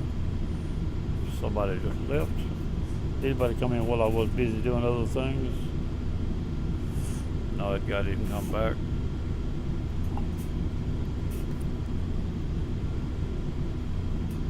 A lot of times they'll pop in and out. You can't hardly get rid of them. But if they don't change the name, he's not staying in here.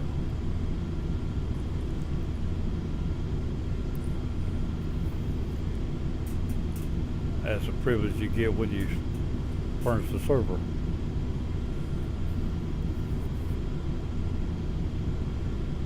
Get control to somewhat who's in it and why and what they do. I don't have much means of getting in touch with them because they're not in TeamSpeak, and I try to encourage them to get in TeamSpeak, but they don't have time. They don't even try to listen and look. Let's see where we at here now. 129 miles. We need to start down. No, that's the one behind us.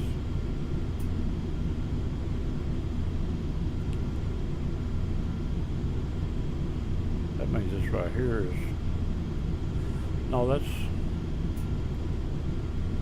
Oh, that's Las Vegas. 126 miles out of Las Vegas.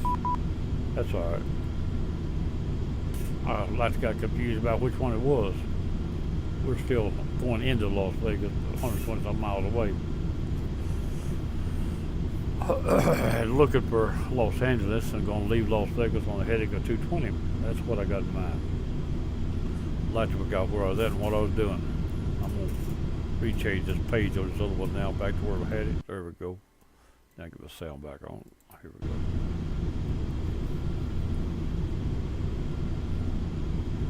Get my TeamSpeak back on top. There we go.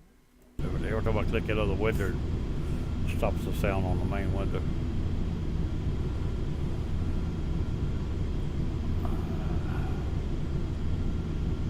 Well, we get on in there.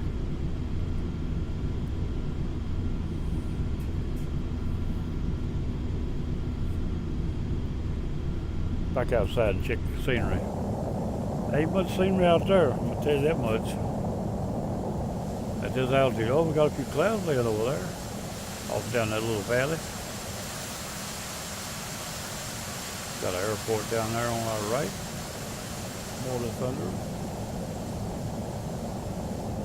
All right, we got another Tomcat coming in, substituted by a Learjet, probably the same person. Going in and out.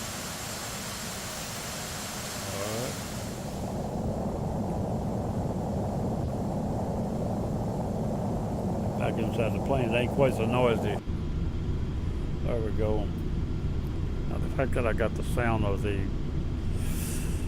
simulator turned down a little to keep the voice up and the simulator down helps a little bit on it not being override and everything.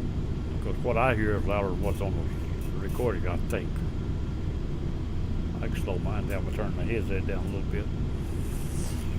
But still leaves everything comes down, voice and everything to me. I got all of my sounds in my headset, but not separate. Well, my recording is separate on tracks. The tracks are recorded back onto the main track, all one track. But it's got a second track for recording sound. Then it's recorded by the first track. Because YouTube won't accept two tracks. If you set it with two tracks, they'll drop one of them. So all your voices on the second track, you won't have no voice in when it comes on. It'll only be the sounds, desktop sounds. Oh, that's the way I have to set it to get it to work.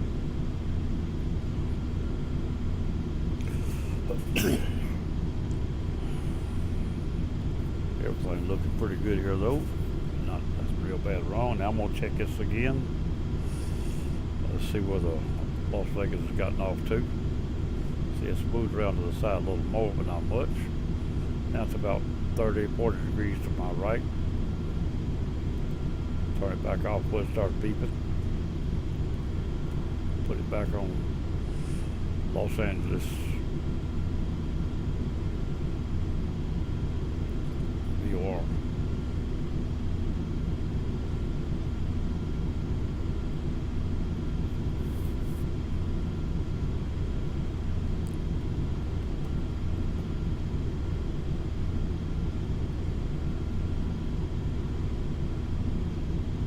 About 101 miles to Las Vegas, and we passed it to the south. We won't get to it. We'll get somewhat south of it. Probably pass about 40, 50 miles out of this to the south. Then we'll be turning 220.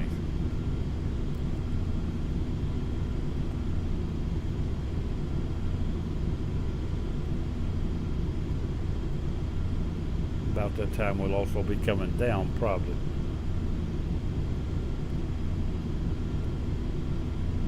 And we'll start locating our runway heading as soon as it comes on.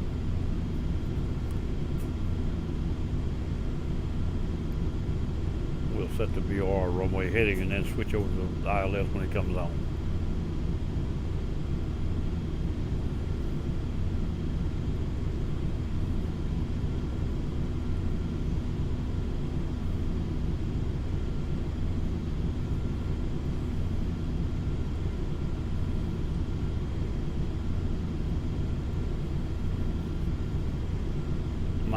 tubes, I guess, are not for real pilots. They're people that just want to fly the airplane. Let me alone. That's what it's for.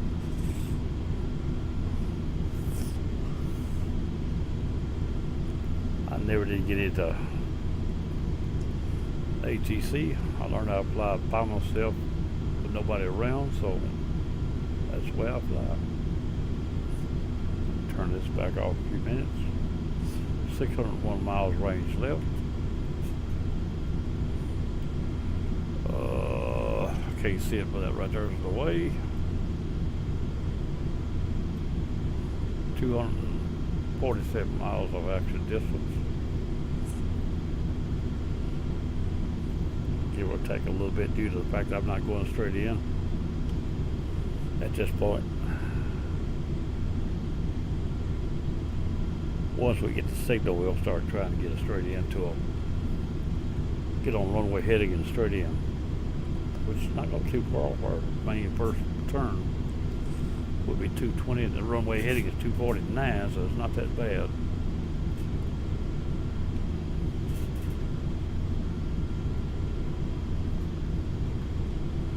Should be a straight in and peg it on the ground. We'll get on the VOR. If ILS is off to the left or right, we'll swing over to it when it comes on.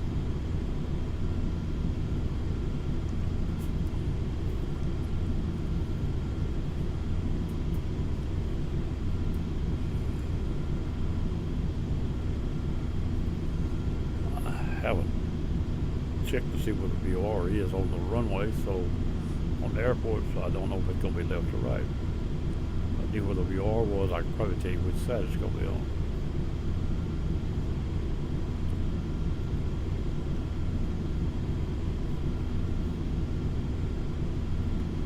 It don't matter which side it's on as long as you read the gauges and get on it.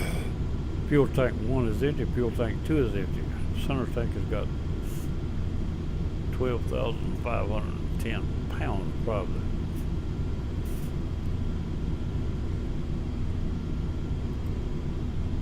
$1,863 gallon times 7 would be roughly what you talk about over our probably.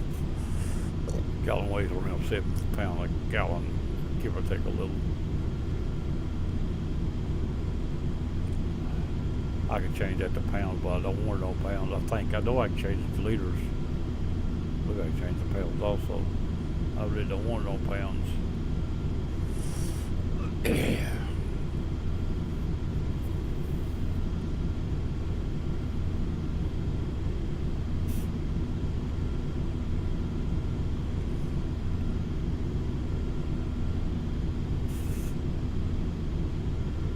N1 running at 78.8% and EGT temperature at 597.6 degrees, probably Fahrenheit, or more like a Fahrenheit. It don't say it's Celsius or Fahrenheit.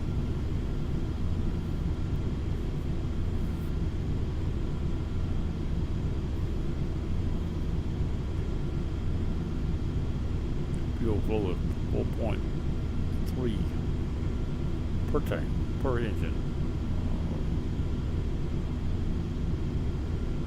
4.3 times 2. 8.6 per hour.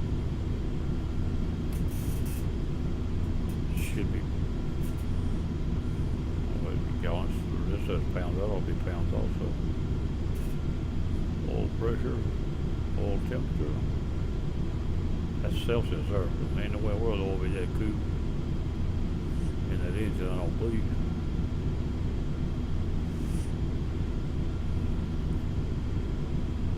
The best Celsius will probably make your mother temperature Celsius, I don't know. But I don't bet oil run no 32 degrees, 30.8 degrees inside that engine running. Even in reserve. That thing done changed pounds over. I didn't tell it to. A while ago it was gallons.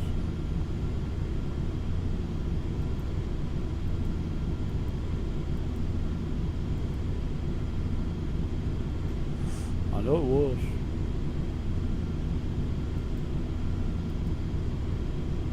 Kilo there. Kilograms. A while ago it was gallons. I know it was.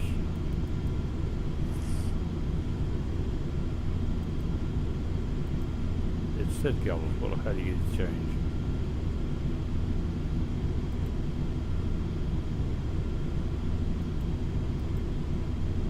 Well, I know I had it a while ago. It said gallons on it. It's done changed itself to match this airplane the last few minutes. I can't get to the bottom to see if there's anything there to be changed. Or my gallon, that's gallons burnt.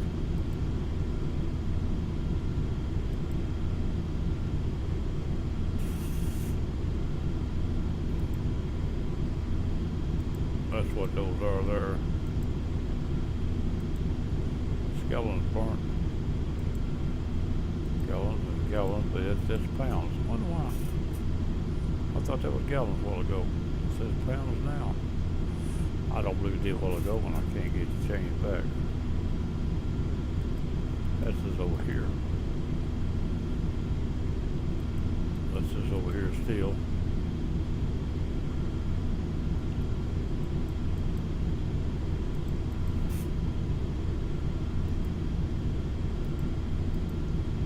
I don't know. Anyway, it says pounds now. Put this right here now. Hold go I read gallons as short as I'm standing here. I don't know why it's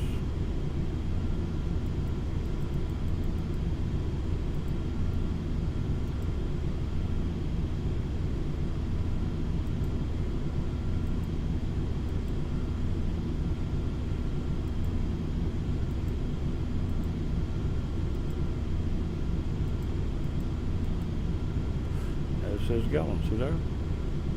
Now it says gallons.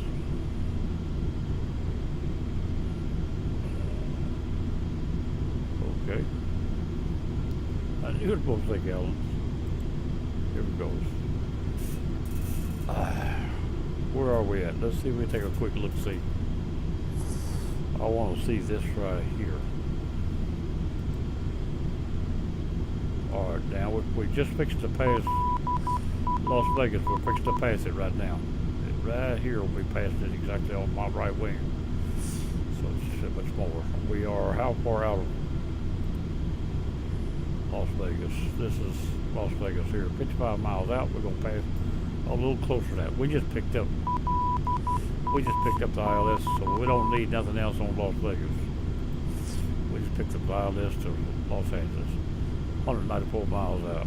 Now let's set this right here on runway heading instead of what we got. We no longer need this either. We also don't need this. So we'll turn to there and we'll set this on 249 is what it was.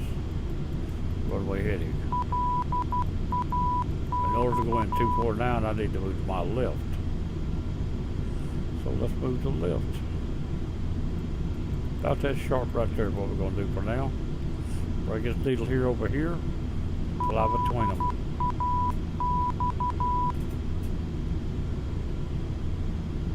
Here we go. Now we're fixing to start setting up for the approach. Our runway approach was 1110. 11110.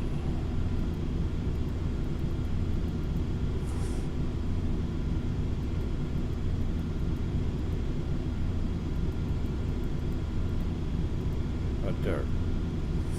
That's my approach right there. So we're not ready to come down yet. We got to go about 130 miles out. We're ready to start down on. Actually, if you look at this right here, it'll tell you. It says 1,400 feet a minute right now to get down, which is not a bad thing. But I'm gonna get closer and come down faster if I have to. But that VSR right there is the time it takes you to get down to the airport. And 1,400 is not bad for as close as you get, the steeper as it get. But But I'd like to be about 130, 140 to start down, not 180. Even but that you get down pretty quick usually. Oh, and you can also drop faster if you have to.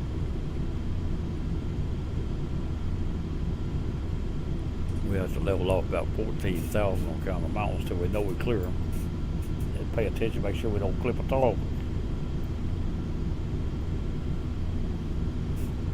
Now I'm gonna set this right here so my angle won't let me fly past this line. It'll turn me in. So when this line here gets over to here, the arrow will come down, we'll turn in. If you ain't got it set, it'll pass it. You have to come back to it.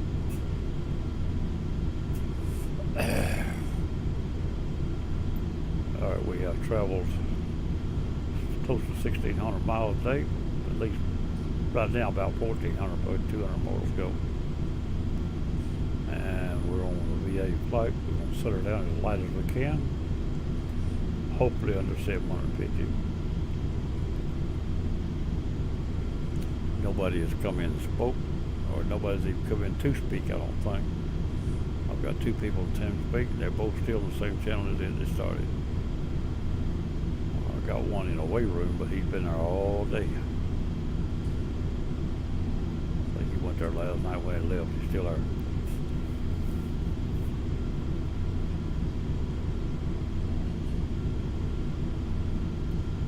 Get this down, upload this to YouTube. See if anybody wants to watch it. They may not. It's awful long. It's going to be a real long. It's going to take a while to upload it too. But the graphics shouldn't be too heavy way up here. There's not much graphics to be seen up here. It'll pick up some, but there's no detail to it, so.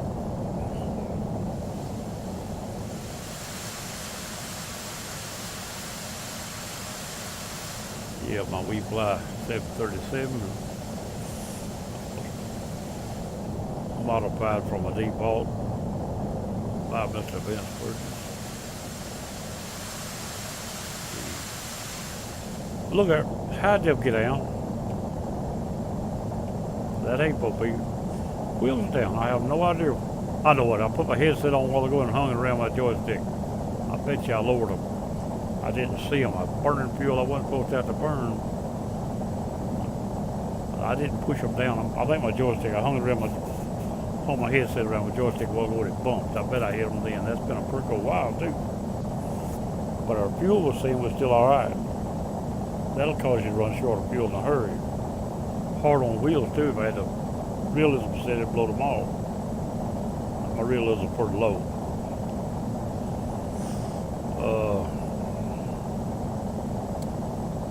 I'm gonna go back inside the plane a minute. Check this right here, see what it's saying. A few minutes ago, everything was fine. They shouldn't have changed that much even if it ain't been too long. But they're saying we still got enough for 495 miles. And we've only got 150 to go, so we're alright. The wheel being down at any distance will cost you enough that you run out of fuel in a hurry. I don't know how long that's down. It might be just knocked down a minute ago, but I thought it was about 30 minutes ago when I hung that joystick around there. Well, during that last phone call.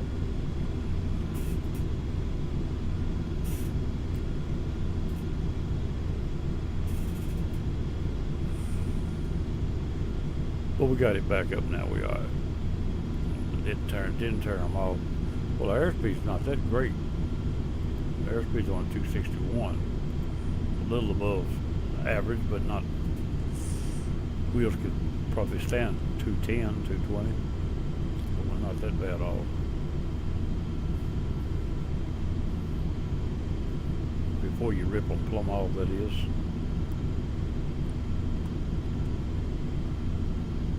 Even though our ground speed's fast, our airspeed ain't.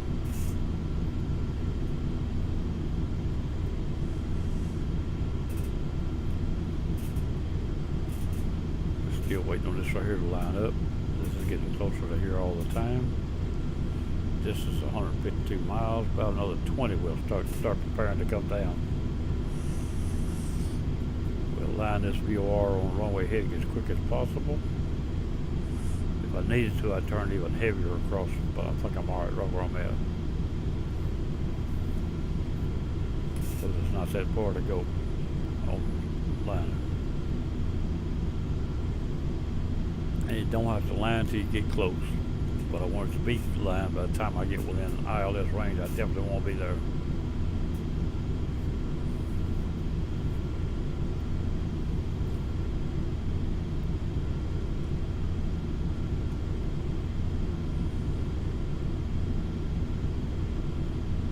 My airspeed's gotten messed a little tighter. That line right there is down on this here a while ago. It had a little space between them, I thought.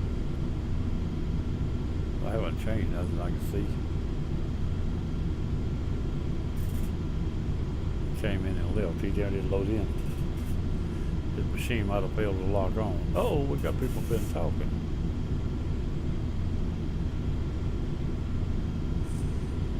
No, not since I did that thing. It's all me and that one guy that's going to come, and there's nothing. He's not. I act like the machine's not holding, not locking us. It's not holding the multiplayer when he locks on. He's kicking him back out. Probably his connection, more than likely. Yet I've been on for quite a while now. This thing been up all night. Well, I did reboot the simulator a while ago, though. Not the whole machine on thing, but the simulator. Because I had to go out and reset it to get. I accidentally put my airplane in the wrong place, and the multiplayer won't let me move everything right. So the time of day got changed. So I had to go back and fix it. I accidentally did a reset, and it reset me back to daylight, and I wanted dawn.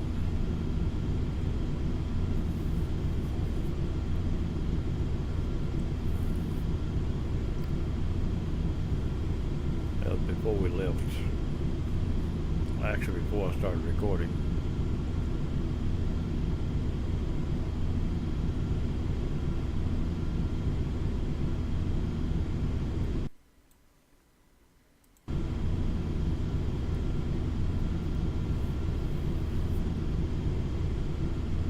This line has done got about half of the distance down it was, getting closer. Once it gets to the center, that there will come down. When it comes down, it'll lock on and turn. I've got the localizer button set. Heading bug flying the plane, the localizer bug waiting to catch it.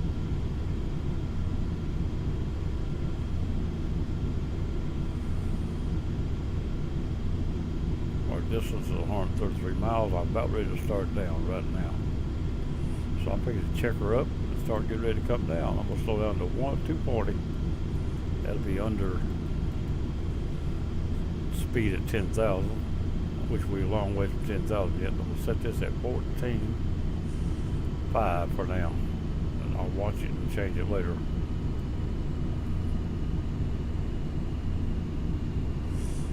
Whoops, that's too far down. That's in the mountains there. 14.5, I think might be clear, might not. I have to watch them, be sure. All right, we just locked on. We've turned into the ILS that took over. Yep. When this one won't stay on, the ILS is in charge. Or not the ILS, the localizer on the VOR. Either one. When it won't stay on, it's in charge. That's what I want, because this is all set right. We're coming down. Now I'm going to set this at a faster drop, about 2,500 for now.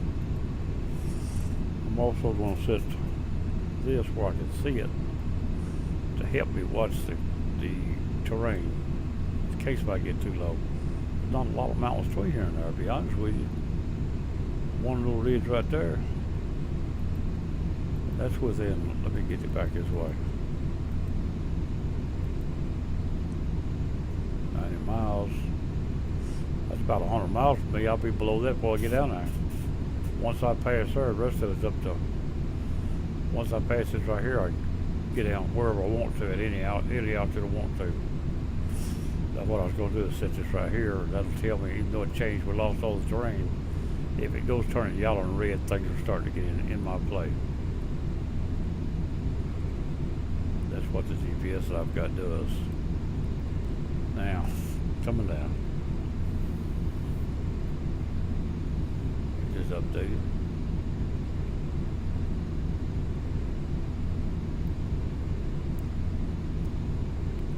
As long as my airspeed stays within the range, I'll be alright.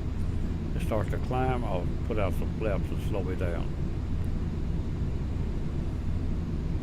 As long as I stay under 240, I'm under I'm just above 240, but it's slowing itself down though, it ain't gaining speed.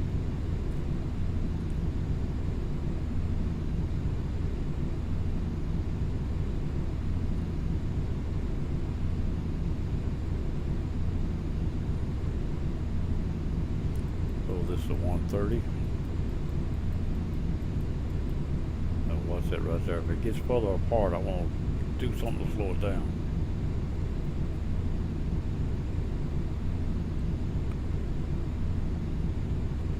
Apollo 230. Distance is 114 miles.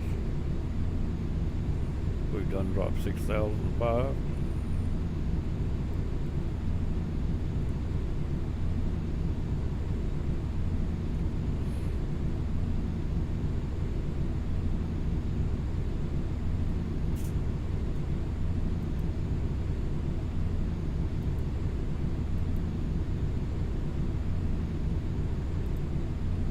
Back to here.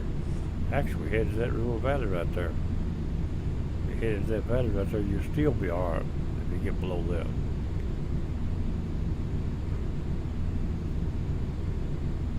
Coming back around now. Look like going almost hit that valley. Ain't gonna miss it much. But I'm gonna reset the calibrations. We'll do it again at 18,000. Make sure everything's alright.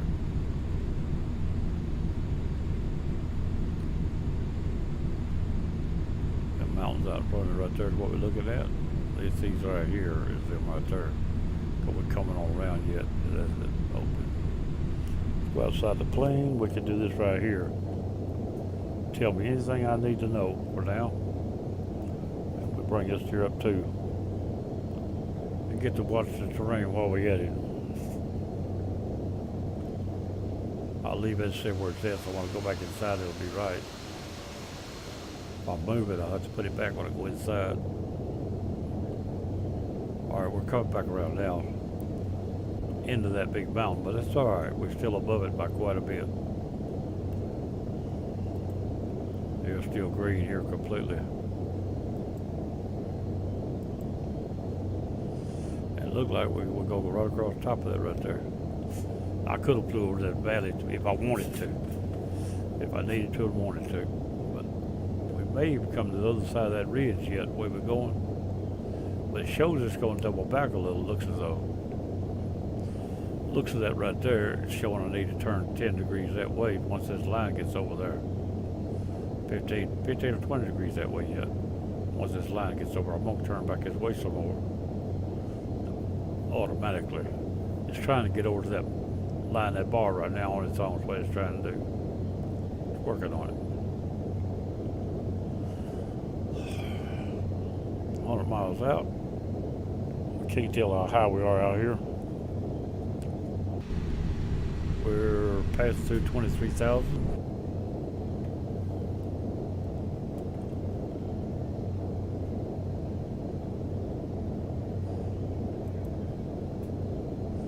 Everything is still green. We're still good. This should be not more than 16,000. I would think 14 clear, but I don't know. 16. I'm not sure about the actual peaks. That's the reason I was using this, because I wasn't sure about the peaks. But I'm thinking 14 clears everything out here within a certain distance of there, Los Angeles. But this is the last mountain between us and there. That right there. After that we can get down a little lower. We still hadn't got to this altitude yet. We're still falling. Comes down to 14.5 at 2,500 feet a minute.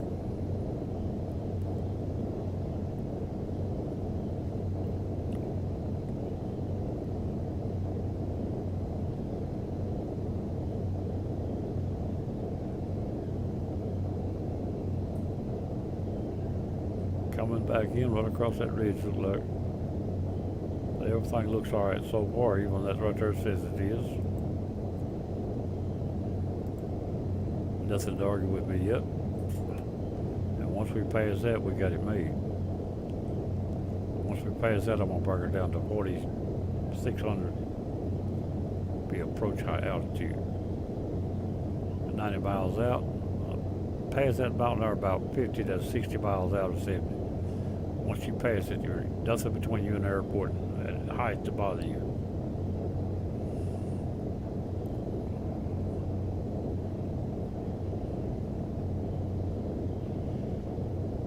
This here is supposed to be on that right there. I didn't have it on Mach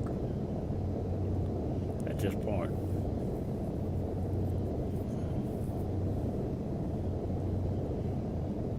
Still coming around toward that line.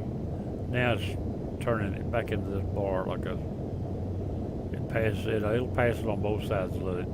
They don't hold line totally straight on. But it's doing good. It's all right. If this number goes out, I'm level at 14.5. As long as it don't go out, I'm still coming down. See what this is? Now it shows yellow, but not red. We're still coming down pretty fast though. What I can do at this point is slow down the rate of descent until I pass that mountain. Once I pass the mountain, I can drop the bottom out if I have to. Which we're all right, we're good. We're just being safe, not letting it come down. It's yellow. Yellow means I'm getting fairly close.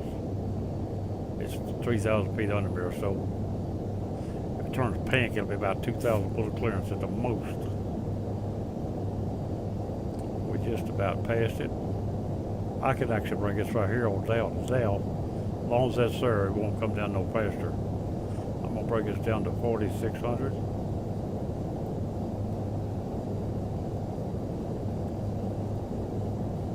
Cause it ain't gonna come down any faster than what I'm already coming down. Till I tell it to. Right there.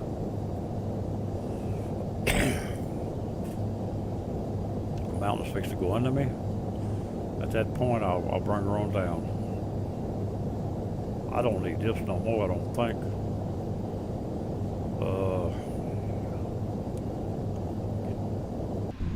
Inside this part of the plane, break this up, this up, this up.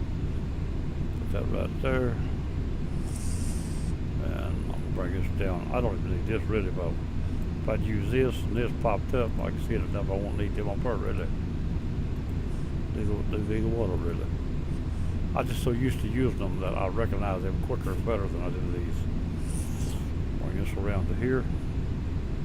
And we're working on an ILS. Bring this up, set that. And we're waiting on ILS to come on, which we're still out by. All right, we passed this now. We passed that mountain. I believe we come on down now. Bring her on down. The distance out now is 75 miles off the VOR. We're 14.5 and coming down. None of these should be above what I just set that on, I don't believe. Go back outside just because we can.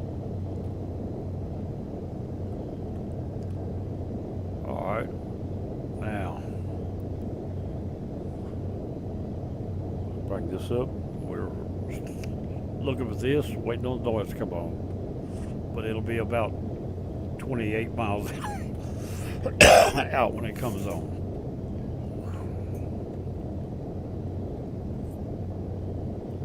And we can now slow down a little more, even though we're not in too bad a shape. I'm gonna slow down to 210. I'm gonna put a little flaps down.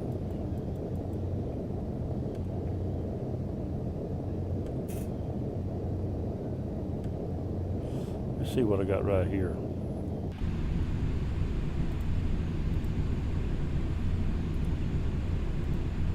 Right here. I don't set much right there right now. All right, don't worry about the buzzer, throttle position. It'll all cut itself off. It's saying you got the wheels down, but it's also saying the throttle is too low. That's because the auto throttle has got it pulled back. I can set the auto throttle a little. I can touch the auto throttle off, raise the throttle a little, that go out, but I don't want to be any faster, so I ain't gonna worry about it. I'm gonna let her buzz. As long as I know where it's for, it don't matter. I know why it's buzzing. And it's not bothering me any. Coming below 10, I can slow this down now to about 1200 probably for now. I'll get some more later if I need it. That'll also bring the throttle position back up probably. Maybe enough to put that buzzer out. Yep, that was it. See there? Throttle position raised and 10,000. Now we can make sure everything is calibrated good. It is. I'm gonna set the auto spoilers. That's what that is right there. That's the only thing I use extra when I touch down, is auto spoilers. We're gonna leave this where we can see it. Go back outside. We can do this outside and watch the terrain around us. Also, just a minute. My mind ain't working. Here we go. I lost where I was at for a minute. There we go, right here. Whoops. I don't want that over there. I don't want it under it. Right there. Yeah, we are here. And we've got this as lined. Localizer flying the plane to the VOR straight in on runway heading here. And waiting on the ILS to come on. The buzzer will tell us when, beeper will tell us when it comes on. All we gotta do is ride. We can look around the terrain if it don't crash my machine. This is a high texture area even for default. We got somebody behind us in the Cessna, but that's all right. We don't mind that. Another little airport right there, nothing there. Some little mountain peaks over there. We're still coming down. We haven't reached altitude yet. I have no idea what altitude I am because with outside I don't have nothing to read. That's something I need to add on to it. I need to get numbers to an altitude added onto one of these where I'll always know. Just get the altitude reading and put it up there. Add it onto one of them, and then when I bring it up, I'll always have it. That's something I'm always missing outside the plane. I have to go back in and look. Now, when this goes off, I know where I'm at, but until it does, I don't know where I'm at. And I'm falling slow enough, it may not go off quick enough. With a level off at 4,600, we're in good shape. We're 56 miles out. We will get down there in just a few minutes. Our fuel is being eaten up now with flaps, so let's take a quick look-see. We've still got over 600 miles, we're not hurt. I know that already. That's all I wanted to know.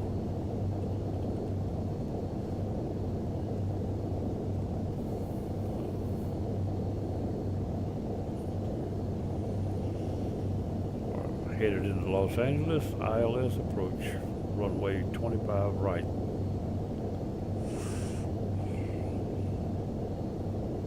Got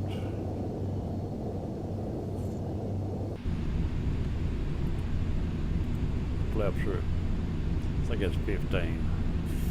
No, 5. Okay, flaps at 5. We're not too heavy on them yet. That's about right for this speed. We're doing 210s, all we're doing. Need a little something to hold our balance, hold our profile up. Now we're going to go back to here and I'm not asking anybody, is that right? I'm saying that's what I want, regardless if it's right or wrong. So, comment on being wrong ain't gonna help none. It's the way I want it. I'm flying my plane, you fly yours. Okay, here we go. That's what I told the man in the truck the other night. I'm driving my truck, you drive yours. He was telling me I'd come in the fuel station backwards. I did. But ain't no law said you can't come in backwards. The lines is the flow of traffic, but you don't have to go that way. Where I parked, my best bet was turn straight in and get it and turn straight out. That's what I done. I had to park my trailer to come in because the trailer was too long to carry through the pumps. Best way I can get it hung on them turns. I parked it on the side of the road, fueled up, went back and got it. It's the best way to handle that situation. All right, let's get this up.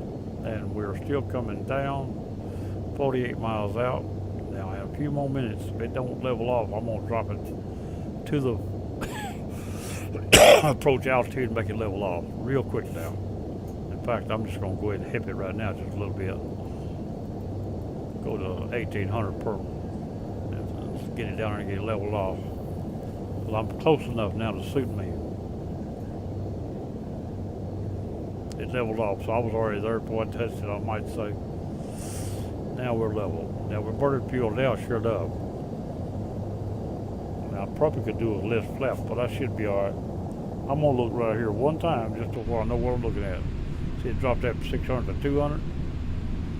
I knew it leveled off to raise the fuel up. Now if I raise the flaps, that would change. But can I fly without the flaps and be sufficient? I'm fixing to check and see. Raise one level of flaps. As long as this nose don't go up, we're alright. Very much. A little won't hurt it. And that changed the fuel here. See there? See there? I knew it was eating up fuel. But see, my nose is at 5 degrees now. You wouldn't want it much higher than that to be real good. That's it. I can live with that. I've only got 30 miles going 300. I'm in good shape.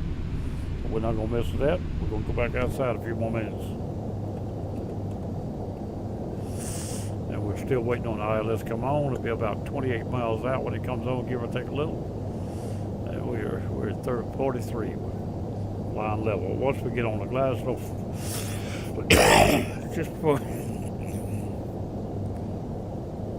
just before we get on the glide slope, I'll go into landing profile. And slow down to about 175 for then, and come on down about 155 before I get there. From there on, I'll manually fly.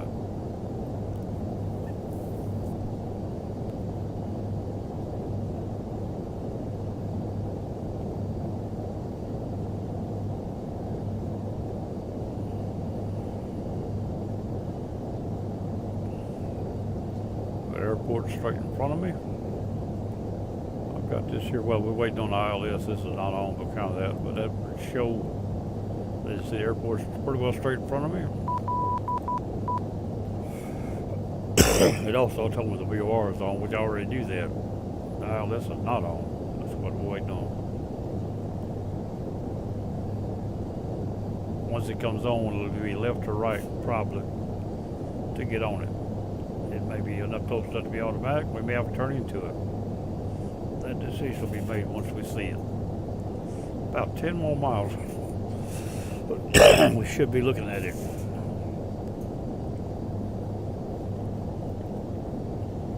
I've been on cough drops all night and still can't quit coughing.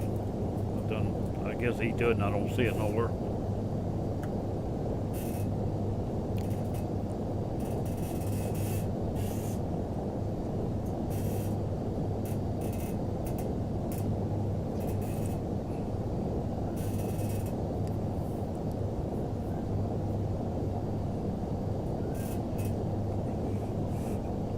Waiting on the noise to come on, waiting on the needle to stand straight up.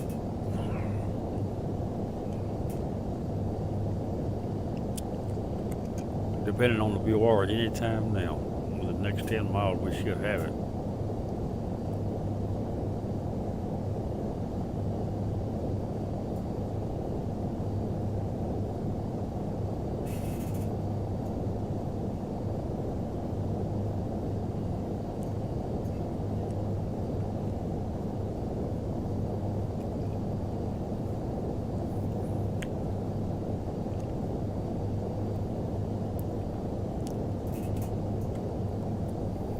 Coffee cups 50. Get this thing landed before I get another. In fact, I'll probably just make a picture of tea when I get it landed. Find a little bite to eat and start this upload.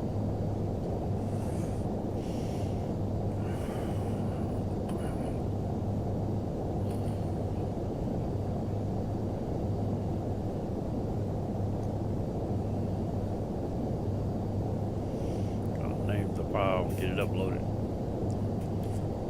Need to start putting descriptions on too. I ain't been putting no descriptions on. Help out little people look at that and want to know what's on, what it does. We're still waiting on that. 30 miles out. 30.6. Straight into the VOR. Alright, ILS is on, like I said.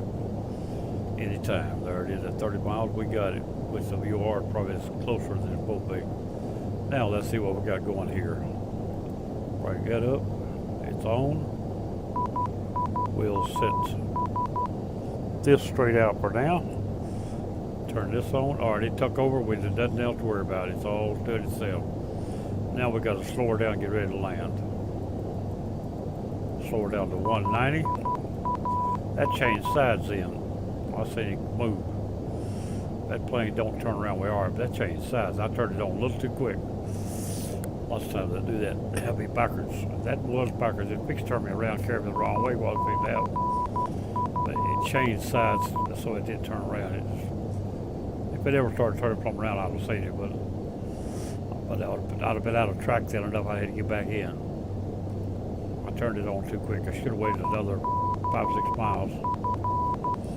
Alright, we turn this off here. We don't need it. We no longer need this. We have DME on the ILS, so we don't have to go back to there. In just a few minutes, we're going to go inside the plane. Oh, let's go right now. Go inside the plane. Everything looks all right out here.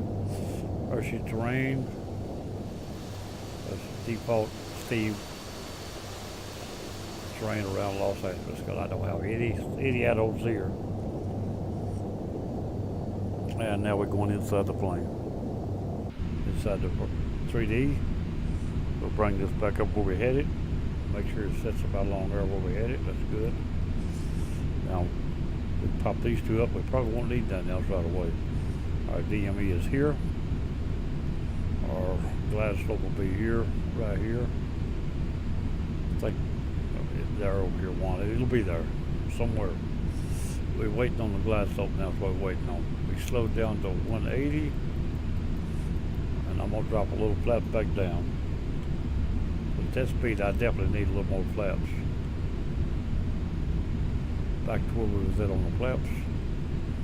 All right, our glide slope is right there. We got it. So once it comes down to here, we'll let it profile at about 165 speed. See if we can get to the runway before we run out of fuel. I believe we got plenty of fuel at this point. Well, I don't have a fuel gauge in this cockpit. All up our back, I've got a gauge right here, but I don't have that analyzer. I'm still running 6,612 pounds, which is only just under 700 gallons. No, 6,000, yeah. Almost 1,000 gallons, not hardly.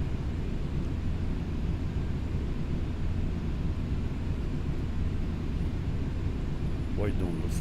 Once this becomes active, the low flight is already active. It's flying the planes. It's got to be active. When this starts to move, which it's doing now, it's active. I want it active before I turn the approach on. It's active now. Approach is on. Now it's up to the bird. Coming down here to about 170.65. And we're getting ready to go dirty. All right, we're going wheels down, flaps down. Now I'm hitting the flaps are not moving. There they go. Landed profile. Drop this to 160. The wheels hadn't locked, now they're locked. That's what that buzzer was.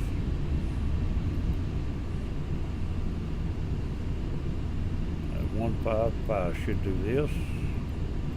As low as I'm going, bring her in, land her. As low as I'm going till I take over. Everything looks like it's alright. Now this right here will get off a little, but it will come back.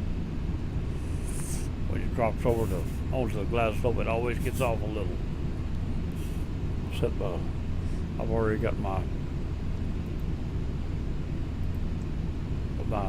auto spoiler set. The airport's in front of us. Everything else is alright.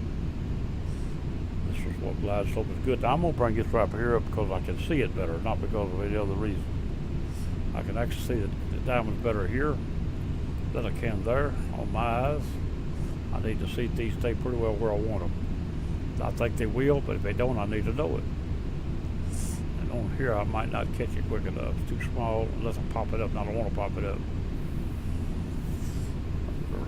approach. We're down to 155 airspeed set, and runway heading is 149, 249, but right now the plane would fly it, even if I had that set wrong, it would still only fly the runway heading. It wouldn't run, wouldn't go nowhere else.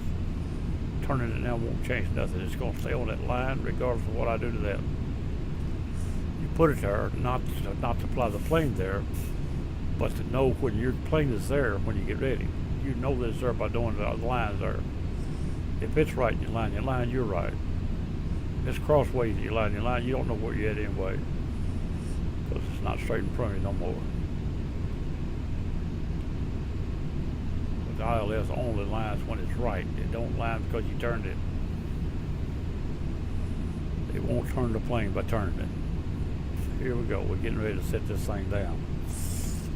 I've got it. I've got the throttle on the joystick set at about 50%. It won't take over till I touch it. 2500. At 500 feet, around 500 feet, I'll be turning the autopilot off and taking control. But not until when I fly the plane, when it'll fly itself better than I can. At the last minute, I can take over and do what I want to do to it, maybe. If not, I'll crash it one. We'll either land it or we'll land it. It'll land it right, or we'll get us a basket and put the parts in when it's over.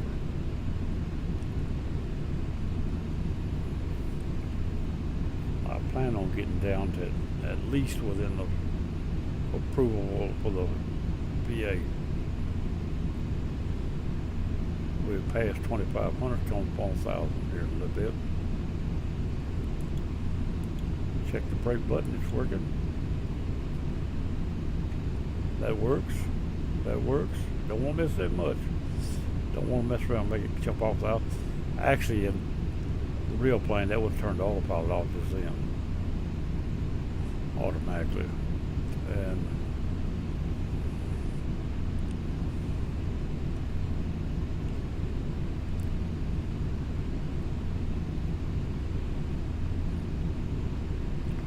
should be saying 1,000 feet here in a minute. If not, 500. 500 when I take over on or about 500. Runway is straight in front of me. Going 25 right, so it's the one on the right. Then it's 25 left, I guess. 1,000. Another 500 feet. No use taking over till I have to. And let the autopilot adjust all the trims to suit itself right now. What it's doing. It sets the trim for true approach. If you don't move it, it should be pretty good shape. If I need to move it a little, I know where it's at. If I feel like it needs a little up or down, I will touch it. About 500 feet coming up, I'll fix to take control with or without the signal. Taking control now. I've got control. Everything but the throttle. I hadn't touched it. Throttle won't take over till I touch it. I want to get a little there at 500. I want to get a little lower now. I want to get below the glide slope myself just a little. Just the way I do it. Now, I'm going to break the throttle back just a little right now. But not much. 300. I don't want to get off that line too much. 200.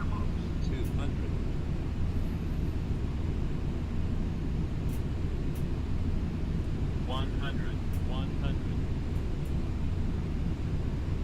50, 50, 40, 40, 30, 30, 40, 20, 20, 30, 10, 10, 20. We're down. That looks like a pretty good landing on downward motion. That looked pretty good. No thrusters used. Spoilers only. Stopped fairly quick, I do believe, as far as the runway is concerned. Alright, that's all the runway we used. We ain't even made it to the first high-speed exit. Yeah, we have. There's one on our right there. Let me bring the spoilers back up. Down. I thought they were still up a minute ago. Bring the flaps back up. Take this thing over here and park it somewhere. And see what we got as far as landing rate. I got a feeling it's gonna be decent. I'm hoping for under 200, but I'll settle for anything around 3. I'll settle for anything under 750. But I think we're well under that. I believe we're in good shape. I believe 2 is going to be the range. You can't really tell. It looked like a good slow strike, but you don't know. I showed it. I just shut the throttle off the last minute, just as I thought it was going to touch the ground.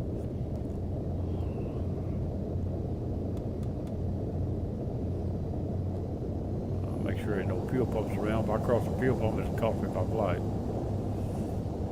Ain't none here. We're all right. We'll pull in here to one of these places here. Ain't no gateways down here. I must have my scenery too low. I tried to find the button for the gateway a while ago, and I didn't find it, so I just the heck with it. Jetway, not gateway. Maybe the reason I didn't find it. I was looking for the wrong thing. Anyway, on the other airport, there was one. I was going to try to set it, and I couldn't find the button, so I gave up. All right, there we go. Set the brakes. Shut the engine off.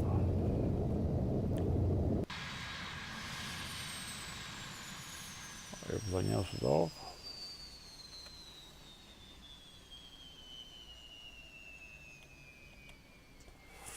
All power off.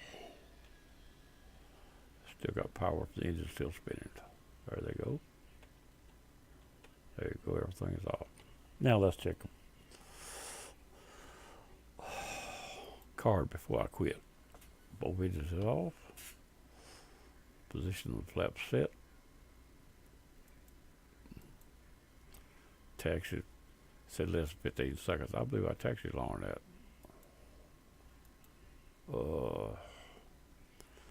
Taxi to the gate. Flight ended. Can be ended. Alright, we landed at this much. Here we go. We touched down here. Touched down 136, but that's real good. At 134 knots. That ain't bad at all. That's a good landing there. In fact, it's about right. Anything lighter than you might not even set the spoilers. All right. That's it. We landed in 1,941 feet. Fuel left on it. But this is all that counts right here. Right there is what we after. That's a good landing. All right, that's it. Let's just pile that and file it. Put it in the records as being flown. Come on. There it went. Part has been filed. That's all. Let's close this. And that's it. That's going to be a flight for the day. This is the town. Don't be gone. Bye-bye. Catch y'all later. I'm a gone. As soon as I find a button.